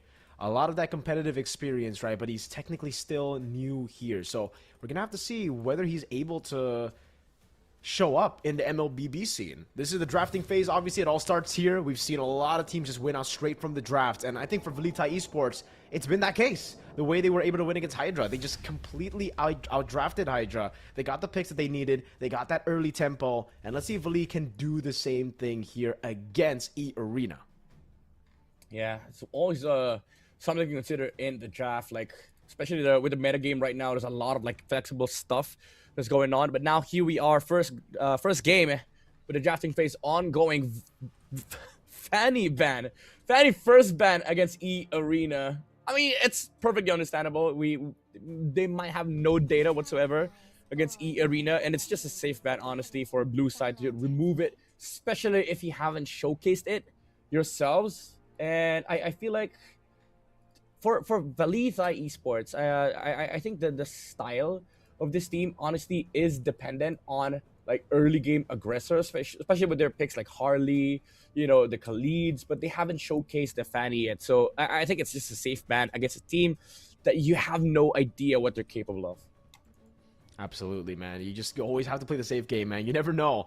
Maybe Midjeezy turns out to be a Fanny god, right? Especially with Coach Dart there. Again, it's a Filipino import with XP Wraith too. So maybe a lot of control for neutral objectives. Usually that should be the vision for coaches to bring on these Filipino imports in specific roles like this. A lot of times we see maybe a jungle roam combo, right? But we see the jungle XP, which means, again, a lot of pressure to the XP. I think we're going to be expecting a winning lane for E-Arena around the XP lane and a very high pressure jungle in the hands of Midjeezy. So it's actually the same a formula as we've seen from VLTH Esports. They've done the same thing. They picked up the Harley, then they pick up the Phobius as well up against Hydra. They ban out the carry, which means, again, they might be going for that front to back, or they might just be going for that tanky front line up in front like the Phobius that could really disrupt E-Arena's game.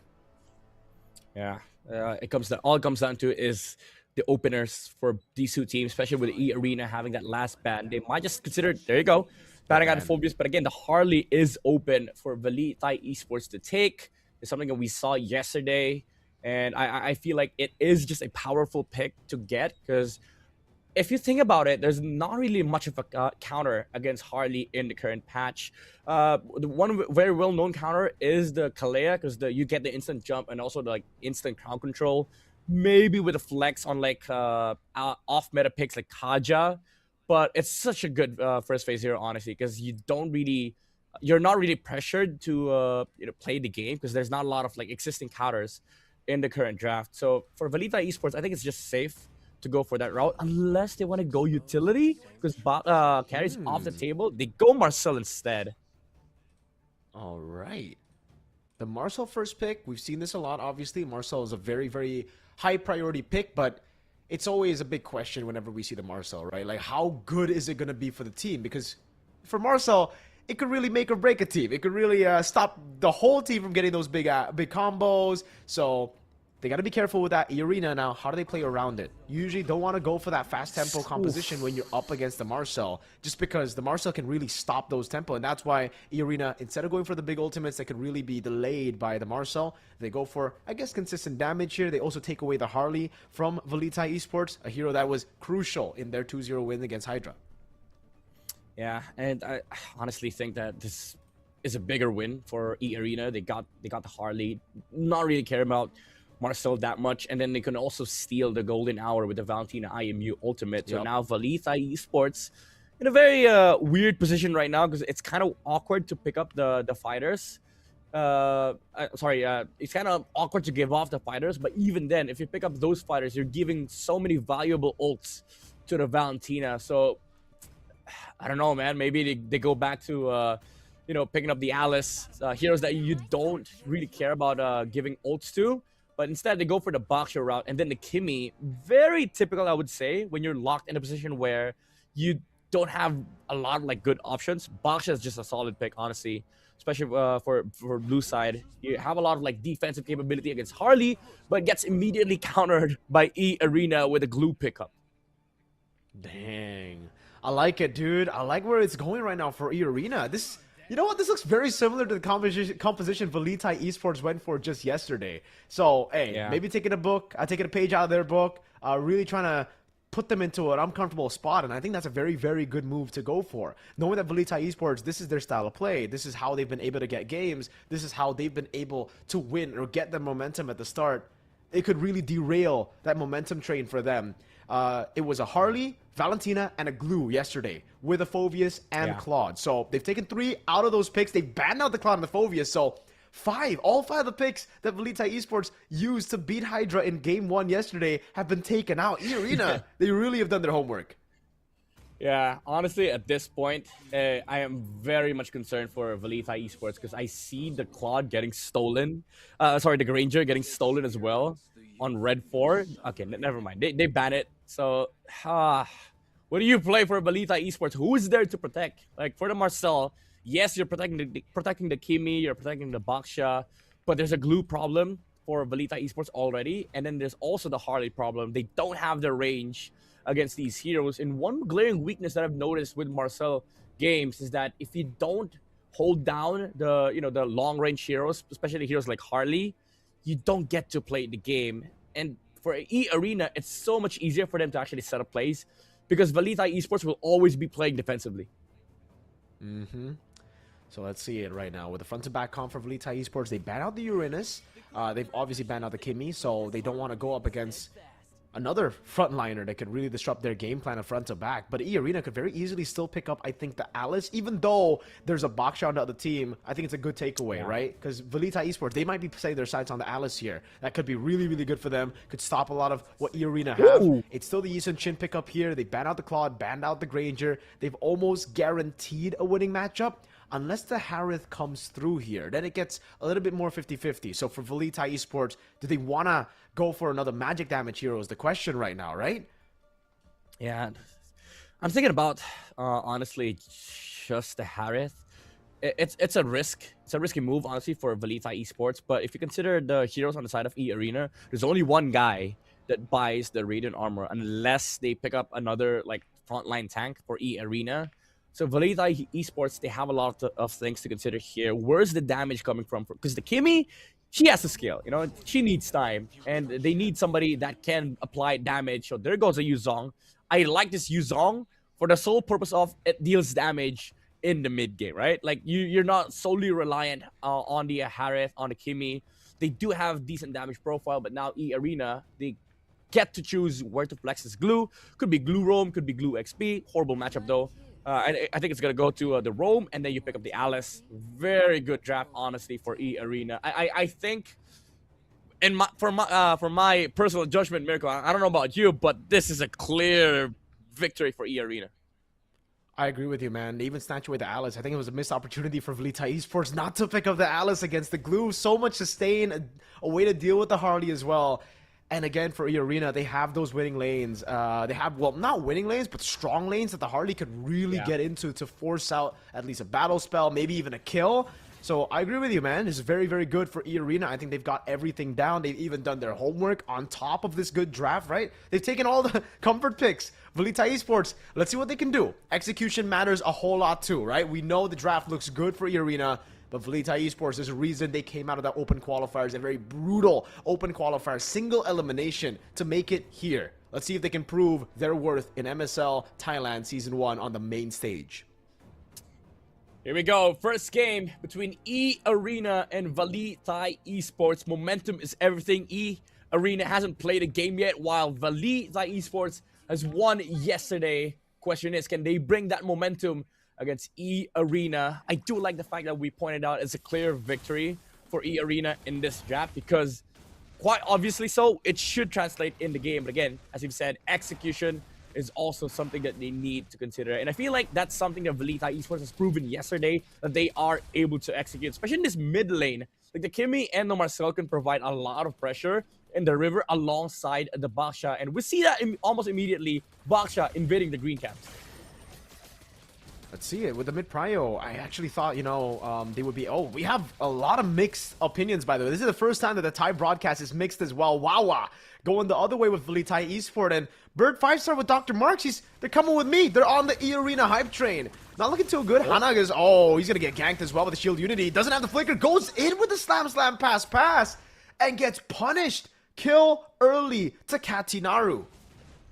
Again, it's the execution, you know. They prioritize the mid prio with this Baksha. The combo in the middle lane, there's so many stuns. Like, you can layer it perfectly, and almost anybody dies in the mid lane. I think that's a very good move for VLTH Esports. They just understand the draft completely. Even though there are a lot of, like, chinks in their armor, like, draft-wise, there's a way to play this game. And for E Arena, they really have to be careful, because you need time in this lineup. Even though they have the Alice, they need to wait for their timings for the damage to actually come through. Agreed.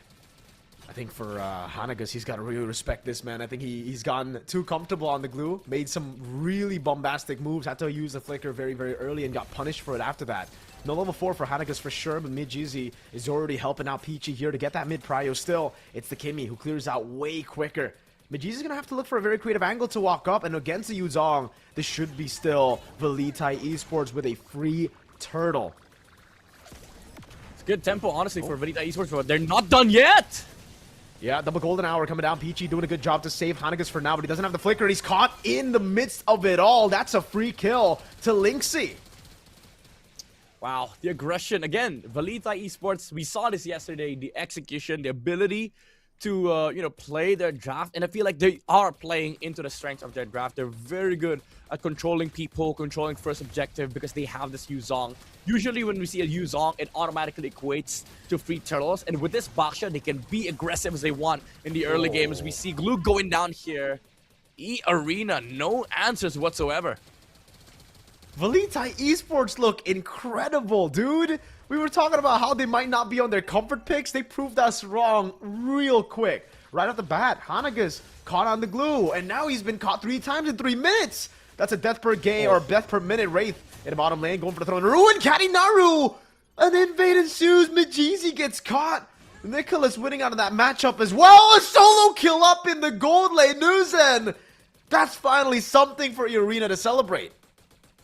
Okay, that's a deal breaker for Valitha Esports. They were winning really hard early game, and now you lose out on the Harith. This was the player that performed so well yesterday, by the way. And for Arena, it is a big statement. Nuzen just got the Harith off guard. By the way, for the folks out there watching this game, if you want to know more about MSL, just go to the social media channels of MSL Thailand. And for the folks that are already watching, can claim a lot of gifts.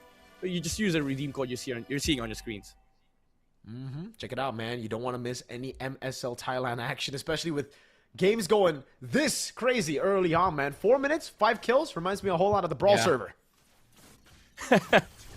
Honestly, for E-Arena, that's something that they are trying to avoid right now. Valitha Esports, with this incredible tempo, the Skypiercer is finished now for Linksy, and this is where you start seeing the benefits of their composition. The damage is there.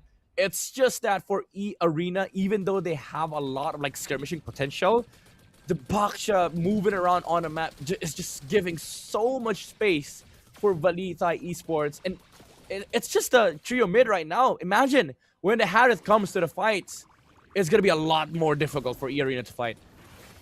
They're just too far behind right now, E-Arena. They can't do anything. Oh, petrifying the Furious dive over on Mijizi! Oh, he doesn't even get the jump away! He gets caught by the passive, instantly taken out. The purple buff gets stolen away by Katinaru, who's on a killing spree now. 3-0-1. They're taking everything away from E-Arena, and it really seems like there's nothing they can do here, Midnight. Yeah. Oh, it's a hard game for E-Arena, honestly. Like, personally, I've played so many Harley games. It doesn't feel good when you're the one being ganked in your own jungle. Usually, it's the other way around. And Mijizi is not finding space in this map. We haven't even seen the Alice rotate, honestly. He's been stuck on the EXP lane. He really has, dude. It's just so tough for the Alice. Getting outclassed in lane as well. Wraith really got to step up here later on in the game. You know, he's going to be tanky either way. Even if he goes 0-2, he'll find a way to get tanky. Right now, it's Hanagas. I think a big problem in the composition is the fact that the glue is just too behind, dude. He gets shredded down by the Kimmy. He can't even go for any mounts. And by the time he gets on the mount, I think he's already too low. They really have to just scale up at this time. I think they're doing a pretty okay job at that. It's still Valitha Esports who want to put the pressure down. And you can see it, man. The cut over a top lane.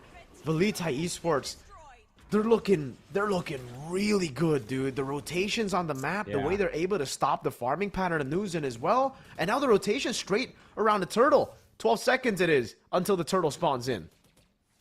Yep, and looking at the items right now, the Harley's so behind. Peachy cannot even do anything as the Valentina. He tries copying the Kimi. Oh, but what is he gonna do? Valitha Esports, they're just blitzing through the turtle. Oh, man. They get the golden hour, but it's not really enough. That's perfect turtle for Valitha Esports. They want more. Hanagas has to flicker out. Good save on the Petrify. Such patience from Nicholas, man. Again, Valitha Esports, they look just so good. They look miles better than E-Arena right now.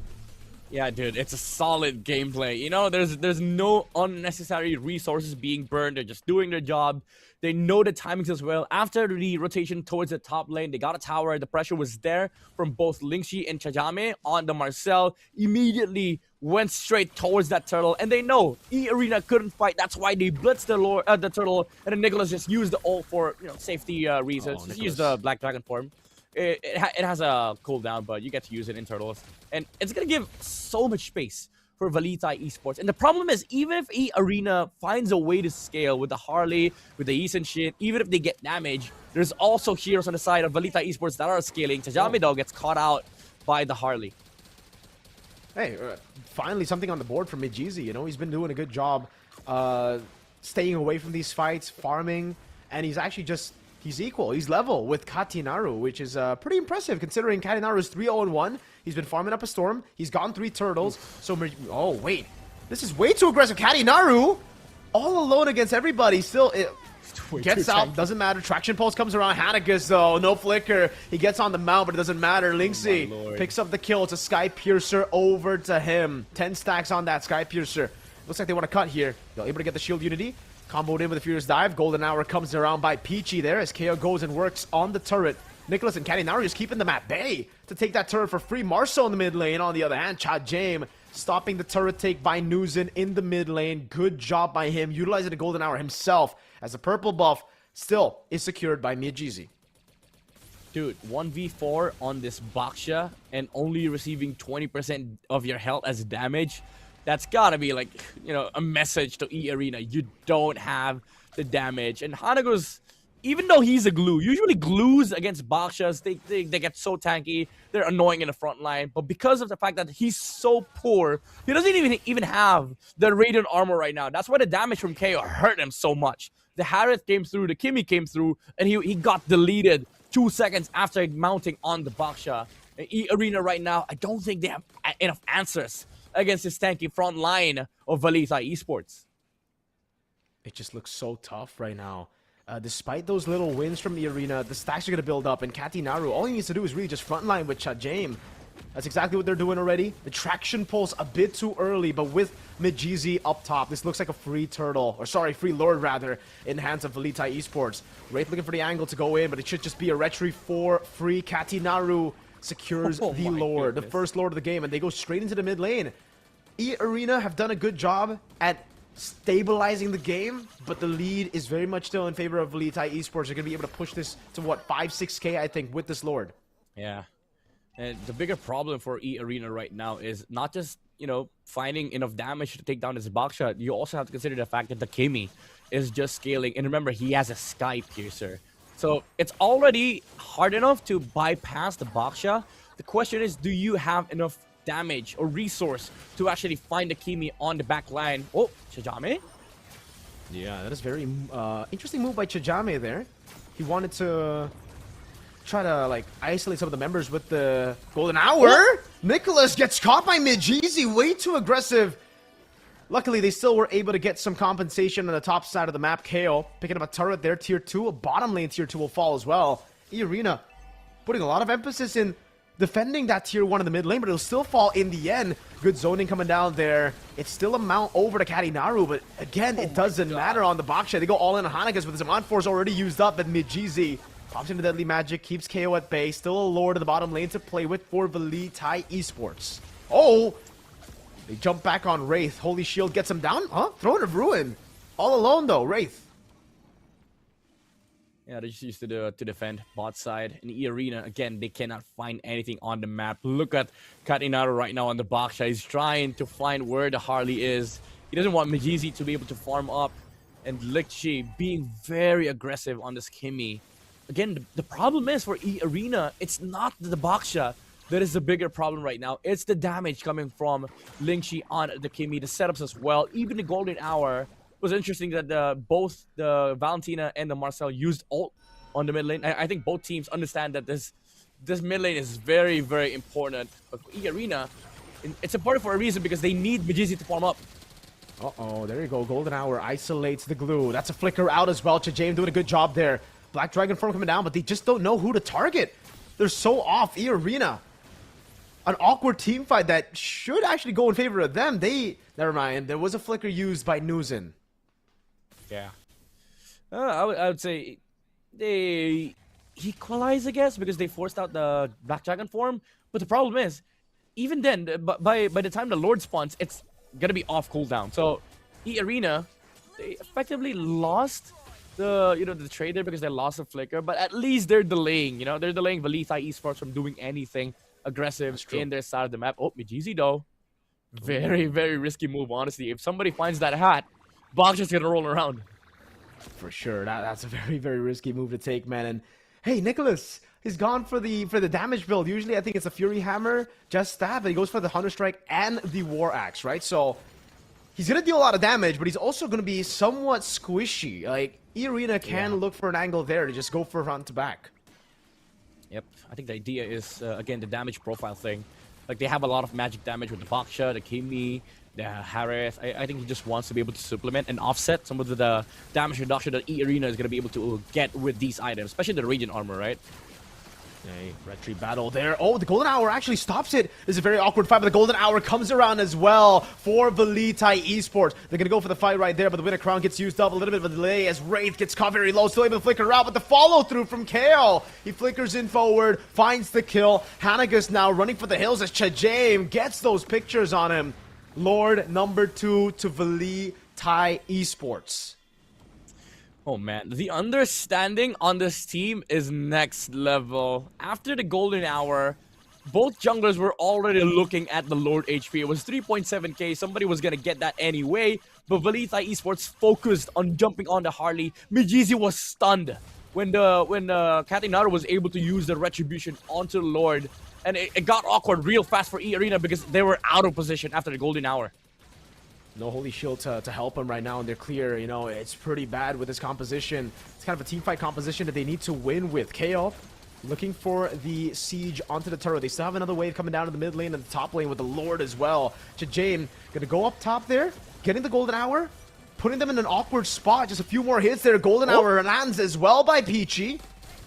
But there's not much follow-up. They can't do much. 2 base turrets already down. The final one of the bottom lane or going down as well. This is VLTH Esports just stripping E Arena down of their base turrets and being happy with it. Great discipline by VLTH.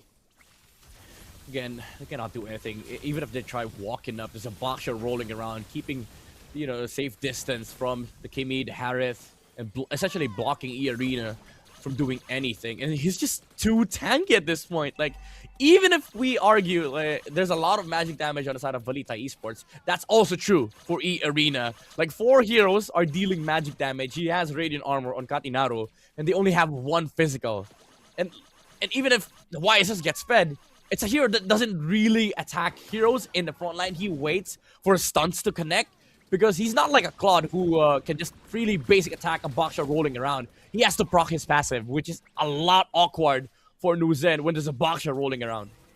It really is very awkward. Again, Nicholas, you can see a little bit of that squishier build, more damage output, but yes, squishier build of the Yu Zhong.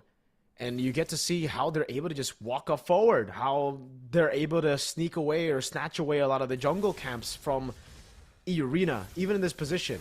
E Arena, they should be in a comfortable spot. I don't think the optimal spot, but an okay spot. Majidi just got the Holy Crystal, which means he should have already completed the Genius 1 Lightning Truncheon Divine Glaive trio. Nuzin, this is the thing for him. I think he needs a DHS before he actually fights these very heavy frontliners. Yep. Honestly, like you've said, they're in an okay spot because there is a win condition for this lineup. They just need to find either the Kimi or the Harith. They do have damage to take him down, especially if they find if they land a stun from Nozen's ultimate, right? But the problem is they don't get the vision. Both the Kimi and the Harith are playing off map when the boxer roll is on cooldown and everything. Oh wait, Majizi outside. Oh no. Yo, KO's just waiting there. He gets caught. He has the damage, but he has got to be way more careful in looking for those angles to flank. Oh, read out completely the Black Dragon form, and now they go for the Lord for free. I don't think E Arena can defend this one. Again, their wave clear is not good. Man, VLTH Esports, they're so good with like info gathering and vision. Oh wait, Chajame! Wow, the Golden Hour on Peachy, and look at Lynxy! Oh, the burst coming in from the Kimi as he just goes for the shots with the Golden Hour. He gets a mount down onto Gatinaru, but look at the Lord in the mid lane. They've already bursted, or they've already utilized 3 flickers to get away. VLTH Esports wants to end it right here, right now, and they have the wave to do it. 3 seconds on Mijizi. A wave in the mid lane with the Lord as well as Nicholas, who has the Black Dragon form up. Katinaro with a very aggressive move. There you go. A delay with the Golden Hour. Base wide open. That's KO with his Monforce looking for more damage over on Peachy, and he's able to take him down. He's on a killing spree. The rest of the team is trying to defend right now, but the base is just getting swung on by that Trident of the Lord. And we'll see game 1 go to VLTH Esports.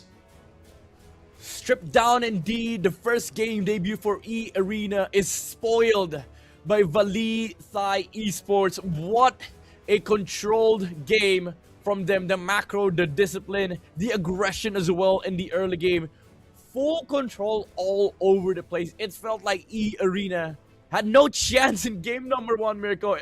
Like, all angles were completely cornered. Even the Lord fight that we saw just now, the information was there. Chajame was looking for the Harley, and when they found him, the Baksha rolled around, and they wanted to take down the Harley first before they attempted the Lord. Super tough loss if you're E Arena. You tried to do everything right. The draft was great. Both of us agreed with the draft. We liked it.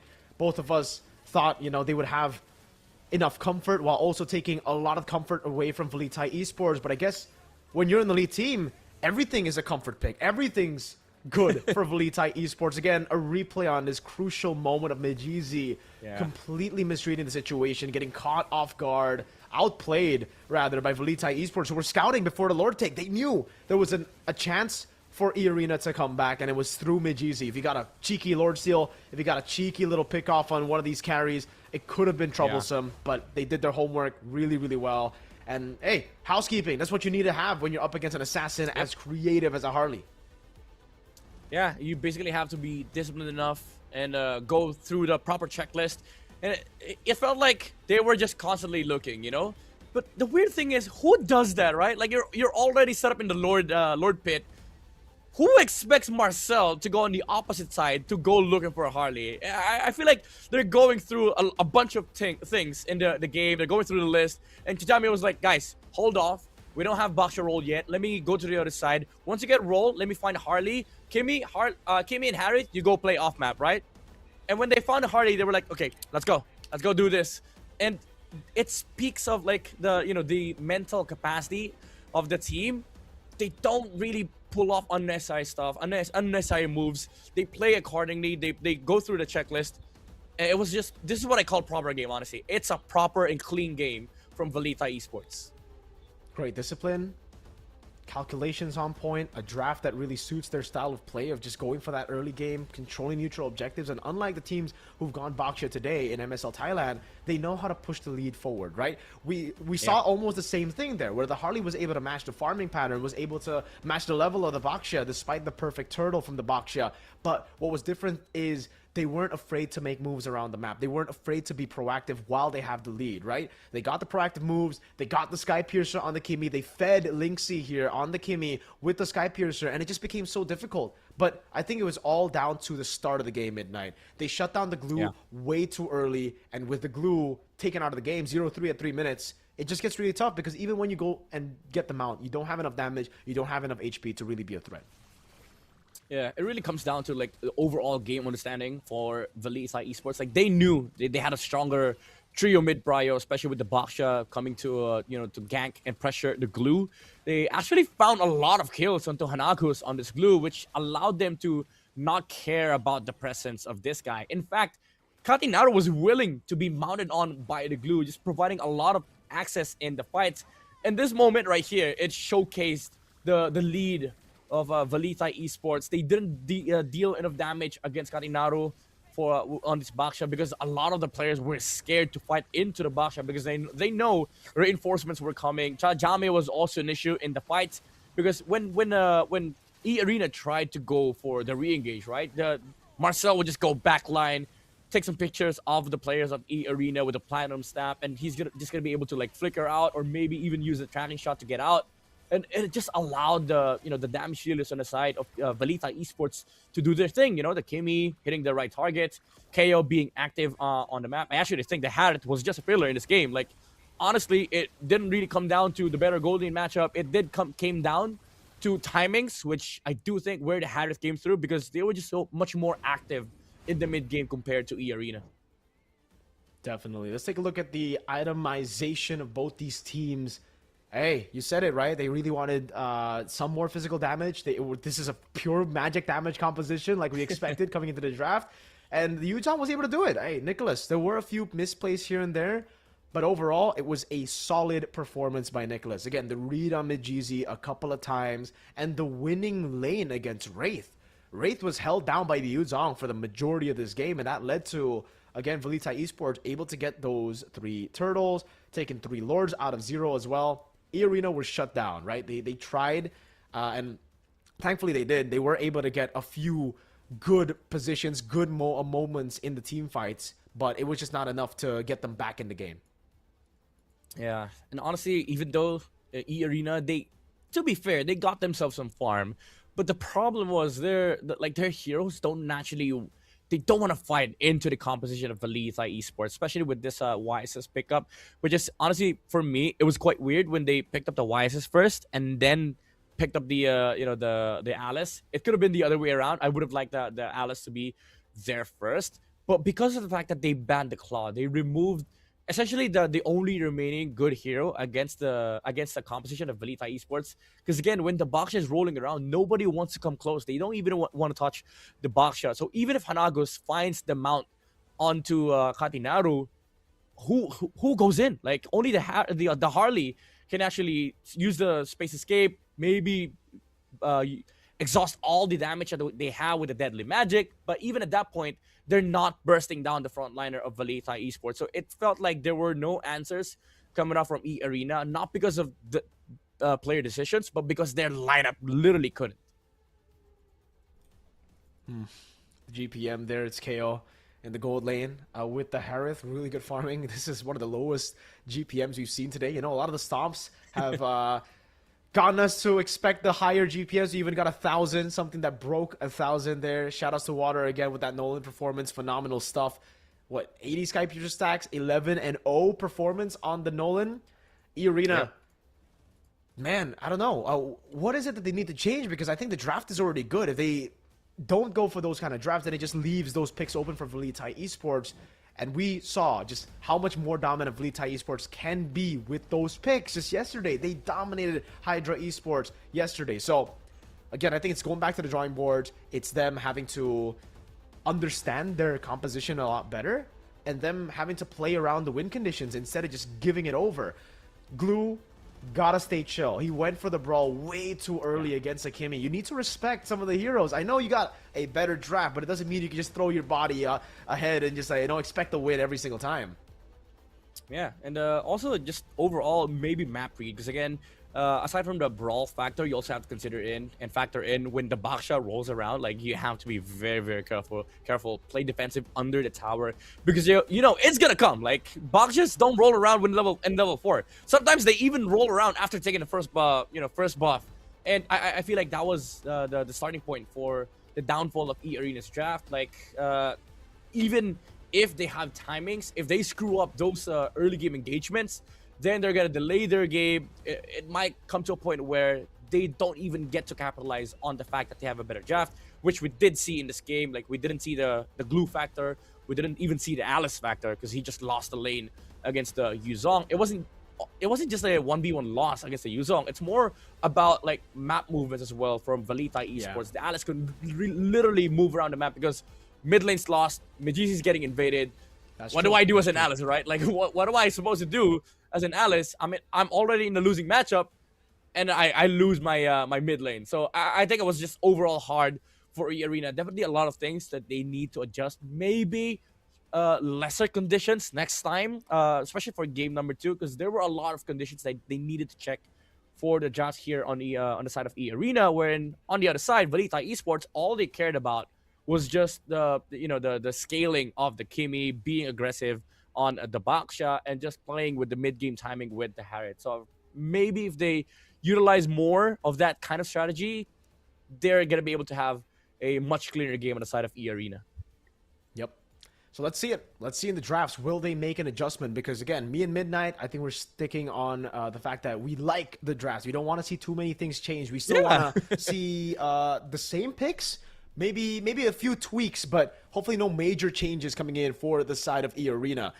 On the other side, though, VLTH Esports, they're in such a good position because now they're like, all right, we can just do whatever, technically, and we should be able to still get our comforts. It's not really too crazy. It's not really too difficult for us. Everything's a comfort, and you guys can go and find your comfort in the MSL Thailand social media page. The official ones here, Facebook, YouTube, and TikTok. Redeem your code as well. Yeah, get your rewards now. So you're watching one of the rising regions in Asia. Well, it was definitely one of the top regions because they were the first MC champions. But now we get to see the brilliance of these players, and a lot of the things we've seen today they speak of high level, you know, like even me personally, like I see a lot of like high level plays. They definitely understand the metagame. They know how high level gameplay works, especially when we see like teams such as Velita Esports execute that level of strategy and level of discipline, right? Like we didn't see them falter at any point in the game, except from that one dash by Nicholas in the mid lane turret. But yeah, overall, it was just pure discipline. They didn't overchase that much, and they went through the checklist. So I really want to see the same caliber coming out from E Arena. Granted, it is their debut game, but I guess they need to step up because you don't want to, you don't want to spoil your first game, right? Like, especially like right now, it's their only game of the week. The next time they get to play is next week. And also the fact that the next time they face Velita Esports is going to be on playoffs, if they get to playoffs. Starting off the week, starting off your season, your regular season with a loss is always a big blow to morale. So they gotta really start respecting this. They gotta really start try-harding to get that win. I know they've already try-harded, but they gotta try even more here. I think the jitters definitely got to them, and this is why I say not playing your first game or not having a one match here coming in as a debut performance, it could be good in a way where you can read your opponents, but it could be really bad because you don't have that warm-up. Maybe you're still feeling the jitters of that first match, right? Again, playing on the grandest stage of MLBB, MSL. It's a different league entirely. It's a different stage entirely with the people watching you, with the expectations being sky high. They got to lock in for game number 2 because, hey, the pattern has been full sweeps today. I don't know if it'll continue here, but it looks like Velita Esports got that read. Yeah, we'll see if there's going to be a change here in game number 2, especially with the random map draw. Now it's Flying Clouds. We might get to see some chaos being brought here by E Arena as we see the drafting phase. I'm expecting a lot of fighters again here. I always like myself some fighters in the Flying Clouds, but now E Arena, oh my lord, this is, I would say, pressure coming into fruition here. Baksha first ban on their side. It is not a good sign. I've seen a couple of these in my, in the history of MLBB. Like, overreacting is sometimes the downfall of, the downfall of teams. And, like, I understand. E Arena, they got themselves some trouble with the Baksha pickup that Velita Esports did in game number 1. But first ban Baksha, dude. You don't even threaten the first ban Baksha on their side. Like, if you're E Arena, yeah, sure, you might want to ban Baksha. Put it on third, right? Put it on third. But now they ban Marcel as well. Oh, my lord. Wow. Is this too much respect, bro? Because there's a lot of different picks that are still open, dude. Ah, man. E Arena, do they even... This is tough, man, because Velita Esports get red side now. And that means they can pick up the Harley. They can pick up the Glue, the 2 picks that they dominated Hydra with. Oh my god, there's a lot of like options for them. Honestly, if you're Velita Esports here, it's rare for red sides to get to throwaway ban. But honestly, at this point, just ban Sora. Just ban Sora. You threaten the Valentina, you threaten the Harley, you threaten the Glue on your side. Even actually the Zetyan on their side. Okay, so they banned Zushin. Okay, they're still doing housekeeping. Okay, I like the discipline here from Velita Esports. Now, E Arena, what do you do with this first pick, right? Even if you pick up the Harley, even if you pick up like the Valentina, there's so many answers that could come out from Velita Esports. I guess the Harley is the best one for E Arena, but even then, Velita Esports will get themselves the Valentina and the Sora.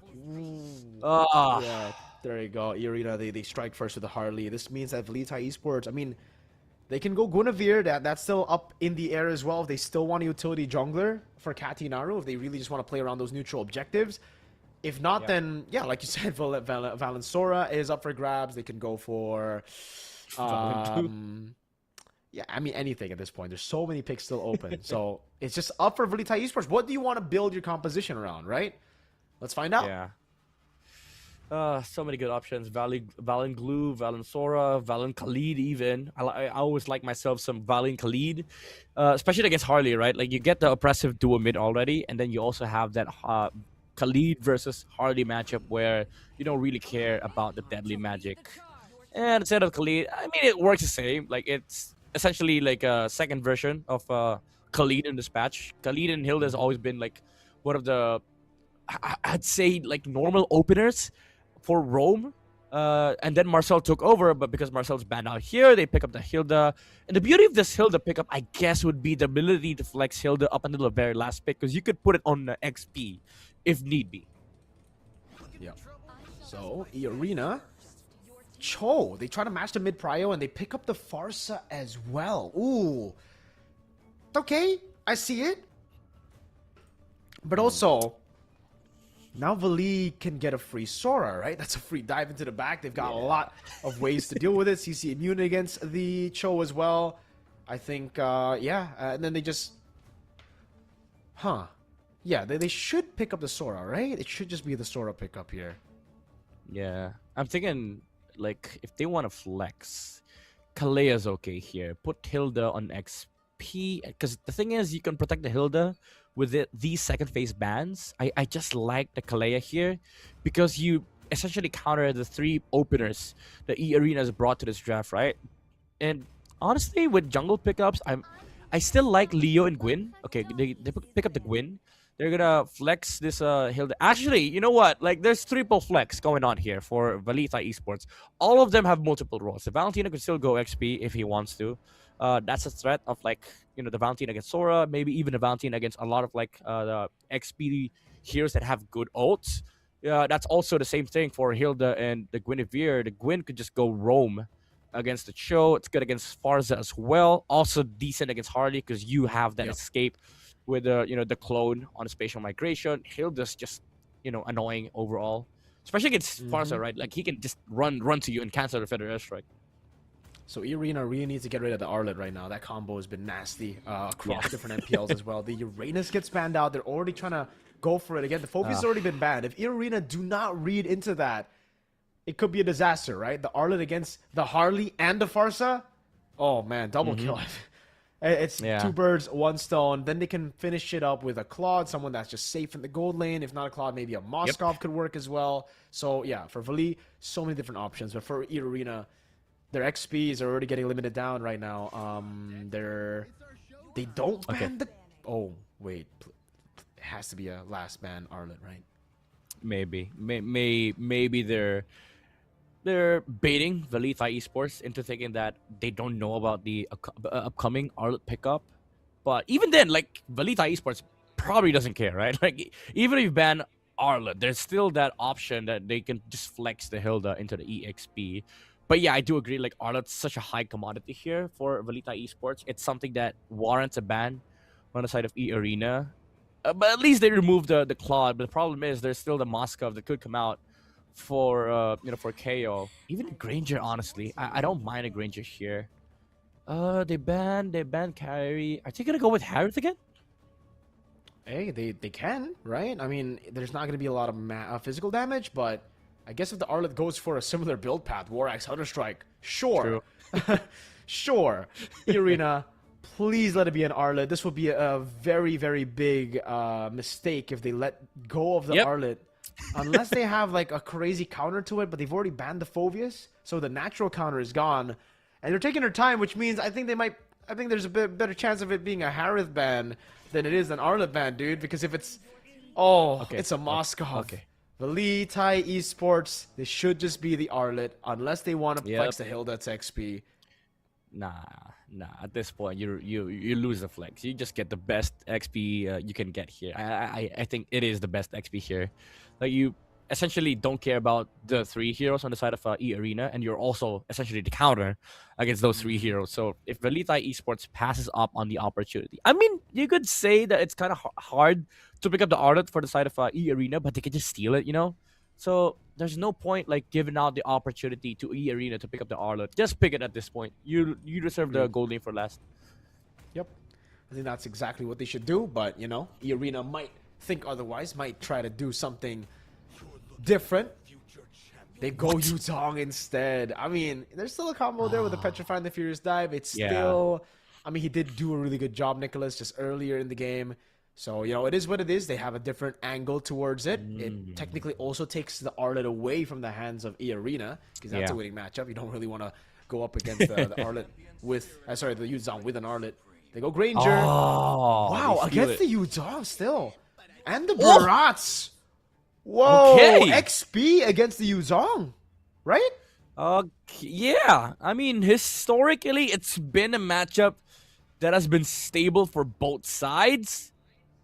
I like this switch up from E Arena. Maybe they were considering the fact that if they pick up the Arlet on the side of Valita Esports, then E Arena could have picked up the Alice. But with this change, I feel like E Arena has stabilized, right? Because none of the normal marksmen that can deal well versus the Barats is open. Both the carry and the Claude has been taken out. The last remaining option here would be to get some ranged marksman, something like even though we don't see it much, but with Clint, but they still go for the Harith.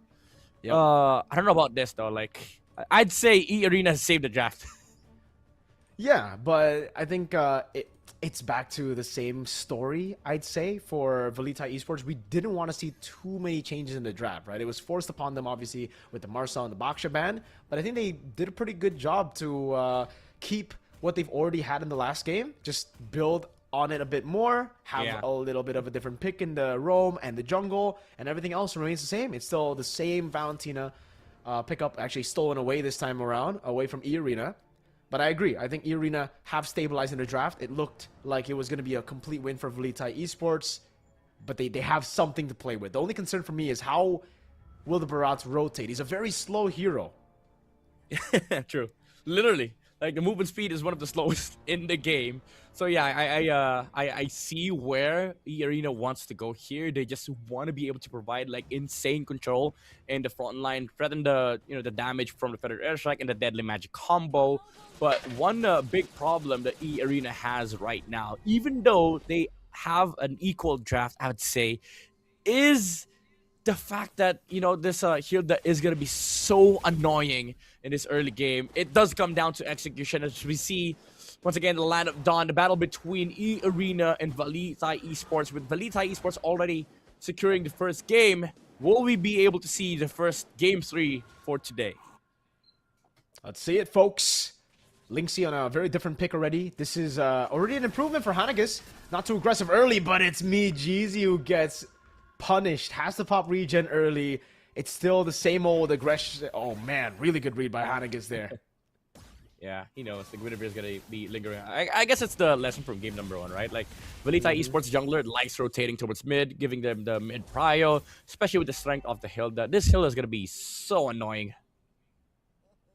Very, very annoying indeed, man. And he's already rotating around the map, screening both the Cho and the Hilda. Chajame versus Hanagus on this battle. No 0-3-0 start for Hanagus. This is already a very, very good start to the game compared to game number 1, where it was catastrophic from the start. Again, I think this is what we were expecting even in the last game, right? With their compositions. Not really too many brawls early on, just building upon what they need to get level 4s later on for Turtle 1. And Turtle 1 will be a very big contention point here for both the teams. Whoever gets it, whoever gets a win around Turtle 1 will definitely have that snowball to play with. And both kind of need it with their comps. They really need the snowball. Yeah. Yeah, when you look at the draft, like, both sides, they scream, let me win first Turtle, and then we snowball. So I think both sides are just slowing the game down. It does favor Valita Esports a bit because they have more oppressive heroes, but the XP though. Yup, really good move. Detona's welcoming the flicker straight up by Wraith. Picks up Nicholas. Revenge from last game where Nicholas was able to hold him down. Now it's Wraith who chomps him down. 3v4 situation. It'll be a 4v4 as KO makes his way up top. And E-Arena don't go for it. Spatial migration. Great cancel with the Jikundo. Wow, that feather airstrike was way too early. Yeah. I was going to say, like, the turtle position is a bit advantageous for the side of Valita Esports. Good move though, like killing the Yuzong first before going turtle, but it doesn't change the fact that there's a Hilda in this river. A big problem that they have right now is that they don't have anything to stop the Hilda as of yet. They have access to it now though. Now that the show is level 4, they have the kick, and they will have enough layers of control to sort of control Chijami down and maybe take him down. But still, it is. Oh wait, Hanagus. There you go, right on cue. They get a pickup, bro. Yep. It's something that they needed to wait before they take first turtle. So even though they got the kill on a Yuzong, they didn't clear the condition of like getting level 4 in Cho. But now that they do, they get to have river control and some form of vision, I would say, against this lineup. A very oppressive lineup, by the way, from Valita Esports. But with this Cho, now they're able to move around the map, provide vision for Peachy, and then maybe get access to side lanes. All right. So let's see it. Again under the slow game, after that pickoff especially. Oh, Mid-Jeezy trying to go for the steal. Oh, he got it? No, did he get it? Yes, he stole it away from Katinaru. Oh, man, great retry. This is why I like Cho matchups against Hilda. Some teams... Oh, wait! Wow. Hanagus? Great move by Hanagus. You know what? I never want to see him on the glue again. This is his pick right here. 2 pickoffs in the span of 2 minutes. I am a big laser of Cho when it's up against a Hilda. Like, most people complain about who checks bushes, who goes frontline. You don't need frontline on Cho, bro. Like, if you have damage, you just kick. And that's what his Hanagus is doing right now. He's just being annoying in the map, getting control on the river, providing vision so that E-Arena can set up for these pickoffs. And Shajame is feeling it right now. It feels like even if he does provide vision, he alone is a target by the Cho. And look at that, gang. Look at that positioning already by Mid-Jeezy up top. Katinaru still able to get level 7. Oh, man. They're reading it really, really well. There you go. Flicker, Jetson is welcome. Straight onto the Dragon up top. And he get the stun. It's Nicholas taken down as Chajame. Look for the play on Hanagas, but it won't happen. Again, a pickoff right before the fight even starts. 4-0. Wraith doesn't have Jetson as welcome, so maybe they can go for him, but Chajame gets caught by the missiles. Feather airstrikes the one away. Hanagas! That's another way of the Dragon. Lock in Katinaru into the poker trick. The glowing wand's right there, but he's able to regen out of the way. E-Arena picks up the turtle for free. I mean, they could have gotten a lot better trade than that. Peachy opted to zone out the Hilda rather than secure the kill onto Katinaru. But nevertheless, it's still an objective take here by E-Arena. Again, the pressure and the presence of the Cho alone is preventing Valita Esports from actually utilizing this Hilda. Mid-Jeezy is going to attempt the kill onto Nicholas. Oh, the TPs are coming. Top lane pressure is insane. Meanwhile, bot side, however, knows in. These two have been quiet for quite some time now, and Valita Esports, they understand, okay, we're not winning turtles, we're not winning river, let's just go gold. Hanagas is trying to clear the wave there. Gets caught with spatial migration. That should be a kill, and it is. Still the Violet Requiem, though, used up, and E-Arena, it wasn't even that bad for them. They get a turret up top as well to trade. They only lose their roamer. CE start for Katinaru. There you go. There's going to be a winner crown next. I like the choice here for Valita Esports. It does show that they have enough experience. They have the game knowledge, you know. Again, it's literally impossible for them to contest top side right now. They go bot side, and they're now going to be able to bring the Harriet into the fight. So before, they're scared of the show. Now they might not be because they have a Harriet with a Purify. Could just poke, and then maybe set up. Oh, Hanagus! Yeah, I'm not too sure about that way the Dragon, man. He's been quick with it, but under tier 1, onto the Hilda, Chajame of all people. Not too sure about that, especially considering he had to use Flicker for it. If it was a free Way the Dragon, sure. Jikundo Way the Dragon Flicker, though, for a Hilda, not worth it, and Valita Esports punished that mistake.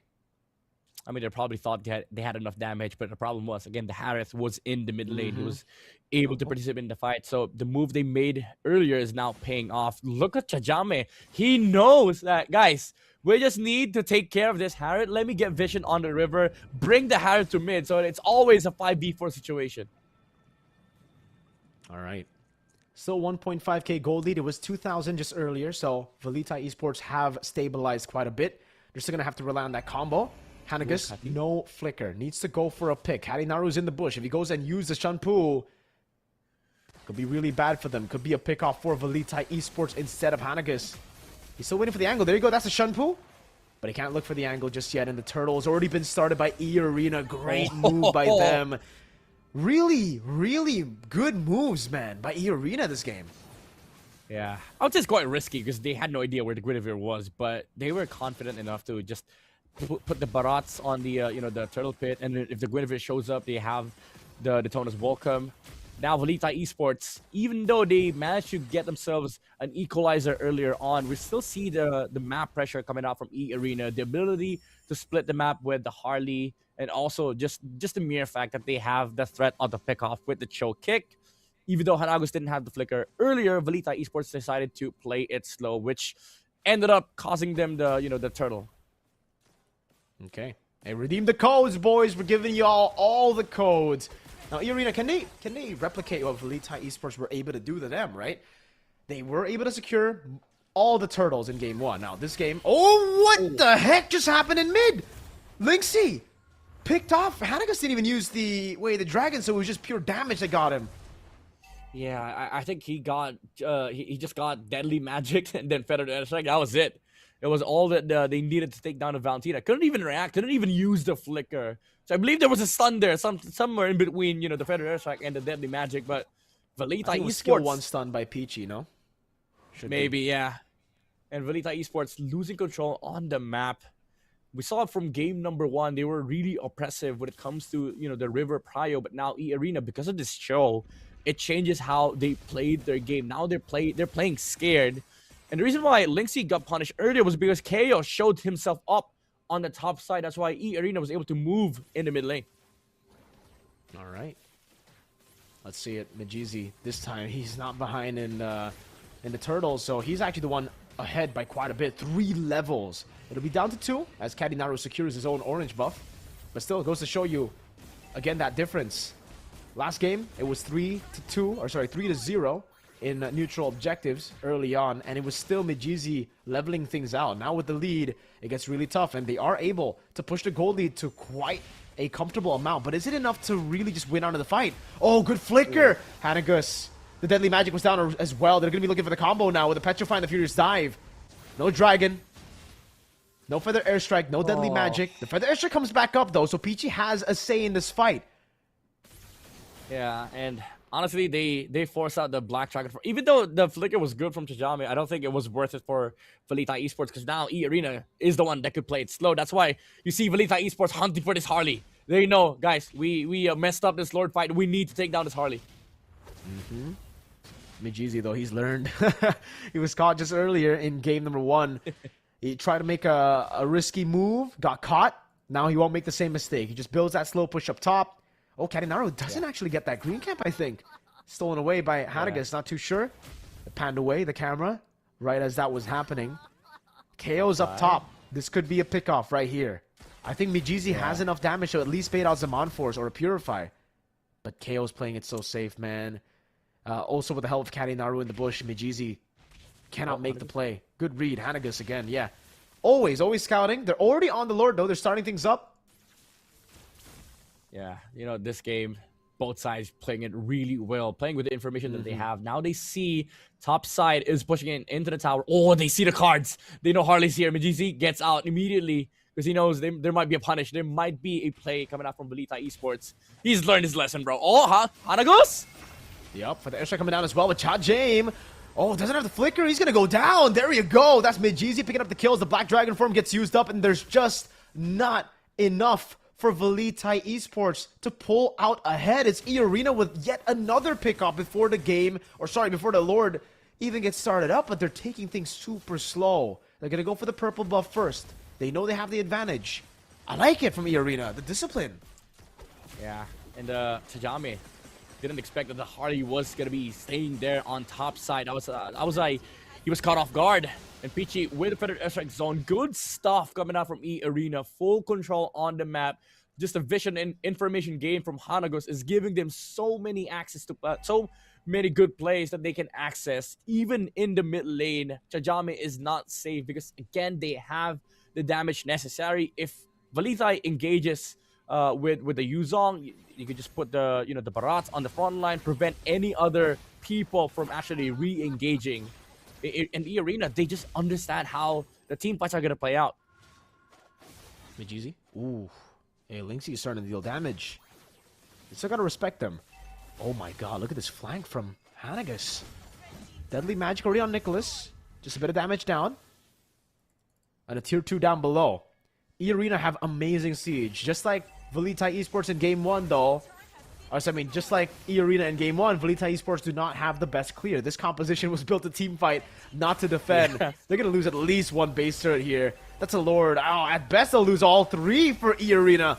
Further airstrike zoning them from the mid Lord. turret. The Lord up top is still very healthy. Lynxie gets to the base in time. Oh, almost still dies despite getting into the fountain. Kaninaru with the spatial migration of Valor Requiem doesn't have to win a crown. The temporal rain already active. They're gonna go in for the all in, but I don't think it's enough damage. Petrify the Furious Dive. It's out of the Zaman Force, but still they're able to pick up a kill. KO dashes away from the smart missiles. Lynxie with the flicker out. That's a 1-for-1 in the end, but again, a base turret fell down there for the airstrike. Okay. Good response by Lynxie there. Deadly magic. Hail. Looking for the chrono dash to heal up. He's able to do it. What a shutdown by Lynxie. And it keep the mid base turret alive. Oh my goodness, what a sequence from VLTH Esports. Even though they did not defend top lane, that team fight, it looked good for E-Arena because they were able to kite around some of the spells coming out from VLTH Esports. They were able to move away from the base. But after that, they got overzealous, I guess. They tried to go for one more, and KO surviving with that chrono dash, the shields that he gets from the from the basic attacks, and there was a wave there. That's why he was able to regenerate. And then Lynxie with a response onto the feathered airstrike. It hurts so much coming from the Valentina, and now they get to find they get to delay this game to the point where they get enough items to sort of deal with the heroes of E-Arena. They do have a lot of scaling heroes on their side, by the way. Like the Harith needs more item. He gets to farm up, maybe gets to the point where he can two-shot any guy on the side of E-Arena. Because if you look at the composition, only the Barats can stand in front of the Harith. Any other heroes that gets comboed by, I would say like a jump from either the Gwyn or the Yuzong, and then the Chrono Dash into Synchro Fission by KO gets deleted instantly. So already a different approach, Nicholas. He knows he's way behind this time. It's not the early advantage that they had in the previous game, but look at the Harith, rather, KO. He spotted up top, and it's instant burst coming down for E-Arena. VLTH Esports, I know there's a slow push up top there, but you can't just be revealing that so early on, right? Especially with E-Arena holding on to the Lord, unless maybe it's all planned. Maybe for VLTH, they had no intention of contesting this neutral objective. Then it makes sense, but again, this is going to be even worse for them, right? They defend, sure, that's a possibility. But they're going to lose at least 2 base turrets. Whoa! Kaninaru! Oh my lord, Mijizi! Went for a play on the utility jungle and gets caught. To Jame on the back line there. That's a Black Dragon form still over on Nuzin. Petrify the Furious Dive! Oh, Nicholas gets the pick! And KO goes on a killing spree. Nozin has to flicker. Whoa! I don't know about that flicker, but Hanagas flickers out too. VLTH Esports, one fight. They find Mijizi. They caught him lacking. And now they have the game in their hands again. Oh my lord, the discipline. This is why I don't like doing plays outside of Lord timings. It's definitely vamosable. VLTH Esports, they found their window. They get to take out the towers of E-Arena. Fortunately for E-Arena, there's a lot of waves coming out from their base, and VLTH Esports, they have to defend still. But man, Kaninaru, he was ready for that. He was like, if the Harley shows, oh wait, here it is. Here he comes. After the space escape, the jump was automatically casted by Kaninaru. Amazing play from the Guinevere. Yeah, it really was amazing, man. Oh my goodness, that was so beautiful. Beautifully done. Really, really well played. I can't believe they're back in this game, Midnight. I mean, it was possible. We were talking about the possibility, but we were thinking at least 2 base turrets would go down for them to wait to get this moment. So clutch, VLTH Esports, man. Yeah. Even in a losing position, 7,000 gold behind. Kaninaru's just him. Finds the catch in the right position, catches Mijizi lacking, and the Winter Crown. That was what we were been waiting for the whole game. He decides to delay it so long. I think it conditioned the E-Arena players. It made them think, oh, he's not going to go Winter Crown. He doesn't have Winter Crown. And in that one moment, when Mijizi thought he'd have all the space to go for these pickoffs to anyone, he gets caught. Oh, Tijame. Oh, okay, no, kick. He knows. He has immortality. He has 2 lives. Yeah. I mean, Black Dragon form. A bit too much, but it's okay. It's going to be back before the Lord spot. But man, a crazy sequence, like VLTH Esports always finding these weird plays that gets them, the victory. That jump from Kaninaru. And now we get to see the Harith with full items. He chose Oracle for some form of magic defense and also like shield regeneration. Helps him when he gets targeted by Mijizi and also Peachy. These shields are going to come into are going to be a big factor in team fights here for E Arena because they don't have the ability to one-shot the Harriet now. Oh, wait. Uh-oh. Dennis welcome, but a winner crown is still there. Chajame doing a good job in the back line, zoning them as Kadinaru looks for the opening here. Chajame loses immortality. Kadinaru! He spies a spatial migration again on Mijizi! Oh, man! How does he keep on getting the right pick? He gets picked off here as well, but it's one of the main carries compared to utility jungler. Lingxi steals away the feather airstrike. And there you go. Again for VLTH Esports. They're still in the game. They're, I mean, practically completely back in the game. Yeah. Oh, man. Oh, so many good plays there. Even Chajame using the flicker to cancel the feather airstrike. Peachy saw it, though, and he was able to use wings by wings. After he saw the flicker. Kadinaru also used the winner crown to prevent the damage from coming through, and then he saw the Harley use space escape. And I think Mijizi is really scared to just go back from for the hat, and that's why Kadinaru is always pushing forward. He knows he's gonna catch the Harley if he doesn't use the hat back. And now VLTH Esports, again, as you've said, they're back in the game. E Arena only has 1k lead at this point. Gold lead is not a factor anymore, especially when you're in a composition. You're rocking a composition that has a lot of firepower in the form of the Harith as well as the the Yuzong, and you have a lot of like kits on your arsenal: the Black Dragon form, the spatial migration, even the power wildness from the Hilda. A big bonk, man. It's very underrated in the late game. A lot of people don't expect the damage coming through from him, especially with the concussive blast.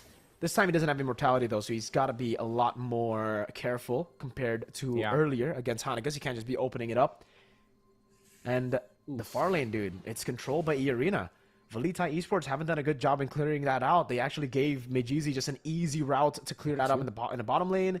There's a conceal, but Chajame, he noticed it. That slow push is still going to build up. VLTH Esports need to send someone there, or they need to hold the Lord right now. I don't think they can burst the Lord, so I don't think that's an option. They just got to send someone down.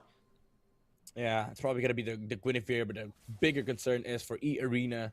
Once they see the Gwyn, will they be able to find somebody? Because Chajame has been keeping tabs on these bushes. He knows where the Cho is, but they just have, they don't have enough information. Now the Guinevere is sent down bot side. E Arena can just blitz this, but will they though?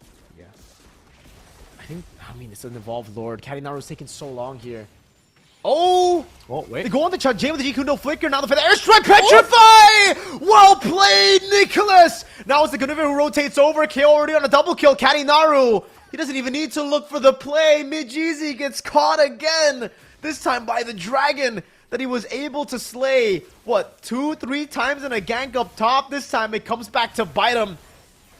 And this should be a free Lord to VLTH Esports. I don't really think Arena have a shot to play this out. Wraith. Doing a lot of damage onto Wraith. He's going to get shredded down there. Immortality down as Chajame is able to bait out some of those shots with a feather airstrike. KO on a monster kill! He gets the immortality of Nozin. Nozin buys him with a crown in time, but he's stuck against 3 members with no flicker. It is a shutdown. It's a desperate play by Peachy. Try to go for the steal, but Kadinaru catches him with the spatial migration, and Midnight with this evolved Lord. I think VLTH Esports have done it. Oh, what a sequence from VLTH Esports. It started with the Guinevere going bot side. E Arena thinking that, okay, maybe we can just kill the Hilda. He doesn't have immortality. But it was a bait. It was a bait. The Guinevere stood next to the Cyclone Eye. It was able to reach the team fight right at the right moment. But that Petrify from Nicholas into the feather airstrike by Lingxi saved the team fight. And KO was just pushing out, dishing out so much damage with this Harriet. Actually used the Zaman Force twice in that team fight. And they found the target. Again, you've said it. I think this is done. Yep. Black Dragon form coming down. Chajame. Immortality down. Petrify again. Oh my lord, Nicholas finds Mijizi back to back, and what a comeback win. You can see it in their faces. The emotion of the fans, of the players. VLTH Esports. They climbed the mountain to get that win, and hey, valid celebration. Bro, I'm not gonna lie, I almost fell down my chair. That victory was insane. Phenomenal. Arena. Oh my lord, if Malaysia could do it, so can Thailand. They got they got to 8K lead, brother. Valitha Esports, they're stuck in the base for like 8 minutes straight. But man, that petrify from Nicholas, oh my goodness. I'm speechless, bro. And now we understand why they went for Yu Zhong for Nicholas, dude. They're just so confident in his comfort hero. He goes 1-3 in the early game. He goes completely forgotten in the early game. And then he pops off in the late game. I don't really think we are used to seeing Yu Zhong's play that way. Usually it's, if you lose out in the early game, you're kind of cooked. But he does it. The 3-man Petrify, the Furious Dive, right on cue onto Mijizi. KO being the stable carry, but Nicholas really finding that redemption arc in this game alone. A really good play by Peachy. It would have been GG's anyway. He had to try to do something there. I can't really diss him for that moment. It looks memey, obviously, because he got picked off. He didn't get what he sought out to get. But still, it was a fantastic play again, though. Back-to-back Petrifies on the right target. Nicholas. ค่ะนะคะขอแสดงความยินดีด้วยนะคะสำหรับชัยชนะนะคะในการแข่งขันนะคะในรอบนี้เกมนี้ละกันนะคะอยากจะแนะนำตัวหน่อยค่ะชื่ออะไรกันบ้างคะตำแหน่งไหนเอ่ยชื่อแคตตี้นารุตำแหน่งจังเกิลจากทีมวดีไทยครับค่ะชื่อแก้วตำแหน่งโกเลียนจากทีมวดีไทยครับโอเคนะคะแล้วก็อยากจะทราบความรู้สึกแบบว่าสดๆร้อนๆเลยนะคะที่เราชนะมานะคะจริงๆแล้วเนี่ยเราชนะมาเมื่อวานด้วยนะคะแล้วก็เมื่อสักครู่นี้นะคะคือเราเก็บไป2แต้มเลยนะคะรู้สึกยังไงบ้างคะกับ2แต้มนี้ก็รู้สึกดีใจแล้วก็ปลดล็อกตัวเองครับเพราะว่าทางทีม EA ก็เป็นอีกหนึ่งทีมที่เต็งแชมป์เหมือนกันครับค่ะรู้สึกปลดล็อกตัวเองมากๆครับโอเคค่ะแก้วค่ะก็รู้สึกดีใจครับดีใจกับฟอร์มตัวเองครับพี่โอเคนะคะคือเมื่อกี้นี้เนี่ยหันไปเห็นกองเชียร์คือแบบร้องไห้เลยอ่ะซึ้งใช่ไหมคะดีใจที่แบบทีมเราชนะนะคะวันนี้เก็บแต้มไปได้สวยๆเลยนะคะแต่ว่าอันนี้อยากจะแบบสอบถามนิดนึงว่าในแฟ้มของโค้ชในฐานะที่เราเป็นผู้เล่นนะคะเป็นคนในทีมของโค้ชเนี่ยอยากจะทราบนะคะว่าแฟ้มสีชมพูนะคะลายMy Melody นะคะของเชฟเขาเรียกว่า Head Chef ของเรานะคะมีความลับอะไรหรือว่ามีเมนูอะไรอยู่ในนั้นหรือเปล่าอันนี้สปอยได้ไหมคะราเมงครับบอกเมนูเลยนะคะมีราเมงอันนี้คือรับออเดอร์ตรงไหนคะ ตรงนี้น่าจะยังเนาะนะคะเพราะว่ายังดีใจอยู่อันนี้สปอยได้ไหมคะว่านอกจากที่เราเล่นเมื่อวานแล้วก็วันนี้เนี่ยจริงๆแล้วในแฟ้มนั้นมีแผนอะไรซ่อนอยู่หรือเปล่าคะก็ไม่มีอะไรครับเป็นแบบเมนูอาหารตามสั่งครับเผื่อนักแข่งหิวไอ้ที่เขาเปิดมาอันนั้นคือจริงๆใช่ไหมคะจริงๆคือเหมือนแบบเป็นดับซีเคร็ตอะไรจริงๆไม่มีเลยไม่มีครับจริงๆเป็นเมนูผัดกะเพราอะไรที่แคสเตอร์เขาบอกเลยใช่ครับจริงๆโค้ชทีมผมเปิดร้านไก่ทอดครับเป็นเมนูที่ร้านเอามาแข่งเลยครับนะคะไก่ทอดอันนี้แถมน้ำจิ้มด้วยไหมคะที่ร้านแล้วแต่สูตรโค้ชครับแล้วแต่ขอด้วยเนาะโอเคงั้นกลับเข้าสู่นะคะสาระกันนิดนึงนะคะถ้าเกิดว่าให้พูด1ประโยคถึงชัยชนะในวันนี้เราจะพูดว่าอะไรดีคะใครก่อนก็ได้ค่ะ1ประโยคตึงมากครับตึงมากครับแล้วเราครับสุดจัดครับนะคะงั้นคำถามต่อไปเลยค่ะในเมื่อวันนี้เนี่ยเราตึงแล้วก็สุดขนาดนี้ถ้าเราได้มีโอกาสท้าไฟกับอาจจะเป็นทีมอื่นหรือว่าคนอื่นก็ได้นะเราอยากจะท้า1-1กับทีมไหนหรือกับใครก็ได้อยากจะ1-1กับใคร1-1ก็อยากจะ1-1กับ B Boss ครับโอ้โหแล้วก้าวล่ะคะแก้วล่ะคะ1กับไอซี่ครับนี่นะคะไม่ธรรมดาเลยทีเดียวนะคะแล้วก็หลังจากที่เมื่อกี้นี้เนี่ยเราได้รับชัยชนะแล้วโอ้โหถือว่าเกมเมื่อกี้นี้สูสีมากนะคะอยากจะทราบว่าเกมเมื่อสักครู่นี้เนี่ยกดดันมากไหมคะกับแมตช์ที่ผ่านมาเมื่อวานนี้ละกัน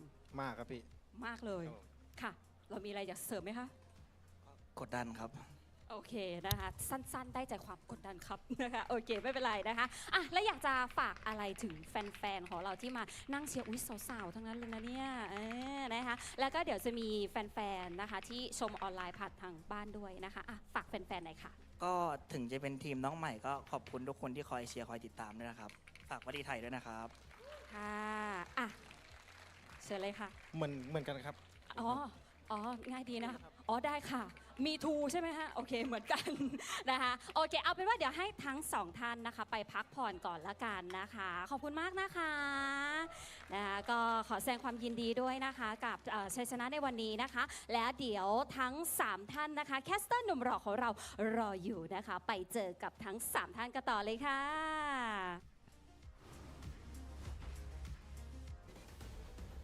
Thank you so much for our host. That was Vali Thai Esports. We needed that break because I was so speechless, brother.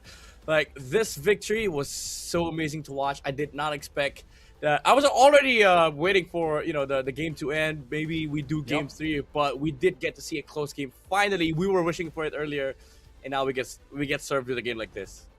Hey, that's exactly what we deserve for, you know, asking for a 20-minute game. We get a 20-minute game. We get a banger as well. So, hey, no complaints there. Really good performance by VLTH Esports. And here, our MVP for game number 2. It is KO.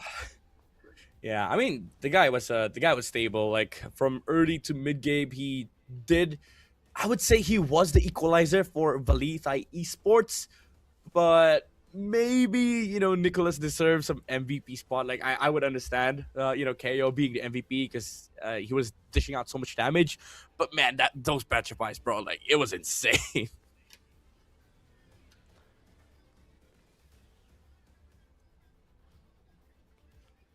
So now we get to see the highlights. The highlights from this game. Let me be honest though. Like, early game, E Arena had a lot of like good answers against this composition from VLTH Esports. It just so happened that there were a couple of answers from VLTH Esports, especially with the Harriet coming into the equation. But overall, they had pretty good control of like where the pressure is on the map, when to start the fight. I think it comes down to like the misplays as well here, like the jump from the Guinevere, punishing the mistake from Majizi, attempting to kill the Guinevere outside of Lord timings. Yeah, I agree with that, man. Oh man, this engage was just phenomenal though, bro. I mean, at this point, we just have to just watch and look at these moments. Wraith trying to make the clutch moment happen over the Catinaro, but I think even if he got the stun over, everybody else was just ready to follow it up. These moments, man, again, they end up with a 1-for-1, but you cannot trade a utility jungler for a main carry. And in this position, again, they were overzealous. Mijizi, I like the fact that he played it safe a lot of times, but in these situations, I kind of have to go back on my word where you need to also make the risky plays on the Harley. You can't just play front to back. It just gives Nicholas space to do that, to re-engage, to see where you are, and then pick you off like it's no biggie. Oh, man. VLTH Esports, though, we just have to give him props. Give them props. Every single one of the team played well. And KO, 7-0-2 with a 7,000 goalie on your opponents. This guy is good, man. Yeah. I mean, even the Valentina, like, Lingxi was doing a lot of, like, heavy lifting in the fights, copying that Feather Earthstrike.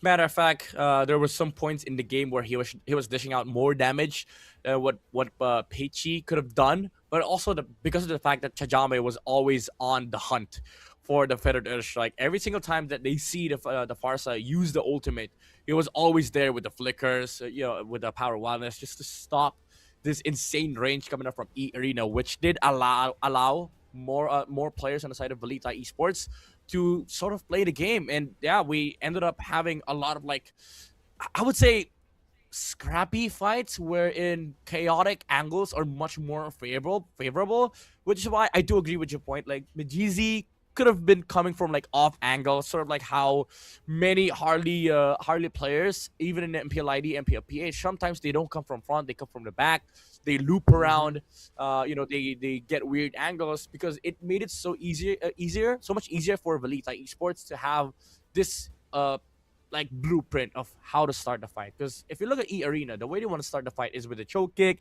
Maybe Harley comes in the front line. That's where the lineup of VLTH Esports will actually excel, because they have a way to stop it, like with the Black Dragon form, the Hilda stopping the Feathered Airstrike as well, and then the Guinevere only looking straight in front of him. They don't have to worry about left or right side, because the Harley is coming from the same direction. That's true, man. Everything this time is all for VLTH Esports, man, especially because, hey, they were taking a lot of damage. Yeah, for sure. The sandbag, 2 games in a row. It's been on, for game 1, it was on E Arena, but in this game, they had to sandbag a lot of damage. They had to just take it like a good boy till they get to those power spikes, till they get to those moments where they could turn things around. But at the end of the day, it's who's clutches, it's who's able to make those moves happen. And in this game, it was them. They were able to make that happen. They were able to pop off. So, well played. GG to VLTH Esports. I didn't expect to be impressed I didn't expect to be this impressed, but I was very, very impressed here today. VLTH Esports, GG, man. Well played. I can't wait to see what else we've got for MSL, bro. I mean, at this point, there's so many things that we haven't found out yet. This is only E Arena's first game, and they did a really good job against VLTH Esports in game 2. Possibly almost winning against them, right? And I think right now, power rankings will shift. There's going to be a lot of conversations regarding who deserves to be top, who deserves to go down, etc. I'm so happy that we get to do this, you know. We get to cast amazing games from MSL Thailand, and we get to witness amazing plays like this, amazing teams, amazing players. But yeah, we're not done yet, guys. Folks at home, we still have 1 match left for MSL Thailand, so don't go away. We'll be right back.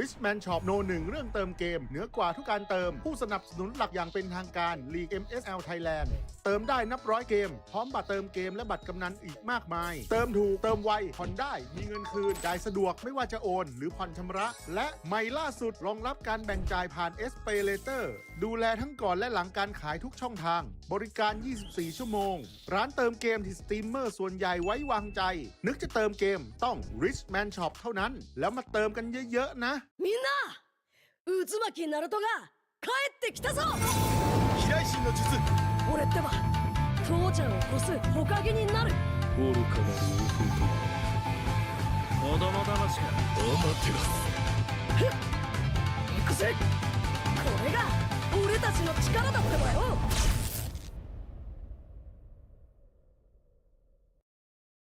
Welcome to the Hook Battlefield. Welcome to the Hook Battlefield. Shake it to left, shake it to right. Got you now, got you now. I can control, I'm flying high. Shake it to right, shake it to left.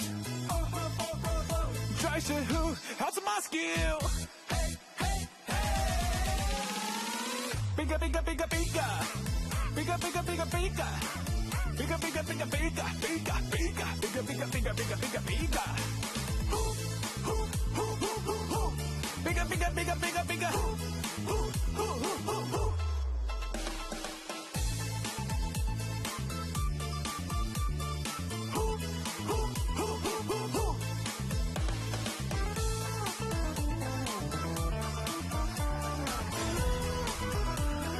Welcome to the Hook Battlefield. Welcome to the Hook Battlefield.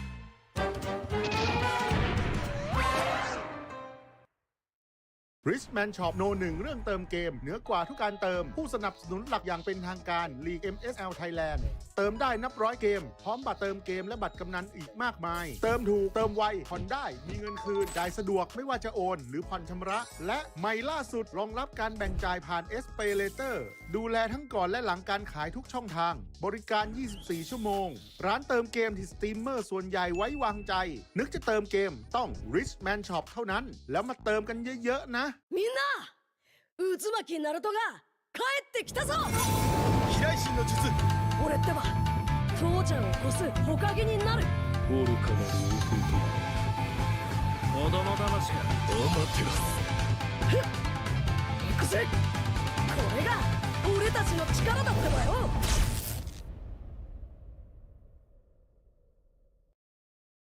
Welcome to the Hook Battlefield. Welcome to the Hook Battlefield. Shake it to left, shake it to right. Got you now, got you now. I can control, I'm flying high. Shake it to right, shake it to left. Try to who, how's my skill? Bigger, bigger, bigger, bigger. Bigger, bigger, bigger, bigger. Bigger, bigger, bigger, bigger, bigger, bigger, bigger, bigger, bigger, bigger, bigger, bigger. Bigger, bigger, bigger, bigger, bigger.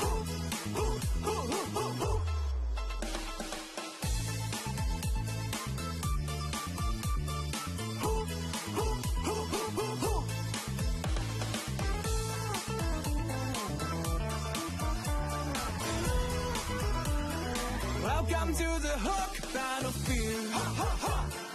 Welcome to the Hook Battlefield.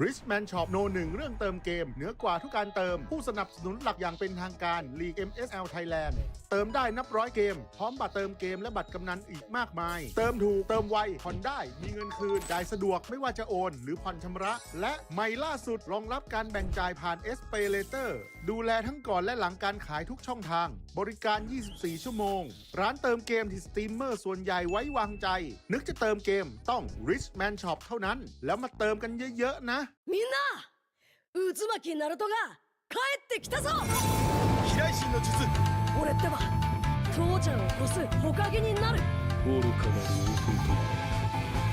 弟子供騙しがお待てろふっ行くぜこれが俺俺たちの力だってばよ。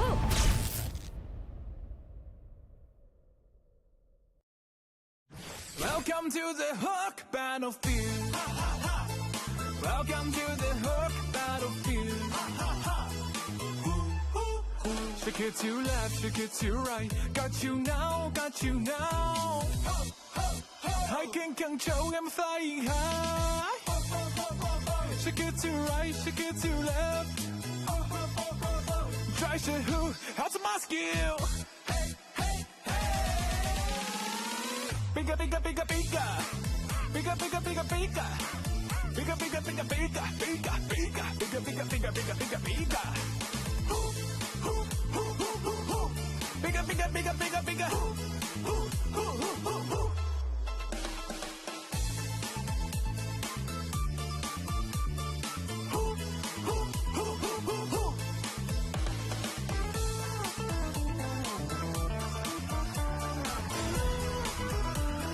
Welcome to the Hook Battlefield.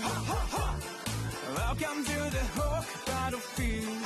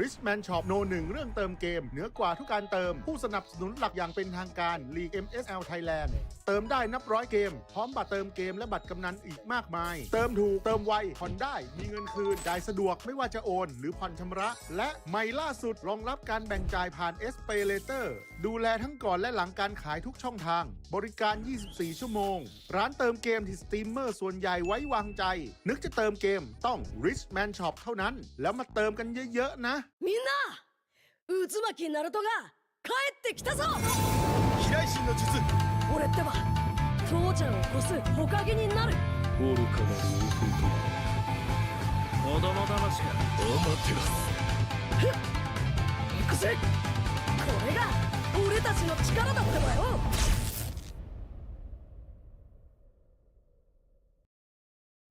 Welcome to the Hook Battlefield.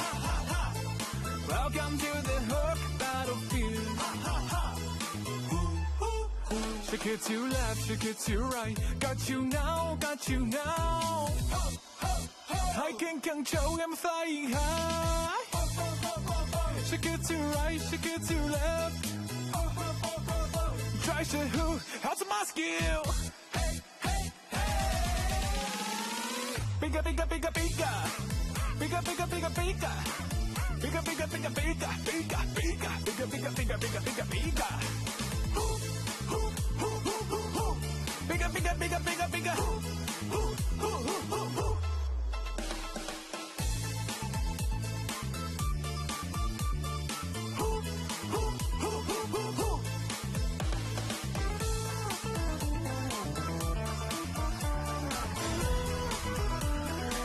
Welcome to the Hook battlefield. Welcome to the Hook battlefield.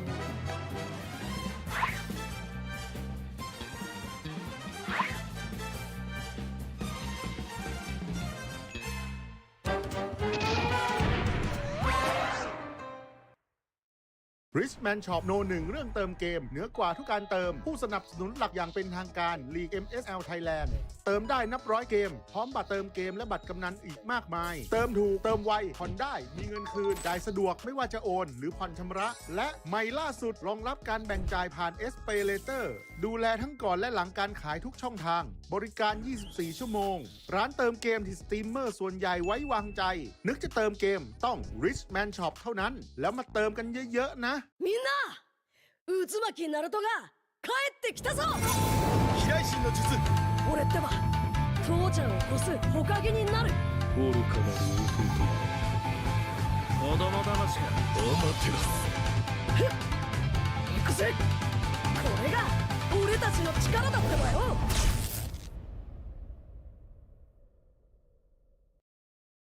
Welcome to the Hook battlefield. Welcome to the Hook battlefield. Shake it to left, shake it to right. Got you now, got you now. I can control, I'm flying high. Shake it to right, shake it to left. Try to who? How's my skill? Bigger, bigger, bigger, bigger. Bigger, bigger, bigger, bigger. Bigger, bigger, bigger, bigger, bigger, bigger, bigger, bigger, bigger, bigger, bigger, bigger. Bigger, bigger, bigger, bigger, bigger.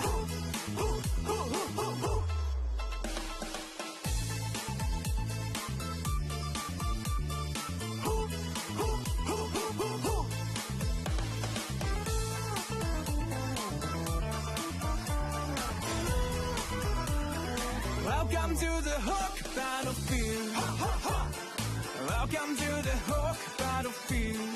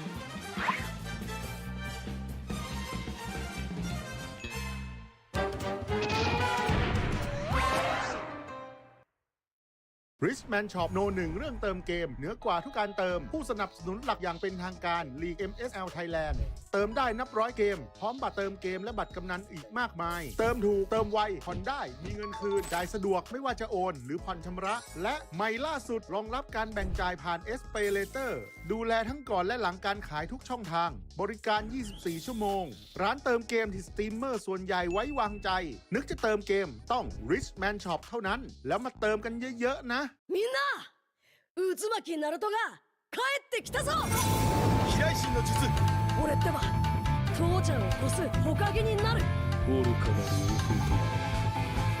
王君と子供騙しかアマテラス行くぜこれが俺たちの力だってばよ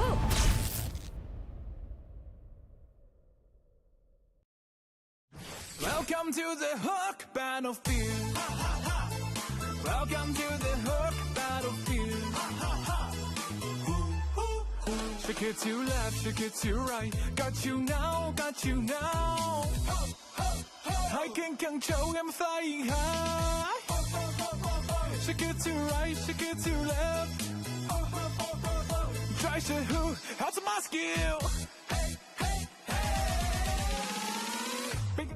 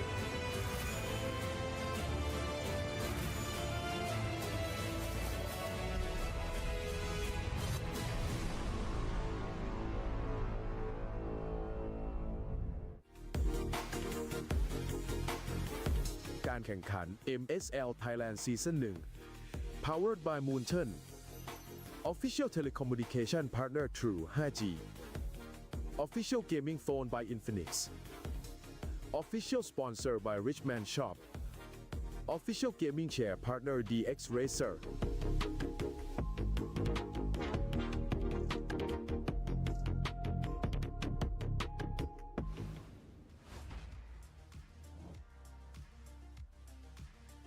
สวัสดีค่ะนะคะแล้วก็หลังจากที่เรากลับมานะคะจากการพักเบรกกันมาแล้วนะคะเพื่อจะให้เพื่อนๆนะคะพี่ๆน้องๆทุกคนนะคะได้พักเข้าห้องน้ำนะคะแบบว่าหายใจหายคอกันนิดนึงนะคะแล้วก็จะได้หาอะไรทานนะคะควบคู่ไปด้วยแต่ฟังแล้วแปลกๆเนาะนะก็ไม่เป็นไรค่ะนะคะเราจะได้แบบหยิบพวกขนมนะคะของทานนะคะสแน็คแบบเบาๆข้าวมันไก่หรือราเมงเมื่อกี้ก็ได้นะคะจะได้เอามานั่งทานด้วยนะคะแล้วก็ดูคู่สุดท้ายของเราในวันนี้ไปในตัวด้วยนะคะแล้วก็แน่นอนค่ะสำหรับเกมสุดท้ายนะคะของเราในวันนี้นะคะคู่สุดท้ายแล้วนะคะก็จะได้เป็นการเจอกันนะคะระหว่าง2ทีมนั่นเองค่ะสำหรับทีมแรกนะคะนั่นก็คือฟูเซนนะคะก็จะได้เจอกับทีมของ ACT Esport Club นั่นเองค่ะซึ่งเรียกได้ว่าโอ้โห2ทีมนี้เนี่ยเรียกได้ว่าตัวตึงนะคะทั้ง2ทีมอยู่แล้วนะคะเชื่อว่าหลายๆท่านนะคะทั้งผู้ที่รับชมผ่านทางออนไลน์ทางบ้านนะคะรวมถึงด้านหน้านะคะก็อยากจะชมแล้วอยากจะชมกันหรือยังคะอยากไหมอยากมากๆเลยนะคะรวมถึงตัวดิฉันก็อยากชมแล้วนะคะสำหรับคู่นี้ค่ะเอาเป็นว่านะคะใครที่รออยู่นะคะสำหรับการชำระแค้นนี่นะคะว่าจะมีการเกิดขึ้นไหมนะคะในแมตช์นี้นะคะการแข่งขันคู่ต่อไปเนี่ยเดี๋ยวเรามารอลุ้นนะคะแล้วก็รอเชียร์กันได้เลยค่ะอันว่าเดี๋ยวช่วงนี้นะคะขอส่งต่อให้กับ3แคสเตอร์หนุ่มหล่อของเราได้เลยค่ะ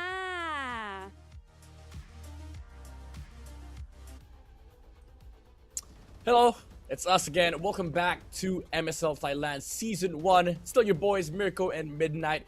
Now we're down to the last game of the day, and I'm so excited about this because, I'm not gonna sugarcoat it. There's a lot of Filipinos in the roster here. So we're gonna be seeing Full Sense versus ACT Esports. How you feeling, Mirko?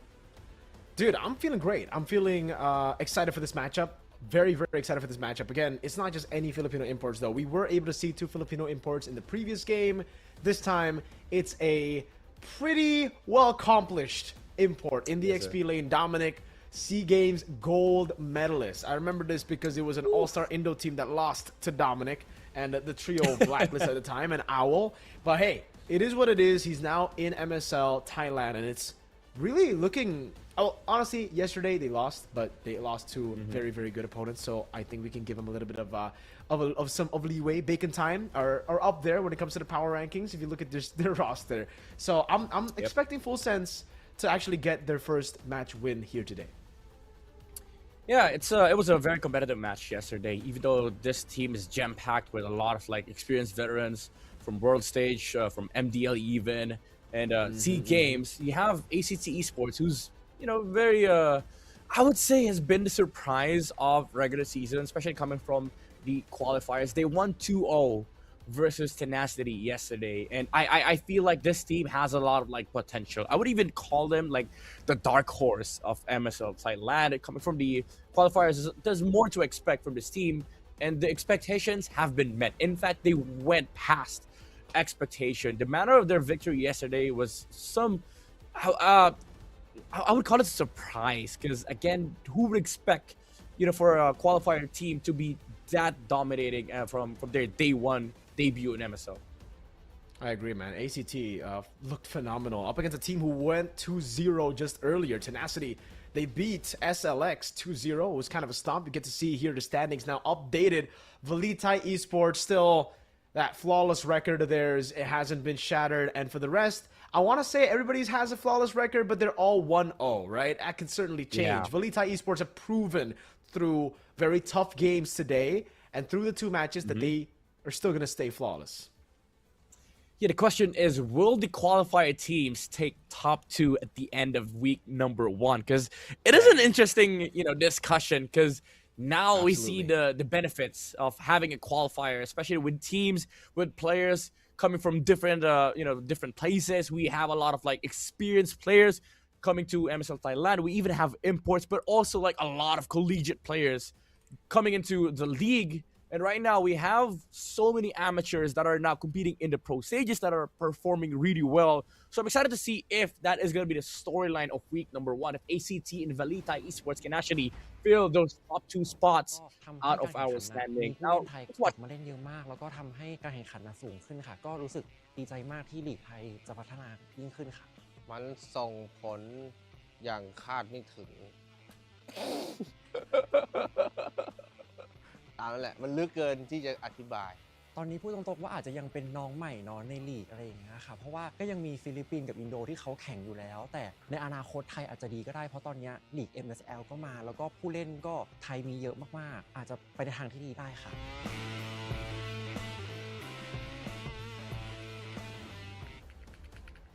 There we have it. Full Sense again. Apologies, we don't understand Thailand. We don't understand Thai, but give us 2 seasons. Give us 2 seasons. 2 seasons. Maybe more. Maybe playoffs offline. We'll learn the language. We'll try to learn the language, Yep. I mean, if you support us casting MSL, because we're supporting MSL Thailand, support us. You never know. Maybe we come to Thailand and experience the competitive experience, the competitive MLBB in the country. But yeah, going back to the match that we haven't had, ACT Esports against Full Sense. There's a lot of expectations on the line here for both sides. Coming from a loss, of course, Full Sense, they have to make a recovery here in this game. While ACT, it's the pressure of continuing the dominance, because I think it's also one thing to win in your debut day, but it's also another thing to continue that streak. I feel like there's pressure on both sides here. Yeah, VTH were able to do it. VLTH were able to do it. So we'll see if they can actually go and do the same thing, right? As a team from the open qualifiers, you are already coming into it with momentum. You went through a grueling, brutal single elimination tournament to make it to the MSL stage. And we're going to welcome their opponents first, though. Full Sense. They're looking amazing. Yes, they lost, but they lost to Bacon Time, one of the teams that are favored to win the entire thing. 2-1 as well. So, hey, Full Sense, they got a really good grasp in the game. They have amazing early game as well, and that's what brought them to late game against Bacon Time in those 2 games that they lost. Yeah, a lot of familiar names here. We see them coming up the stage. The question is, are they able to bounce back after that loss? Again, it is not a loss that you should be, disappointed with, but it is a loss nonetheless. But Full Sense, I think they need to bring all the sense that they can get here up against their opponents, because they're coming off from a hot streak from the qualifiers now to the regular season of MSL Thailand. Here is ACT Esports, fresh from a win with a 2-0 victory versus Tenacity. I do think there is chemistry within this team, especially given the fact that 2 of the players here are literally identical twins. Maybe there's some science with chemistry here, but it is an advantage that they have right now going up against Full Sense. The gameplays would be more interesting. The drafts would be, I would say, something that Full Sense can utilize, because they have to attack ACT Esports when it comes to the combo, especially if you're looking into bringing chaos into the field. Because I think if you watch ACT Esports, especially from their previous games, chemistry is not a question here. Absolutely, man. They got that synergy, that telepathy between the twins for sure, man. And, it really reminds me of early days BTR Season 7 when they had Matt and Max. So, hey, I might be a little bit biased towards ACT now that I see that Coach Shadow, Coach Drando, respective coaches of both these teams, they're definitely going to be trying to craft that really, really good comp to beat each other out. And again, I think for Full Sense, they've been proven a little bit more. They were up against Bacon Time. We rate Bacon Time super highly. But ACT, that's where they strive, in being the underdogs. Not a lot of people expected them to make it to the MSL stage. Not a lot of people expected the open qualifier team to beat Team Tenacity with a Laotian import. So it's time for them to prove to the world again that they deserve.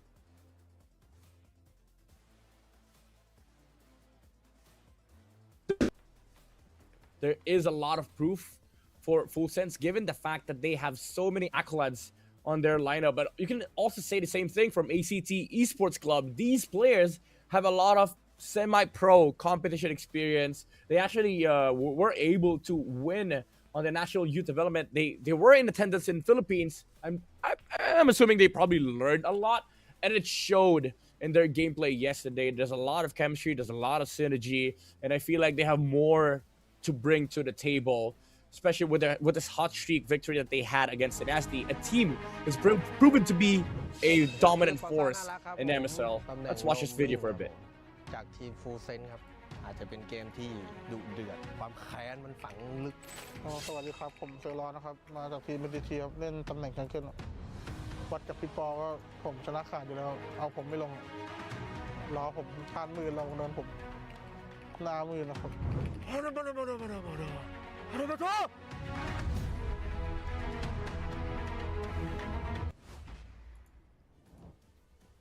Hey, Mirko, I might not understand Thai, but I understand what the last part was. I'm pretty sure. Absolutely. We're talking smack, but here's not talking smack. We're split again. Oh, my lord.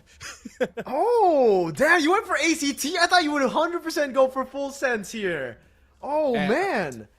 I am proud with my Filipino competitors, but I'm, you know me, bro. I'm an enjoyer of underdog storylines, and I feel like ACT demands respect. They demand the support from their fans, because their showing yesterday was short of amazing.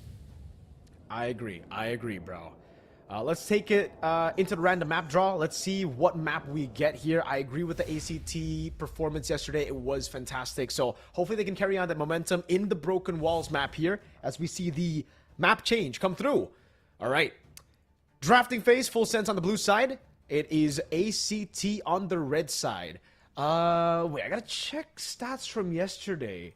Did they both find success on these respective sides, or... Because Full Sense won game 1 while being on red side.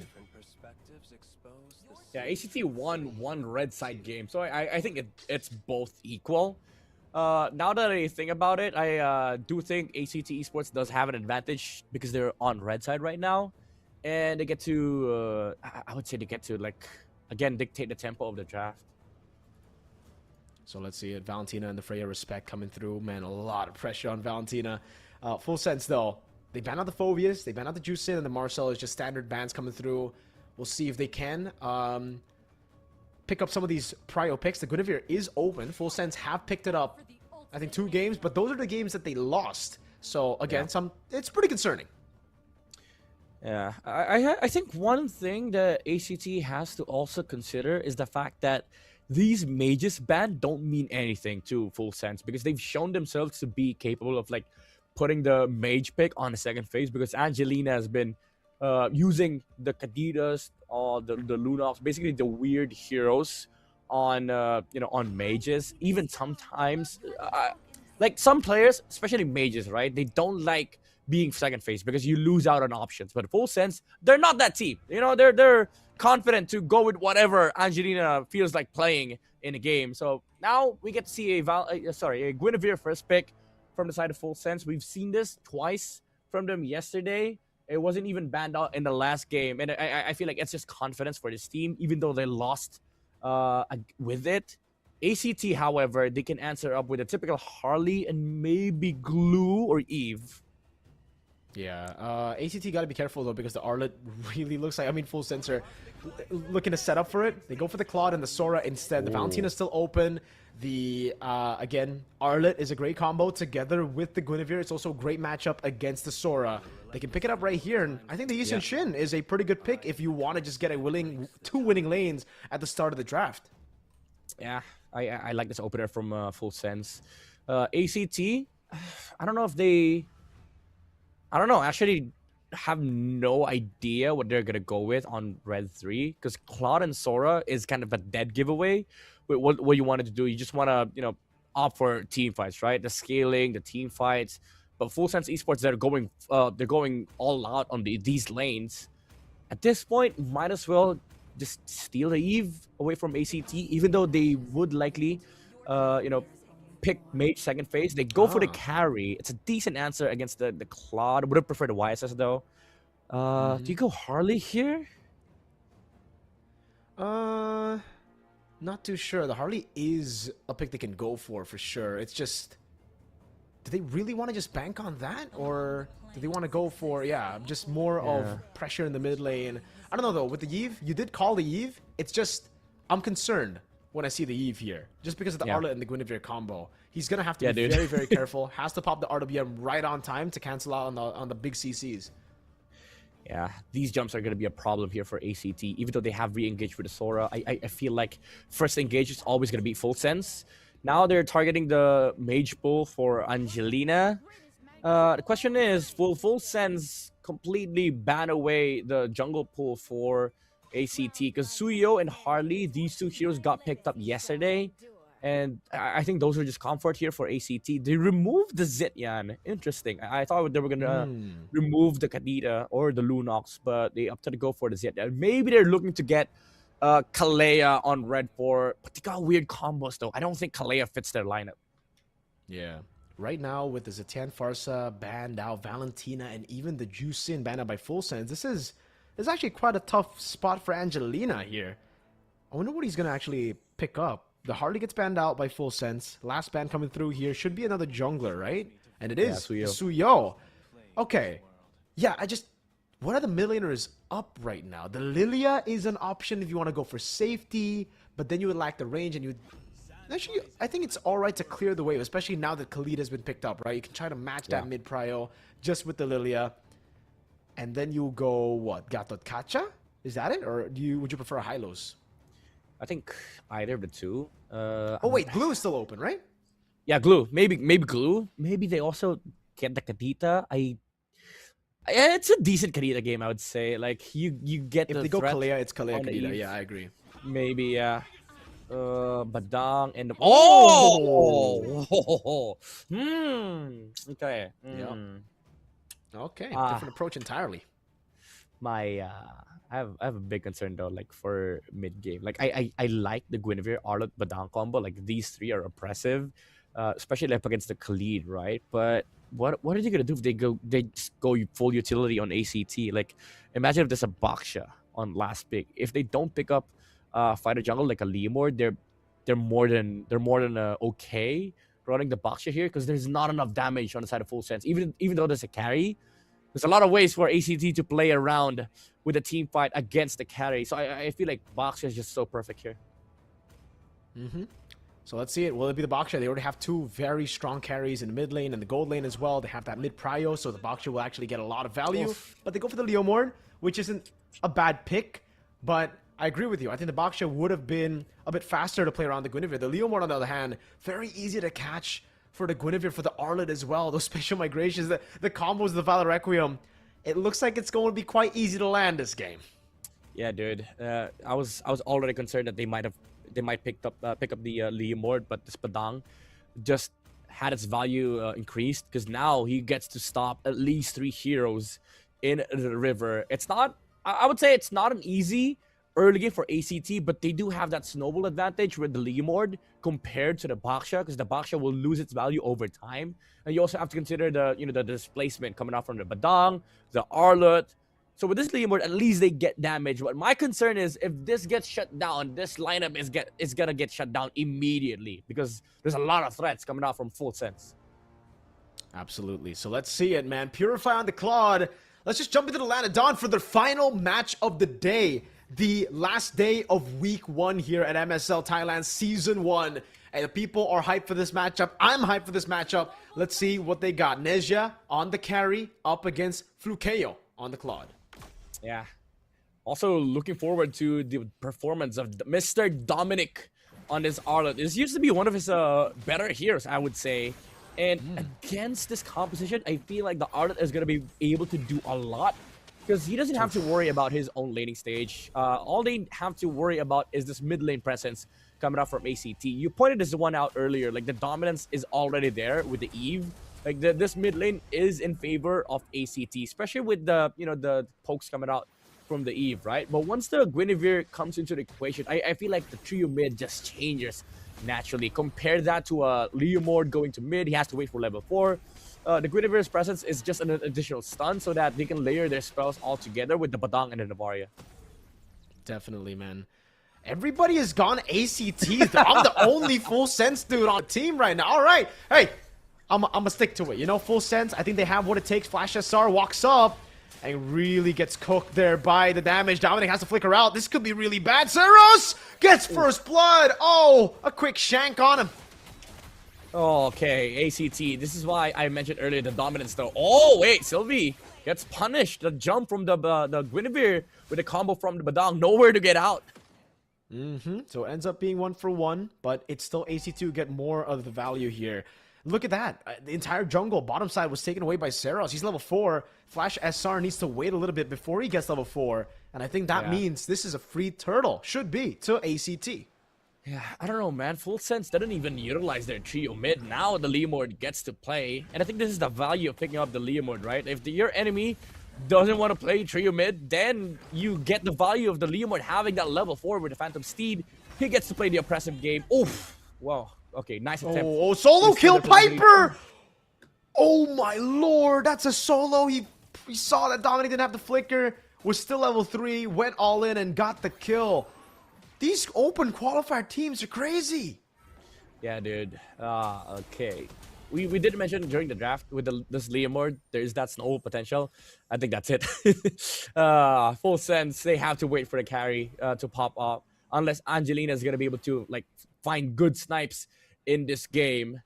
And by the way, there's a lot of special redeem code after game 1. So tune in here at YouTube at MSL Thailand. Watch out for those redeem codes, boys. Let's see it. Special redeem code. What will it be though, right? Like, is the redeem code going to be a skin or will it be like like magic dust? It really depends, dude. If it's magic dust, you know, I might not claim it, you know? What do you think, Midnight? I think I'd rather just watch, you know, put my eyes on the screen. But if it's a skin, hey, you know, no one's complaining. Come on, it's a free skin. Yeah. For sure. I would love a skin too, man. I've been eyeing those redeem codes. So Dominic, he's got to play really safe now. He's 0-2, really far behind. Actually, not that far behind, but in the early game as an Arlet, if you lose out like this, it gets really tough. And Piper, he senses something, dude. Dang. ACT are playing it so clean. Instead of just playing for the lane, he just rotates over despite having Concussive Blast. He knows something's fishy. The Arlet hasn't shown up. The Guinevere hasn't shown up. But it'll end up going in right here. I think it'll be Copper Spatial Migration and all in into the bottom lane there. A gank. It will be a free kill. So they're finally able to get the kill on Piper. Now the orange buff. No Spatial Migration. Oh! The all-in with a fist crack there with the final slash as well. But now, here comes the Phantom Steed. Resets coming down as the RWM with the Raging Sandstorm takes Flash SR down. Oh, great sidestep, but it's still going to be Dominic who picks up the kill, and he's looking for more. He's all alone, though. The team has left him alone. He can't go for it. He can go for the skill 1 flicker, but he'll play it safe. Yeah, good patience coming out from Full Sense. After that Sora kill on the bot side, Flash SR waited for like 40 seconds for the Sora to come back. And after taking down the Sora, they knew that they could play. They could play mid. And ACT didn't respect the fact that there's enough damage on Dominic on the Arlot. Even though they've gotten themselves 1 kill, Sylvie actually took 1 kill on the side of Full Sense. I think after that sequence, Full Sense is back. They're completely back. Flash SR playing very aggressive in the start of the fight. Oh, Dominic! Uh-oh. Amazing plays coming in. Final slash, locking him down. Now, Raging Sandstorm with the Valor Requiem's right there, and he gets a Retribution as Porzan rotates over. Piper gets away with the claw. Now goes to the air, but can't find the angle to get on Ninja. Yeah, they didn't even commit the flicker. He could have actually flickered in, but he realized the damage might not have been enough. So ACT, they backed off. What a final slash coming out from Dominic, catching Zeros off guard immediately into the combo with the Badang, the Guinevere. And this is what I mentioned earlier, right? Like the displacement factor. If you were a boxer in this game, you wouldn't care. But as a Leomord, you cannot use your ult deliberately like that because they see the Phantom Steed coming. If you use that, Dominic's gonna know you're gonna be here in this position. I can use the final slash. Man. And now with Sylvie really struggling to utilize that mid pressure. It's all about the early game. It's all about that snowball if you want to utilize the the Khalid. And on the other side, the scaling comp being so even at the start of the game, able to get a turtle as well means that it's tough for ACT, dude. They wanted to rely on a snowball. Oh, bit of a miss there, a whiff, but it's a-okay, you know. Yeah, I feel like for ACT, they even though they had a good time early game, it is still like very conditional, especially when it comes to fights, right? Because there's a lot of like utilities and controls on the side of Full Sense. You have to be very, very careful. I said earlier that that was it because ACT, if they played it right, if they played their cards right, there was almost no way for Full Sense to actually make a comeback because they have to force errors on the side of ACT. But if you play Leomord like that, if you show where you're gonna be with the Phantom Steed, then again, Dominic could just counterplay with a final slash, pull up the combo with Flash SR. And now that they've gotten themselves back in the game, the Navaria, suddenly you realize that the value is becoming higher and higher by the minute because every vision is important in this game. Because if Full Sense sees the heroes of ACT, then there's nothing to be done on the side of ACT. Then the carry is just scaling. And he is doing exactly that right now. He's just scaling. He got a kill too, so that's a bonus, but in this lane, it's really hard to put it on him. And look at the control of the Astral Echo as well. They go, final slash into the Final Requiem! That's the couple we were talking about, and now the all-in as Angelina's able to flicker out, but Dominic gets caught, still has a vengeance. Does he go for it? Oh, Dominic surviving for such a long time. In the end, it's a winning team fight for ACT. Yeah, the Blazing Duet from Fukio was amazing. In the middle of the fight, alongside the RWM, they didn't have enough damage on the side of Full Sense. Nezia was zoned out by the Sora. Go Flicker out, however, is able to survive off of that team fight. But ACT, at least, they managed to secure something even after losing the turtle. Uh-oh, Astral Echo. Great fist crack coming down, but the Phantom Steed's right there in Seros. Oh, it's still Flash SR who takes it away. I thought it was his red tree. Nope, Flash SR. Still keeping up with ACT Seros. I think he got scared because of the ultimate crack from the Navaria. Yeah, as well. There's a lot of like combos on the side of Full Sense. The thing is, when the Navaria lands his ultimate, you get the hitbox problem where even if the skill doesn't technically land because of the extended range. The Badang and the Arlov can confidently just use their their ults and then hold down the Leomord. So it's quite scary for Zeros to actually play aggressive this game. This is why I would have wanted a Baksha, like this guy could just stand front line, would not give a damn about any spell. Yeah, exactly. So I think ACT, they're feeling the pressure right now because it's not so easy to actually close the gap between these heroes. They have to commit RWM, they have to use the Phantom Steed, they have to basically commit a lot just for them to actually start engaging into a team fight against Full Sense. They get the turret down below, really good there by Porzan. He just accompanied Nezia, and he should be in a good spot already. I wonder if he's already completed the Swift Trinity or not. It is very early, but he's been farming up a Storm, so he should be very close. At least 10 to 11, that's where we'll expect the Swift Trinity. Lord has already spawned in the game as well, and it's always really nice when you have a carry in your team and you then slow push the bottom lane because you're able to blitz it so quickly. Flukeo doing a lot of damage. Fist crack though. Lands on Sylvie. No combo with the Valor Requiem. Flukeo jumps in now. Venezia gets all in by Piper as well. Flash SR will get a trade, and it's going to be the Yve who falls around. That's a patient migration that doesn't land. Dominic still looking for the combo. Piper can't really get close enough to go and get those stacks on. 2 for 1 currently. Dude, this Claude is making the difference here for ACT. Oof, almost hit the Leomord. But the Blazing Duet on the backside, even if Full Sense got the combo that they wanted, Dominic was able to land one final slash onto 2 heroes. But there was no follow-up because Flukio was on the other side, zoning out the damage dealers, zoning out Nezia. And then Zeros, because of the final slash, he was close, much closer to the carry. That's why he was able to close the gap.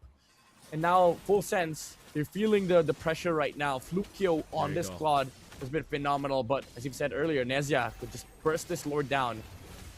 Oh, they went all in. Valor Requiem as well. Zeros is here, though. Flash SL with a clutch retribution. That's going to be the combo coming down with the RWM. Locks him in. Flukeo with Blazing Duet. Dominic gets caught. Nezia stunned up in the air. Zeros walks up and stomps him on the ground. Again, it's the Lord to Full Sense, but the team fight to ACT. Oh my goodness, this Claude is very good, I would say. Like, the timings on the Blazing Duet, almost perfect under the reload manipulation. And again, it's in the middle of the fight. Full Sense cannot fight even after the final slash has landed because Nezia is nowhere near in range. And even after the dash out, Piper has always been on point on reconnecting that engage with the Cloud form, finding Nezia on the backside. These team fights have been really good for ACT. It's been phenomenal, man. Again, the timing as well. And I think for Full Sense, they panic quite a bit. The Valor Requiem, the indecisiveness as well. It looked like they really wanted to blitz it with the Leomord and the Claude showing bot. But then they just stopped for a second. They stopped for a bit. They were instead looking for a fight. That's a Purify from Fluke, who's going to be able to get all the damage down. Piper, way too aggressive as the team had to back away with Flukeo using Purify. Flash SR, whoa! Aggressive move into the front. He tries to go for it. Valor Requiem, what? Flash SR. What was the vision? What was the angle? Dominic didn't have final slash. There was nothing to combo it with. Oh my goodness. I thought I was going to be happy with the Force Flicker out, but that was a vast moment right there, Mirko. That was clearly a vast moment, an oh my god Yar moment perhaps. Yep, and because of that, even after the punish, because the Leo showed himself bot side, I thought that was the whole idea why Full Sense engaged in mid. But because of the blunder from Flash SR, ACT is able to regain control of the mid. And Flukio getting some space on bot side as well. 70 seconds before Lord spawn. This is hard for Full Sense. ACT is walking in the mid lane.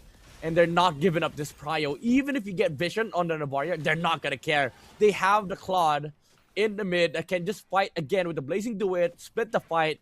And the problem is, for the next few seconds, they can just play off map, for ACT. They can play the bushes, wait for the Claude Purify to come back up, and it is all going to be up for the next Lord fight. Let's see, 40 seconds on this. ACT have complete control, and if you look at the objectives, right, you'd expect Full Sense to be in control. You'd expect Full Sense to be the one who has the position that ACT does right now. Just cover up the gold lead, and you're like, okay, this is a winning game for Full Sense, right? Nope, it ain't. Oh! A bit awkward there from Flukeo. A bit of a force for sure. Maybe we shouldn't be complimenting him too much. Obviously, the caster curse, even through the online home cast, can still get through. Yeah. Hey, at least they burned the conceal here for Porzan Naruk. They thought they were gonna be able to maybe re-engage against ACT. So both teams, they have to slow it down a bit. But I do think it favors ACT once again, because now the Claude has Purify back up again. He can do whatever he wants in a team fight. Could just split the fight again against Full Sense. Oh, however, Flash SR gets caught up on side. Final slash, but it's only on Sylvie. Flukeo still has a Blazing Duet. Oh, all in with the Shifting Skies. Now Flukeo decides to go with the Blazing Duet. It's still there. Everything is up. They decided to take a 4v5 fight with Flash SR down. Dominic now on his Arlet pick. He tries his best to survive here, but he popped into Vengeance. He lost on the reset as well. He can't do much. It's a very slow death, but he will die. Now up top, it's a gank onto Angelina with the Phantom Steed. Porzan is trying to save him. Angelina, even with the Fist Crack, it's not going to be enough. 1 HP. Sylvie's waiting. He gets away. But this is still a free Lord to ACT. 7,000 gold lead. It'll go up to 8K now as he takes the Lord. Dude, these qualified teams, man, they know how to force. They know you get to play slow lane on the other side.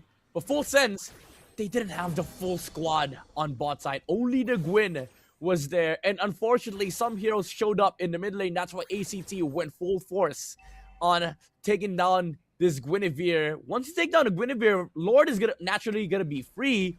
But even then, Dominic tried stopping some of the heroes from ACT, and he gets punished for it. And his bleed is building up so much for ACT. They don't even have to worry about damage right now because they have a Claude. And add to that the snowball effect that they got. Oh, okay, that hurts. But now, with this Leo mode pickup, there's a lot of ways for ACT to look for team fights because there's so many damage dealers on their lineup. Matter of fact, 5 heroes deal damage on their lineup. They got a lot of damage dealers. You're absolutely right. That's the gamble they played in the draft. They didn't want to go utility. They didn't want to go safe route. But if you get a snowball or if you get a 9,000 gold lead, it don't matter.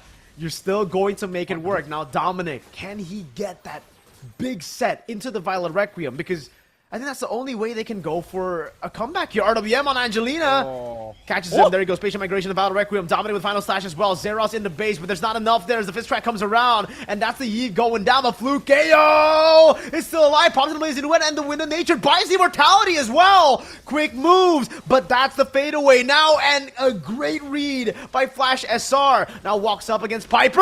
Dominic with Final Slash brings him back. Indonesia. A Violet Requiem locks him down. That's Dominic coming down again with the Phantom Steed around for Zeros, but they gotta be careful because Nezia can really shred them down. Wave down below might actually be able to get a base turret. ACT, lack of composure. Yeah, you talk about risk. That move from Karn's Eve standing on front line using RWM in front of the Arlet and the whole squad of Full Sense, that was risky and they get punished for it. That jump from Flash SR completely dismantled ACT. Oh no. Oh, that was a whiff! That was a whiff! They thought they could get a Final Slash into the Valor Requiem. Nezha still kiting! Fist crack to peel him in the back. Nezha gets taken out by Cards on the Eve! It's a shutdown though. Dominic going through their HP bars. That's a stun and a spear from Angelina down below. Flukeo looking for the play. Cards with the flicker in forward. Flukeo trying to gap close. They get Porzan down. 3 members are down, and it's looking like ACT want to go for the end. I think they can. They have the Claude. The minion wave is marching under mid. Oh, good Final Slash from Dominic. Stops the minion wave. Okay, Full Sense. They buy enough time for the heroes to spawn. But ACT, man, they're not Valitai Esports. They're not disciplined. They're risky. And that jump on mid was risky. And it paid off because it forced some errors on the side of Full Sense as well. Jumping into the under the tower of ACT while Dominic whiffed the Final Slash. Oh my god. Too much. So many combos, yet that whiff. Oh man. And ACT, they again have the damage, like you said, Midnight. It gets really, really tough for them. The wave in the bottom lane is so good too. They've done so well here with the wave management. Everything points at an ACT victory currently. But FS, they still have a way in it. They have that combo. It's just you gotta land it, and ACT, maybe even a spear! Almost a one-shot on Flukeo! They take back control over it. Flash SR with the Violet Requiem, knocking the all-in as well with the Final Slash. Red Tree battle! Who wins it out? It's Kranz with the RWM pours down to the back line, trying to soak in as much damage as he can as Flash SR gets a spatial migration, but gets demolished in the end. Dominic trying to stay alive. The Blazing Duet comes through, and again, it is Full Sense who looked for the combo, but couldn't quite get it. Oh my lord. This game is crazy, man. That hit from Angelina almost gave them the Lord, but Fighter Emblem, I guess, from Flukeo, able to regain the HP back off of the orange buff. And ACT, the Eve was able to take the Lord down, and now they're marching in front of the base. Full Sense, Phantom Seed from Lemur. They want to end it right now. Hey, they gotta play it chill. I don't know why they're so... I don't know why they're in a rush like this midnight. They baited... I mean, they used their Phantom Steed. They have an Evolved Lord. There's no reason for them to go all into the bottom lane, and now they don't have the Phantom Steed. It's still an Evolved Lord. It's just, can they end is the question with everybody back up. Oh! With an Astral Sphere as well, ACT. Also lack of composure. It's every time they get it around the base, dude. Every time they get around this place, it just gets really tough for them. They need to stay composed. They need to save these abilities, and they need to play around the damage reduction of an Evolved Lord. I like it though, that like the flair of ACT is that they're risky. They don't take calculated risks. They just do risky things. But it has proven to be like effective for them, because I feel like it's just their natural DNA, you know? And Full Sense, sometimes they cannot make sense of what they're seeing. So that's why maybe things become too chaotic for them. Even just the fact alone of with the Claude using the BMI Blazing Duet in the middle of the fight with the Purify as well, it gives ACT the advantage that they need. But I agree with you. Like, you're right in calling that when it comes to like Lord pushes, especially base pushes, you have to be very calculated. Phantom Steed, oh, they want to start a fight. Yeah, with the Blazing Duet too, man. But they don't get anything.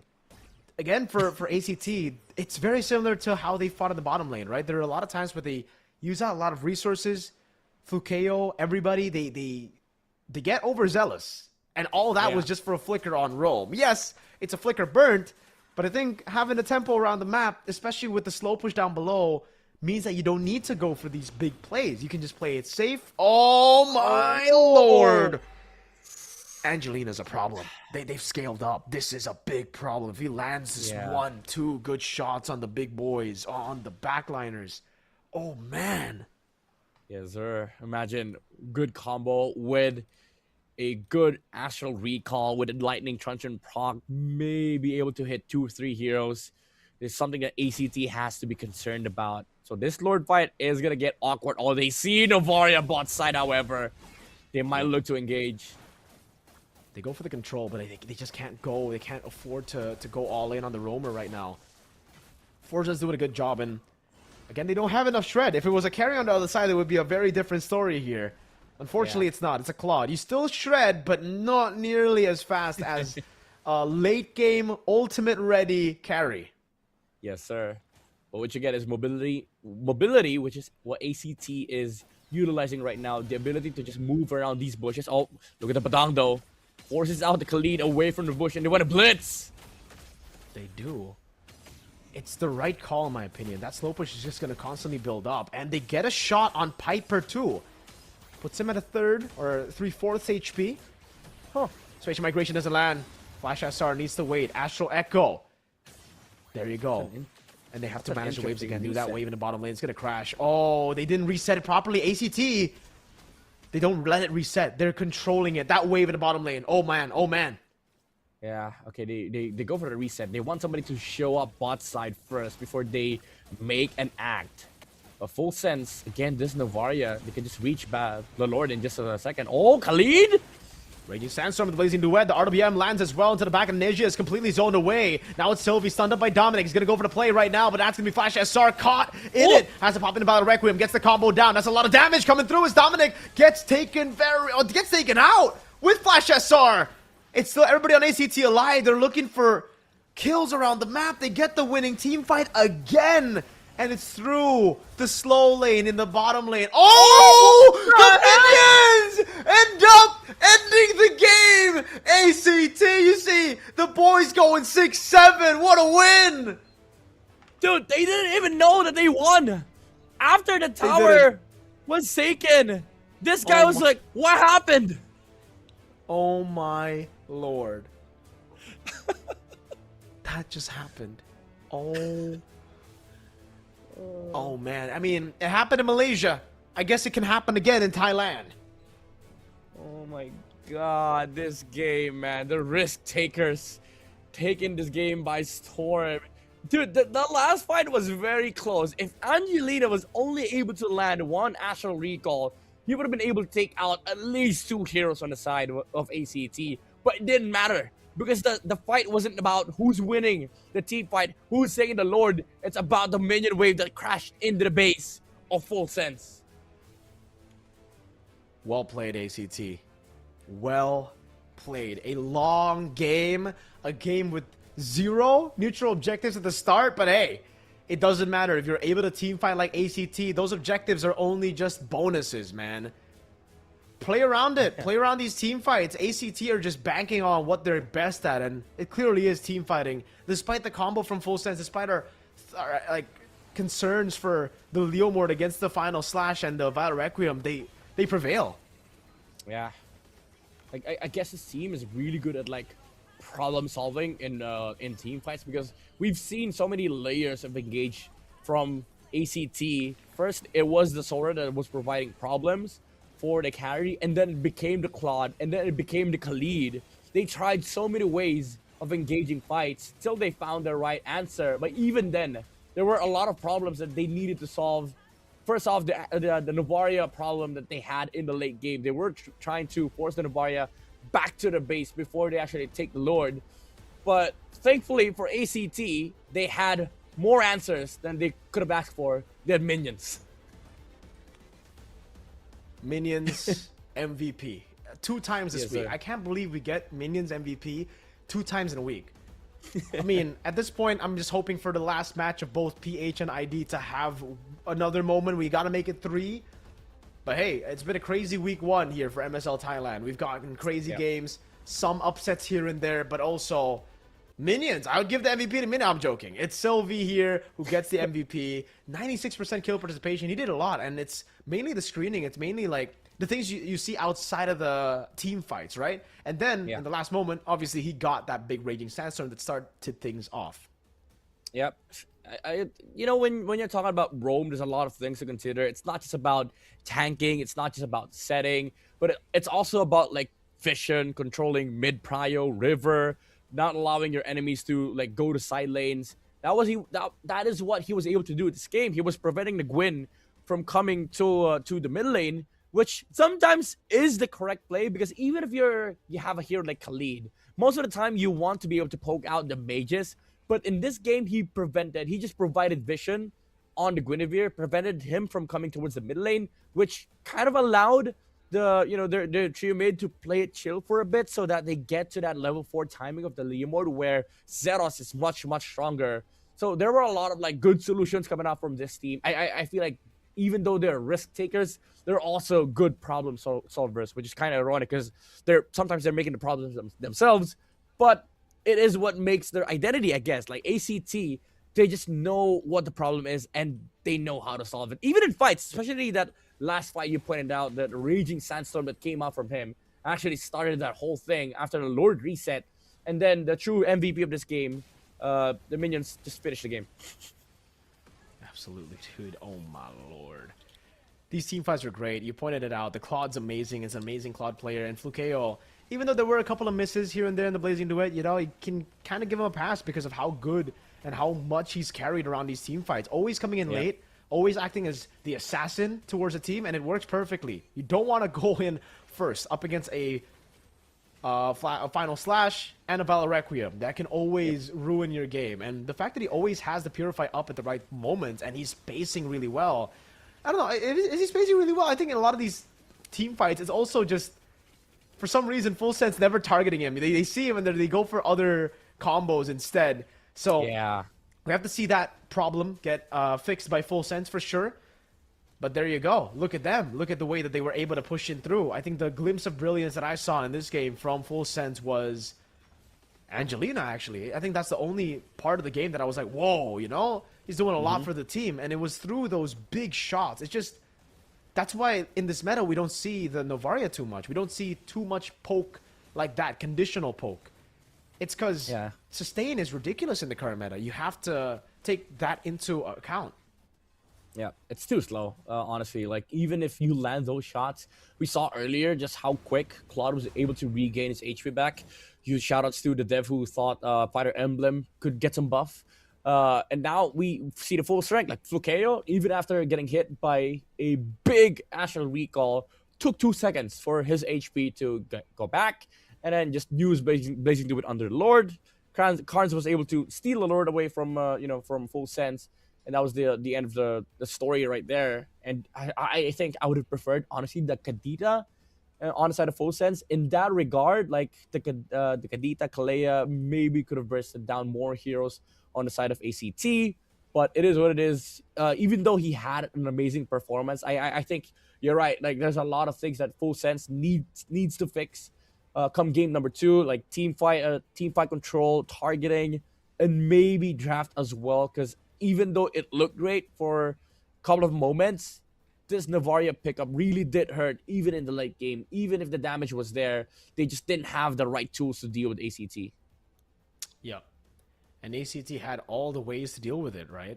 Again, a couple of moments where the spheres did land, but then you take the comparison straight up in the mid lane. You see Karns on the Eve, consistent damage, CC that you bring to the table. I understand maybe it wasn't just about the poke, it was also about the Astral Echo so that the hitboxes are better for the Final Slash and the Guinevere, but it just didn't work out because against elite teams like ACT, they know when to walk up, they know when they can just play the long lane, they know how to split up as well. So even if you get a Final Slash, I think the most they got was 2, right? Like 2 members. It's never more than 3. It's never 3 or more. So again, the combo just never really was there. And if you build the composition around just one combo, that's where we usually see elite teams. They're able to outplay it. Yeah, because there's a lot of like openings. I would say even with the the concept of having a Navaria as poke, one might argue that it's good poke, but good pokes in this meta usually have follow-ups, and I feel like Navaria is just too slow. Even if you take down a huge chunk of somebody's HP, they're gonna be back and full in just a second. That's why heroes like Alice, Uranus are very prolific in this current patch.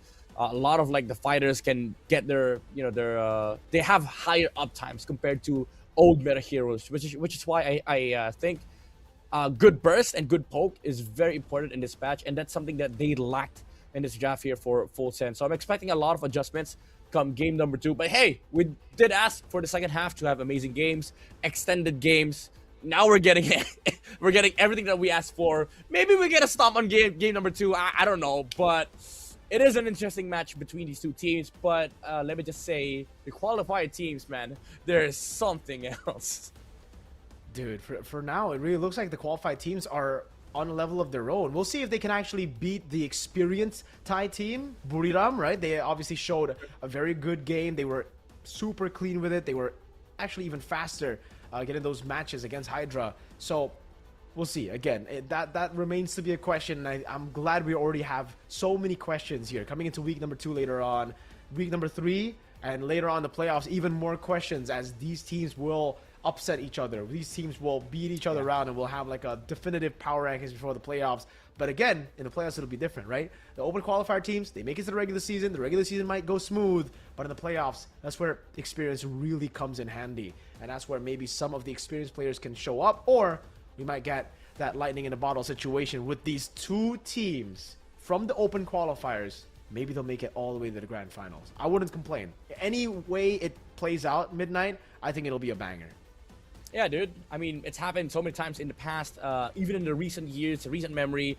One team pops up to my mind. It's Team Liquid ID. You know, these players were very young at the time. They were very fresh, and they got to the grand finals of an M series. Maybe we get the same story for MSL Thailand. I'm so glad we get to do this, right? Like, having to cast for a region such as Thailand, it's one of the first few regions to be able to, like, I'd say come out for MLBB. And now that they're back in the competitive scene, you get amazing storylines like this where even amongst the experienced teams, experienced players that come from multiple titles, we still get to see teams coming out from qualifiers beating out these experienced players. Mind you, there's a lot of champions on the side of Full Sense. For Filipino fans out there, Dominic is in this lineup, and we get to see like ACT pull out an amazing victory against them. Granted, they got the help of the minions.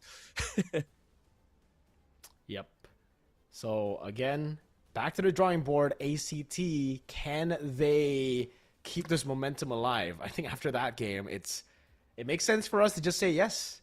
Yes, it is going to be very good for them. Yes, they will be able to keep this momentum alive. They looked really good, and they were surprised. They got that momentum boost. I mean, they were celebrating that win. I don't know exactly who that was who just spamming 6-7 as they were winning there. But hey, a win is a win. And I think it might be a bit tilting for Full Sense to lose in that fashion midnight. Yeah. Going into this matchup, I hope they've reset. I really do. If they haven't, it's going to be a long game. And I don't mean a long game literally. I mean a long game for them because, yeah, it might be a stomp after those kind of games, man. Usually when we see a close game go in the way that it did, the next game gets a bit stompy. Yeah, I agree. Because the thing is, even if, let's say they win game number 2, they still have to play game number 3. I think the only real reset for Full Sense is for them to actually stomp game number 2. But it is something that they have to do. Keep your composure, reset, remain calm. Because at the end of the day, you didn't lose to ACT. You know, you lost to minions. And Full Sense, they have a lot of adjustments that can be utilized in game number 2. First off, maybe change how the archetypes of the mages that they want to play is made. Because I don't think Novaria is that good in this patch. Even though we saw the ability of the hero, the capacity for damage, it's just not fit for the current meta. Yep. And it's the same, well, it's very similar bans, but it's just reversed. Now ACT are on the blue side. So Full Sense, after losing that game, they decided to swap over. Decided to take over the red side. We'll see if it actually works out for them here. Because, like you said, red side has been favored in a lot of different series, in a lot of different regions as well. I think in MPLID as well, it's the red side that has been winning a lot more than blue side. Just because you have the final say in first phase, you have the final say in the second phase. You're able to leave way more heroes open and snatch away so many more heroes open because there are a lot of OP heroes. It's not just a one hero meta like it was back in the day. Yeah, it's actually so annoying playing blue side because even from my experience, like the problem with red side is you get so many advantage from red 3 and red 5 already because of last pick flex factor, and then also now you add the mage problem to the mix. Red 4 suddenly has its value increased because you cannot remove mages as the blue team because the red side can just snatch up the remaining mage on red 4, which is why I think Full Sense likes red side because they like picking heroes that are not mages. Let's say they pick jungle XP gold first 3 and then they pick mage red 4. They can protect it with the second phase bans. So I feel like this team likes playing around Angelina's heroes when it comes to the second phase. So we'll see what they're gonna be doing here for first phase. They get the Baksha, they get the Sora. Good answer against the Freya, I'd say, especially the Baksha, right? Like you get the damage reduction and also like the shield reduction and HP regeneration reduction from the Toy Poison. So it is a good answer from Full Sense. All right. So again, they stick to that. The Freya gets left open. Do ACT just want to pull an alter ego here? Pick up a Leomord as well? There's a Guinevere that still works against the Baksha if you want to go for that. But ACT, hey, they pulled out the Leomord against the Guinevere. So I'd say the Leomord against the Baksha is a pretty solid choice too. Just go for damage. They go for the Khalid. So already a bit of the previous game showing here. But they instead go for Zetian. Interesting. So are they just heavily prioritized? Is this just a pure pick for mid prio? Is that it? Like they just want mid prio, they just want to rotate, they want to stop the Baksha from taking invades? I guess it's two birds with one stone, right? Because we see the Valentina, Zushin, and the Eve band, basically the trifecta in the mid lane. And ACT, I think they understand that this team lacks second-facing mages. So the way to solve that is there's already the 3 mages removed. Let's just get one that is quite annoying on the hands of Angelina. And then we utilize the second phase bans to remove some of the powerful mages out there, like the Kimis, the Lilias, against Full Sense. So now I think Full Sense, they're pressured to pick the mage right now, because if they don't, they get Hylos. All mages will be removed on the side of ACT. Yeah. So the Hylos gets picked up. Now they gotta remove Shred, right? They just get the carry out of the way, maybe even the Claude, or carry Moskov maybe. Just get away the Shred, pick up.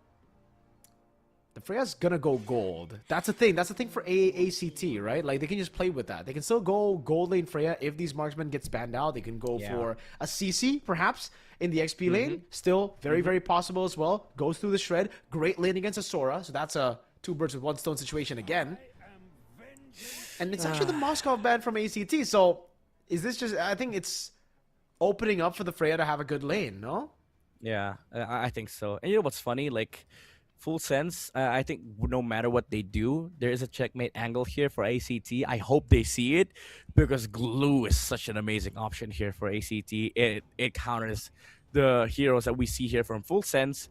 And, you know, the thing about Full Sense is if we, again, go with the narrative, right? Like, Full Sense will likely pick up the mage on Red 4. If it's not a Faramis or Vexana, then Glue just gets a free game. Because honestly, if you put Glue here and then pick up a fast jungler like a Nolan, I think it's game over for Full Sense. So they get rid of the Harley. Moskov already banned out. What do they go for next is the question. Kadita maybe? Kadita? Lunox. Yeah. You really like the Kadita. Okay, they don't care. Yeah, they don't. They just go for the Yisun Chin. So, you know, the carry ban actually works in favor of ACT if the Freya does go into the gold lane, because that's another lane or another matchup that a lot of people would go for if you're up against the Freya. Full Sense, though. Let's see what it is in the gold lane. They set up for a very interesting gold lane, and I'll just say that, you know, with the carry ban and the Harley ban, they wanted something that's vulnerable but does a lot of damage. Unfortunately, Moskov was banned. Did they just go for Claude? Take that away from ACT? It's not the best lane against the Freya, though. Yeah, I think it's worse. Maybe they go... I don't know how to feel about this, but I feel like Clint should be okay here. Granger, I don't know. I don't think there's a good mage. There's a good gold lane here. Yeah, Full Sense again. Red 4 mage always. I think that's been this team's identity, especially with their coach. That's just the drafting style, I guess. Now ACT, they see no Faramis, they see no Vexana. I think it's a perfect Glue game, honestly. Even though there's a Lunox, you're not laning against the Lunox, so you don't care. Just go Glue Nolan, I guess. Glue Nolan is a solid option here.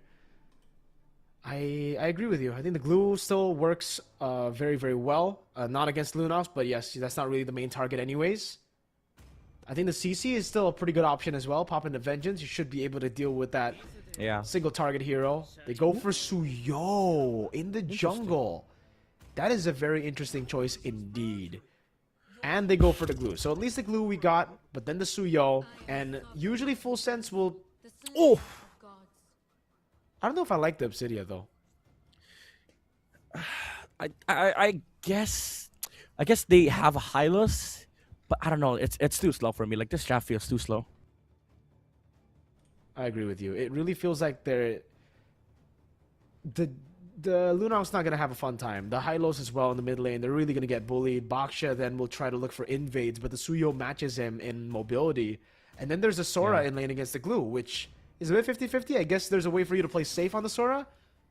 And then there's a late game Obsidia that can't really rotate. Meanwhile, Flukeo is going to be active all around. I think even from Turtle 1, because it's up against an Obsidia, right? You just cut the wave. Yeah. Obsidia can't do much. Very immobile early on. So I think ACT might have drafted a composition where they could just snowball. Yeah.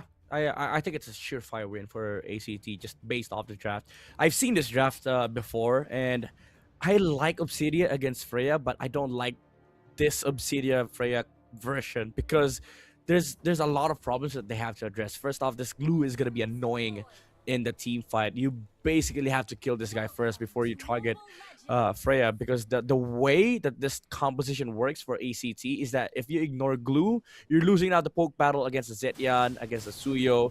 So there's a lot of ways for ACT to play this. So this cut, what the hell is this cut? What Yeah, the? Zeros? Oh, they're actually gonna win it out? What? How did this work out? Zeros just got first blood. It's gonna be a double. No way, 2 kills at the start. How did they? Sylvie's gonna walk up. Oh, quick Sandguard to slow. Angelina got a flicker. It's an early invade. What a cut. We were judging it like what, level 1? Oh my god, dude! I didn't even notice. Like I thought ACT was red side, and I'm like, what the hell is Boxer doing here? And then the map reveals itself.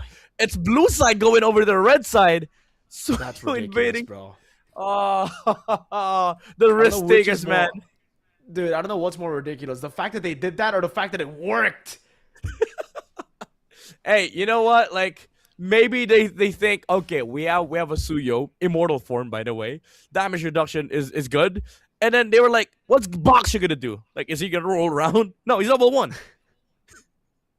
I guess, you know, with the Khalid, with the Zetian as well, you have multiple procs of your skill 1. And with the Suyo, you're right, you do have the immortal form. But the thing is, everybody was magic, right? It was a Hylos and a Baksha. Sure, I guess the Obsidia. I don't even think Nezia was really there to hit all that time. Yeah. But hey, it is what it is. The killing spree is also a very, very good shout because he was able to get a little bit of HP from both the low targets of Porzan and Flash SR. And because of that, they cannot play for Turtle 1, man. Flukeo wanted to go for the cut. Just Valkyrie's Ascent out of there. This is what I'm talking about when it's the Freya, dude. It's just, you can't kill him. You got CC immunity. He's even got a Purify. That's an all-in on Karns. But he's able to get away, and it's a free Turtle. Act 1.2k gold lead so early on. And this is why I feel like it's too slow. Like there's no punish against the Freya. Even if you go and stop the Freya from like cutting the wave and then going to the turtle, Suya doesn't care. If you're all topside, let me just take turtle, right? So full sense, even though they have a sense of what's going on, I don't think they have the time to react on it. Nope. I agree with you. I think that's really just the problem. We dissected the draft. We spoke on how slow it was, how bad it could be if a snowball were to happen, and I mean, we didn't expect the level 1 snowball, but hey, that is a snowball. That's a retry as well by Zeros. Takes it away. Flash SR. If he jumps over on those guys, he's dead. Yeah, so dude. he just got to take it right now. He tries to proc the passive. He does. I guess there's something that they get. They pop the Poissons. Whoa! Fear the Phoenix. So many resources used up earlier. And at least they get something. They get on the board. Yeah, but that's about it. They get a Khalid at best, you know, like full sense. They have to commit everything just to get one guy. At least they're giving space to Nezia. That's a good thing. But they're also not touching this Suyo. They're not touching this Freya. And by the time 5-minute mark comes, they're gonna have one more big problem on their hands. The Patrick is gonna come to mid. That is very true. The Patrick is going to come to mid. He's going to start participating in the team fights. And if you're behind on Baksha while going up against the Glue, yeah, it's going to get tough. And remember, folks, we're so used to seeing Glue roam. Glue XP is, he gets online a lot quicker. So be on the lookout for that. He's already rotating over. And the fact that they have 5 members in this fight instead of just 4, it'll be, what happened in the mid lane? They get a big pick off. That's going to be the all-in. But Dominic goes to the skies. And that's the Patrick having to back away, flicker out already. A brawl ensuing in the mid lane. Dominic gonna be taken very low, taken out as well. Boom! Seros picks up the kill. The Sky Piercer as well. Shout outs to James Panks. And I guess it's a win for ACT. Yep, especially with that Soul Sever. Queller onto Porzan. Hylos is out of the fight. The turtle will go to the hands of ACT. Yeah, it's a sad shout out though, because AP Brain just lost to Aurora, but this Oh, Suyo no. is winning in this early game. 4 minutes, Miracle. It's not even 5. Like the Patrick's here, and they're now feeling the wrath from the sea. Full sense has nothing against Piper. Even the Dominic found a good engage against Karns because the Zetian passive was not there, especially with the shifting skies. He's able to sort of like displace the Zetian, but that was about it. This is the problem with this lineup, especially if you don't have the Obsidia. You're not able to take anybody down on the side of ACT. Oh, top lane though. Yeah, that's a skirmish. Oh, no way! Raging Sandstorm, the Freya's going crazy! Flukeo there, bought enough time for Zeros to rotate over. Nezia doesn't even have the Hunt of Bone. The Queller doesn't land. They still want to stay here. But look at Angelina on the Lunox, already positioning to stop that from happening. All right. Yeah, this gives them mid priority for ACT, and this is the biggest concern I had during the draft. Like, if you look on paper, it was okay when they picked up the Obsidia, but when you add the other factors in, like battle spells, or as we see Dominic die on bot side, Flukeo is just gonna go Purify on this Freya, and he's gonna be able to fight into the Obsidia, and you also have this Khalid problem. Basically the ultimate from Nezia is negligible in fights because there's a lot of heroes that can catch it that don't die to Obsidia. Yeah, it's tough, dude. Look at how they're already giving the resource over to the Suyo as well. The Glue's just a roamer at this point. They're gonna deny waves too. I thought it was gonna be a turret take, but they're denying waves from Dominic instead, which I think is the better move. Sylvie zoning Porzan. They're gonna go for the steal again, man. Flash SR is already down 2 levels. That's a stun over to the mid lane. Angelina forced to use the Brilliance to get out. That orange buff isn't even taken by Zeros. It's taken by the roamer. Oh, Sylvie. The twin. Yeah, it's fine. He gave it to his brother. But problem is, map.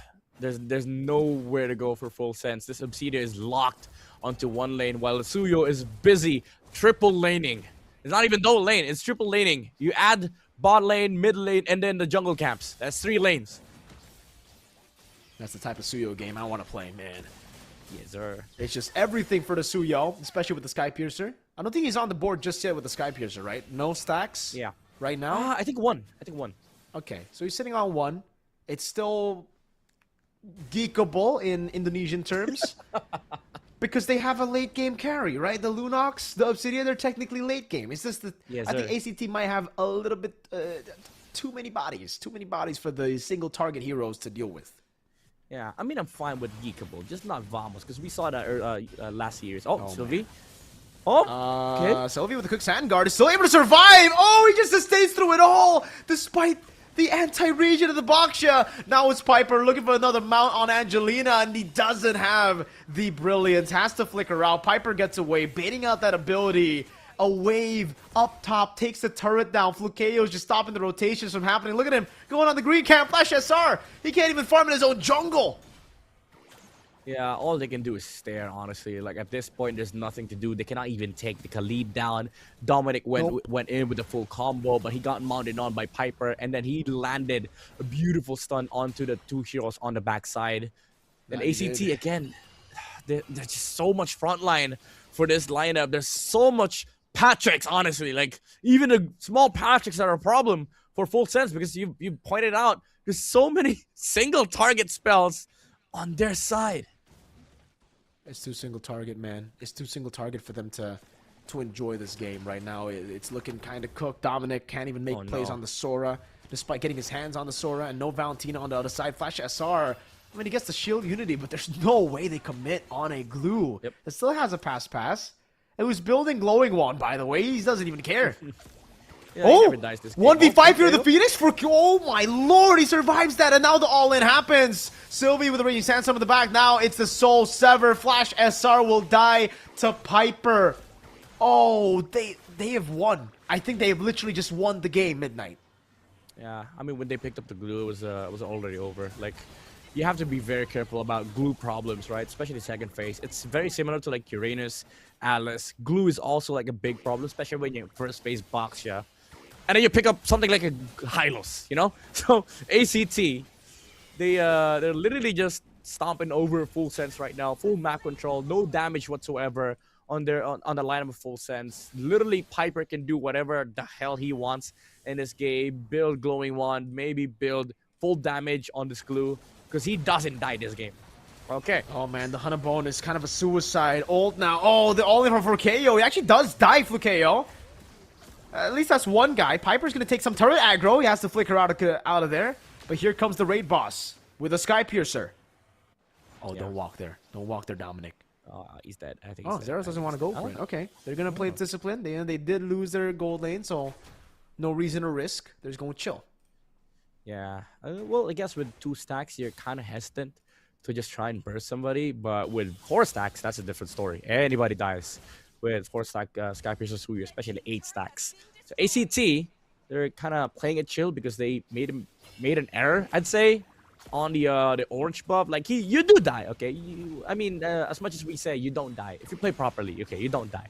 But if you force something like that, maybe you die, because even if you purify the hunt bones, there's still a lot of damage coming up from full sense with Angelina's combo on Lunox, and also the shield reduction coming out from the Tortoise Poison. So ACT still has to be very careful. But Piper, you literally don't die this game.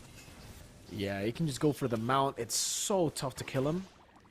I mean, they do a good job at defending the Lord. That's one thing the composition does with the Lunox and an Obsidia. They are pretty strong when it comes to high ground clearing.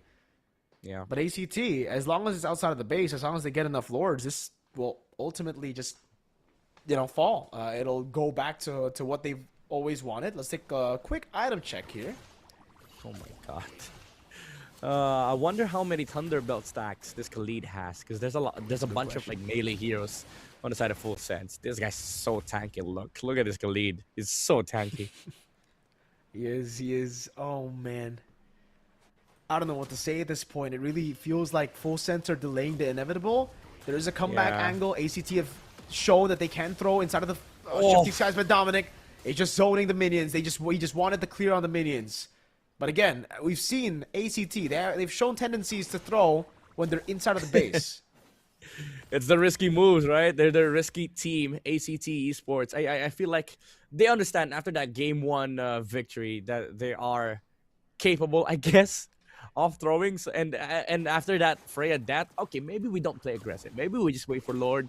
Maybe let's just freeze the map, similar to how top teams play, freezing the map, play for their resources, and then just force full sense back into their base.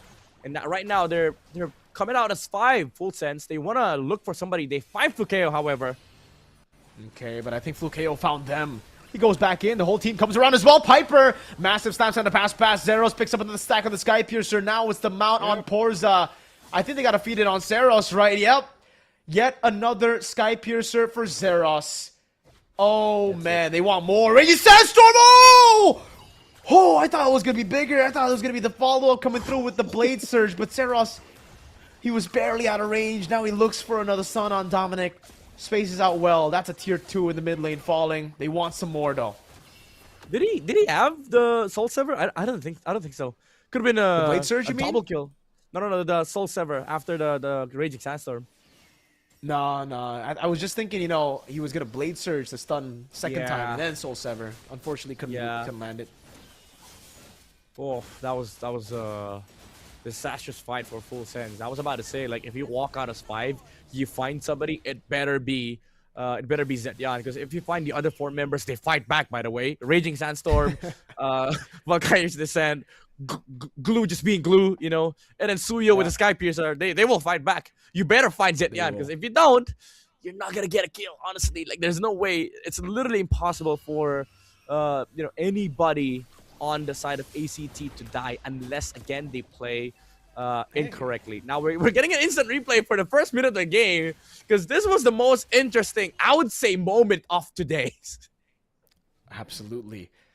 A lot of fights happening. It's just the brawls, We get to see the brawls in 4K in a replay. But that's about it. Right now with a free Lord, this should be at least a base turret cracked, and then they can play slow again. Or they can get a wipeout here if Full Sense decides to oblige. They gotta be careful. Oh man, Flukeo in the bottom lane. Good job picking up the base turret in the far lane already. Full Sense. I think they prioed the wrong lane there. They went all up top to clear out the wave where they maybe should have gone bot. Yeah. They had to stop somebody, honestly, but I think they're just too scared to walk close to the Freya, because again, looking at this lineup, you feel the pressure of being jumped on by the Glue, by the Freya, because there's so many follow-ups. You also have to consider the Fury, the Phoenix. As I say that. Oh, with the Raging Sandstorm too. Zeros picking up everything. He's godlike. That's another kill. He gets away. A double for Zeros. He's so low. And now it's this Neja and Flash SR. 3 members down already. A week full almost of sweeps except for 1, but day 2 is all about sweeps there. We got the boy going 6-7 here with a Freya performance that was top-notch. Phenomenal performance by both the open qualifier teams. Yeah, I mean, what can you say? Like, this is just impressive from the qualified team, especially considering how game 1 went, right? Like they were quite risky, but this game, even though there were risky moments, they played wonderful. Again, with that draft, I keep saying that there's literally no way for them to lose that game. I just want to give a shout out to the coaching staff. This was a really phenomenal draft from ACT. They understand fully well what the second phase was for when they did the Zetian blue 3 pick. They stole a lot of options from Angelina, and when they saw this Lunox, it was just an easy glue pick. Even though I was looking for a Nolan, this Suyu was also like fitting into their lineup. We just needed somebody that would flash farm, fight with timings, and they found it. ACT played it again phenomenally with this composition. Agreed. It's just, man, these open qualified teams, they went all in, dude. Really proven to us all that they can stand top against the best teams in Thailand. Again, a lot of these teams, people were expecting them to really perform, especially with the imports. Oh, let's walk us through this again one more time, Midnight. Yeah, again, this squad from Full Sense, they tried looking for a kill outside their base, but the problem was there was so many re-engage. There's so many problems on the other side. Even the glue alone is able to stop the entire fight against Full Sense. There's no reset button on their lineup, which is what led to their demise. Let's talk to the winning team on the stage with their host. ก่อนอื่นเลยแนะนำตัวกันนิดนึงค่ะชื่ออะไรแล้วก็เล่นตำแหน่งไหนบ้างคะชื่อในเกมเซวี่ครับเล่นโลมชื่อในเกมเซอร์ลอครับเล่นตำแหน่งจังเกิลครับนะคะอันนี้สงสัยนิดนึงหน้าตาคล้ายกันมากเลยเป็นอะไรกันหรือเปล่าคะเป็นคนข้างบ้านใครพี่ใครน้องคะผมเป็นพี่ครับผมเป็นพี่นะคะหลักๆงั้นพี่ต้องเป็นคนตอบแล้วนะน้องจะได้พอแบบดูไกลๆได้ไม่ต้องเขินฉีดยาแล้วนะคะคำถามแรกเลยค่ะนะคะคำถามนี้นะคะน่าจะหลายๆท่านนะคะอยากจะรู้นะคะว่าความแค้นที่เรามีมาตอนนี้ได้หมดไปกับเกมเมื่อกี้หรือยังคะตอบได้เลยเอาตามความคิดของเราได้เลยค่ะได้หมดติดฮาติดจริงจังได้หมดเลยค่ะตอนนี้แต่ตอนนี้ติดเครียดแล้วนะคะค่ะความแค้นที่เรามีมาตอนนี้ได้หมดไปกับเกมเมื่อกี้แล้วหรือยังคะยังครับก็ถ้าฟูลเซนเข้ามาให้ได้ครับเพราะว่าผมถือจะรอในรอบเพลย์ออฟครับ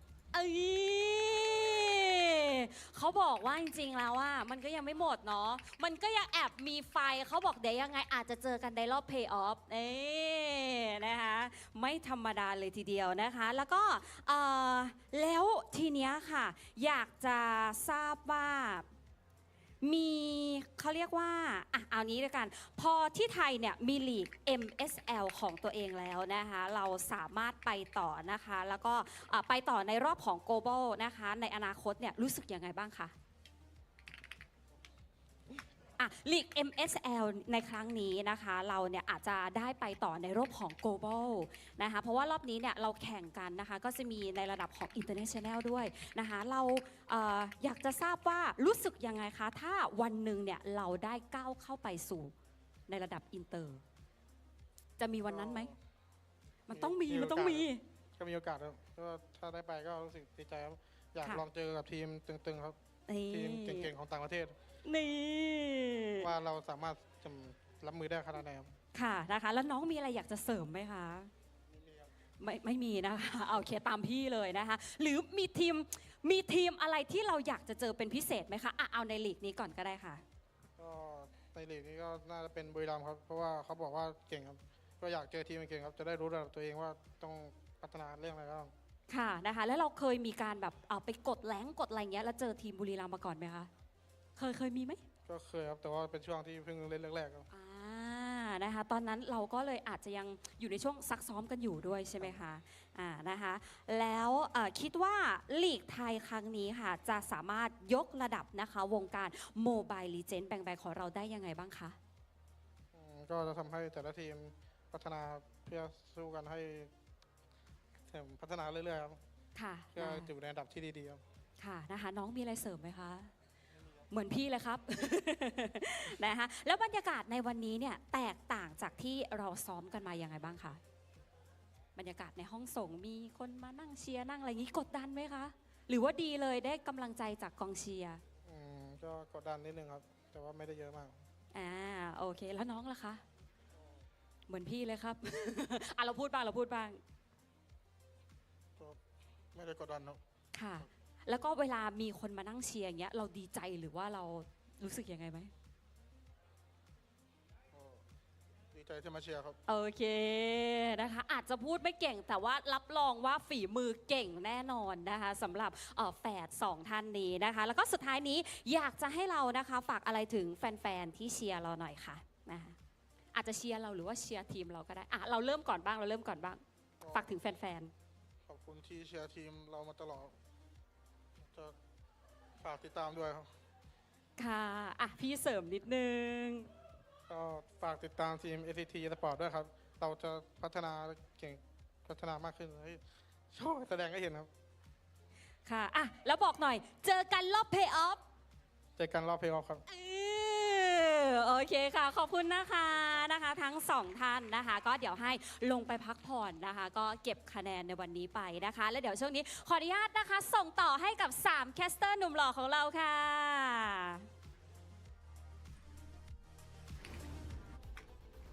There we have the twins giving out the interview. Again, unfortunately, we don't understand the Thai, but big props to those guys. They performed really well in this game. Another sweep, Mirko. Another sweep. It was a day of sweeps, and I honestly were impressed by the team's performance, the showcase, especially from the open qualifier teams. I'm excited for the upcoming weeks for these two teams, especially when they face up each other. But I have to give MVP. The broadcast will give MVP to Zeros, not me. Man, Suyo invade level 1, by the way. It's a crazy invade, dude. Like I don't even think to do something like that. You already get your ultimate at level 3, so that's already usually a plus. So once you get level 3, you just start going invade. You start going for those brawls. But he took it a step further, level 1, and again it was up against magic damage, so it wasn't really even an all-out win with the immortal form. But hey, it worked. We can't knock it if it worked. It was a 2-0 start to ACT Esports Club. I don't know. I don't even know what to call it. Like it was either an invade or even a cut on the gold lane. But I just saw like 4 heroes on the the side of ACT. Yeah, it was a cut with the Suyo and the Freya, and then they found the Baksha, and then it's just snowballed from there.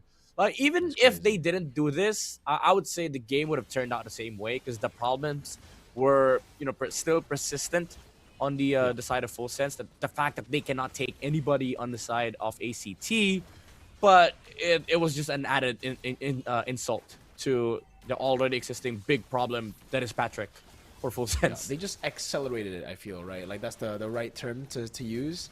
Yes. It was an acceleration. They were able to get clearly way more ahead in such an early portion of the game and made it free for the first turtle. So it just accelerated with a snowball that was inevitably going to happen with the super slow tempo comp. Yep.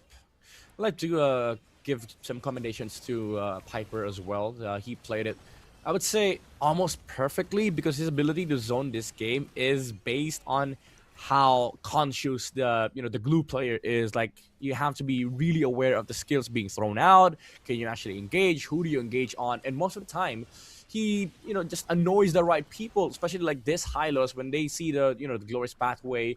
He tries to go on 2 targets. It was either the Sora or the Hylos, sometimes the Baksha as well, and it was just done beautifully. Like they didn't overextend. They chose the right targets, and when they do that, when they stick to their jobs, there's no risk involved. I mean, aside from that orange play from Fukeo, was a fairly calm and collected gameplay from ACT, unlike game 1 actually. So yeah, Full Sense, even though they lost 0-2 against ACT Esports, I would say they put up a good fight, especially in game number 1 where they got they got close to almost making a comeback against ACT. but game number 2, it was just an overall draft victory. I feel like the coaching staff of ACT understood what Full Sense were trying to implicate yesterday. And to be fair, Full Sense did have 3 games yesterday compared to ACT's 2. So you get to read and understand more a bit of how Full Sense wants to draft, how they want to play, and how they want to, I would say, shift things around between their players.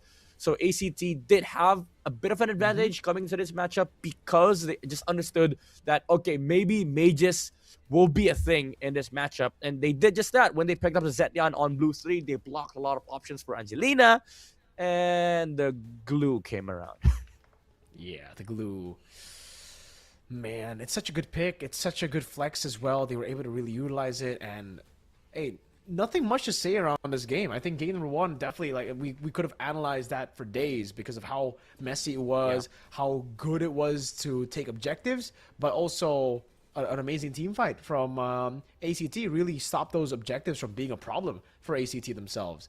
And again, for Full Sense, they got to get better at team fighting. They got to get better at these moments in the early game and the clutch moments, because I think a lot of times, man, Flash, especially on the Guinevere, I guess it's panic, because he just pops in about Requiem, pops in these big abilities out of random, it feels, and you gotta stay a little bit more clutch than that, man. You gotta be locked in those situations, especially in the late game situations where it, involves the Evolved Lord. Yep. Unfortunately for ACT, they did lock in the match, and they're now locked in as the number 1 team of the standings. As you can see on your screens right now, the open qualifiers, yes, they are number 1 and number 2, and then Buriram United at number 3. Given the fact that they've only played 1 game, it's kind of expected that this is going to happen. But the other side of the bracket, this is where things get tough, especially for Hydra Esports and Solix Esports. They're now down 0-2 and 0-4 in terms of games. E-Arena, we did see lose earlier on, but some of the teams here, they're sitting okay. Like, I would say they're not feeling the pressure right now, but compare that to the 2 teams that are in the bottom 2, I don't feel like they're gonna have a good week. And speaking about good week, we have a good week coming up next week. There's a schedule for week number 2. We're gonna have Full Sense versus VLTH Esports on Saturday, and then King of Gamers will be fighting off against Tenacity. Bacon Time will be fighting off number 1 and E-Arena against number 7/8. I guess the last match, that is something that you should watch out for, because it's momentum once again that we'll be witnessing. Either E-Arena gets their foot back on the the playing field, or Solix Esports ending their losing streak. Everybody has shown how good they can be. It's just, unfortunately, some teams aren't able to close the game out. And we kind of sense it coming midnight in game number 2. After such a close game number 1, and after such a dramatic end to game number 1, the tilt kind of came in as well, for sure. Especially after getting invaded level 1 like that, dude. I'll be fully tilted. I'll be like, all right, GG's, bros. Let's just go next week, We can reset. We can try to go next week. We can try to do better. But it looks kind of cooked in this game. It's whatever. Next week, everything can change. We've seen how many teams can improve on just a week, on how they can just do the VOD reviews on what mistakes they made, little changes here and there. Because I think a lot of times we see these teams lose, it's with a draft that's all right, with a draft that could win, with a draft that could have done better at least, right? So I'm really looking forward to the improvements, the development of all the teams in MSL Thailand. I think this is an amazing first week for a new region. I expected way less coming into it, honestly. I'll just be honest here, but I was very pleasantly surprised with the performances of all the teams. Yeah, I'm really looking forward to week number 2, honestly. The storylines, also the performance, the players, even the metagame, it might change over the course of a few days, but that's about it for the regular season. Week number 1 here for MSL Thailand Season 1. This has been your casters, Midnight and Mirko, and I'm just gonna say it that I'm really looking forward to the next few games here of MSL. But for this week and today, it has been it.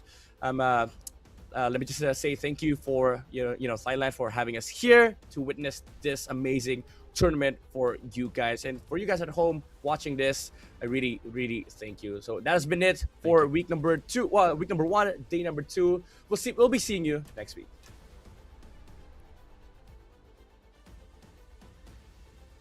นะคะเดี๋ยวเจอกับวลีไทย e-sport นั่นเองนะคะในสัปดาห์หน้านั่นเองค่ะแต่ว่าตอนนี้นะคะหมดหน้าที่ของดิฉันแล้วนะคะยังไงก็ต้องขอตัวลาไปก่อนแต่เพียงเท่านี้นะคะสวัสดีค่ะ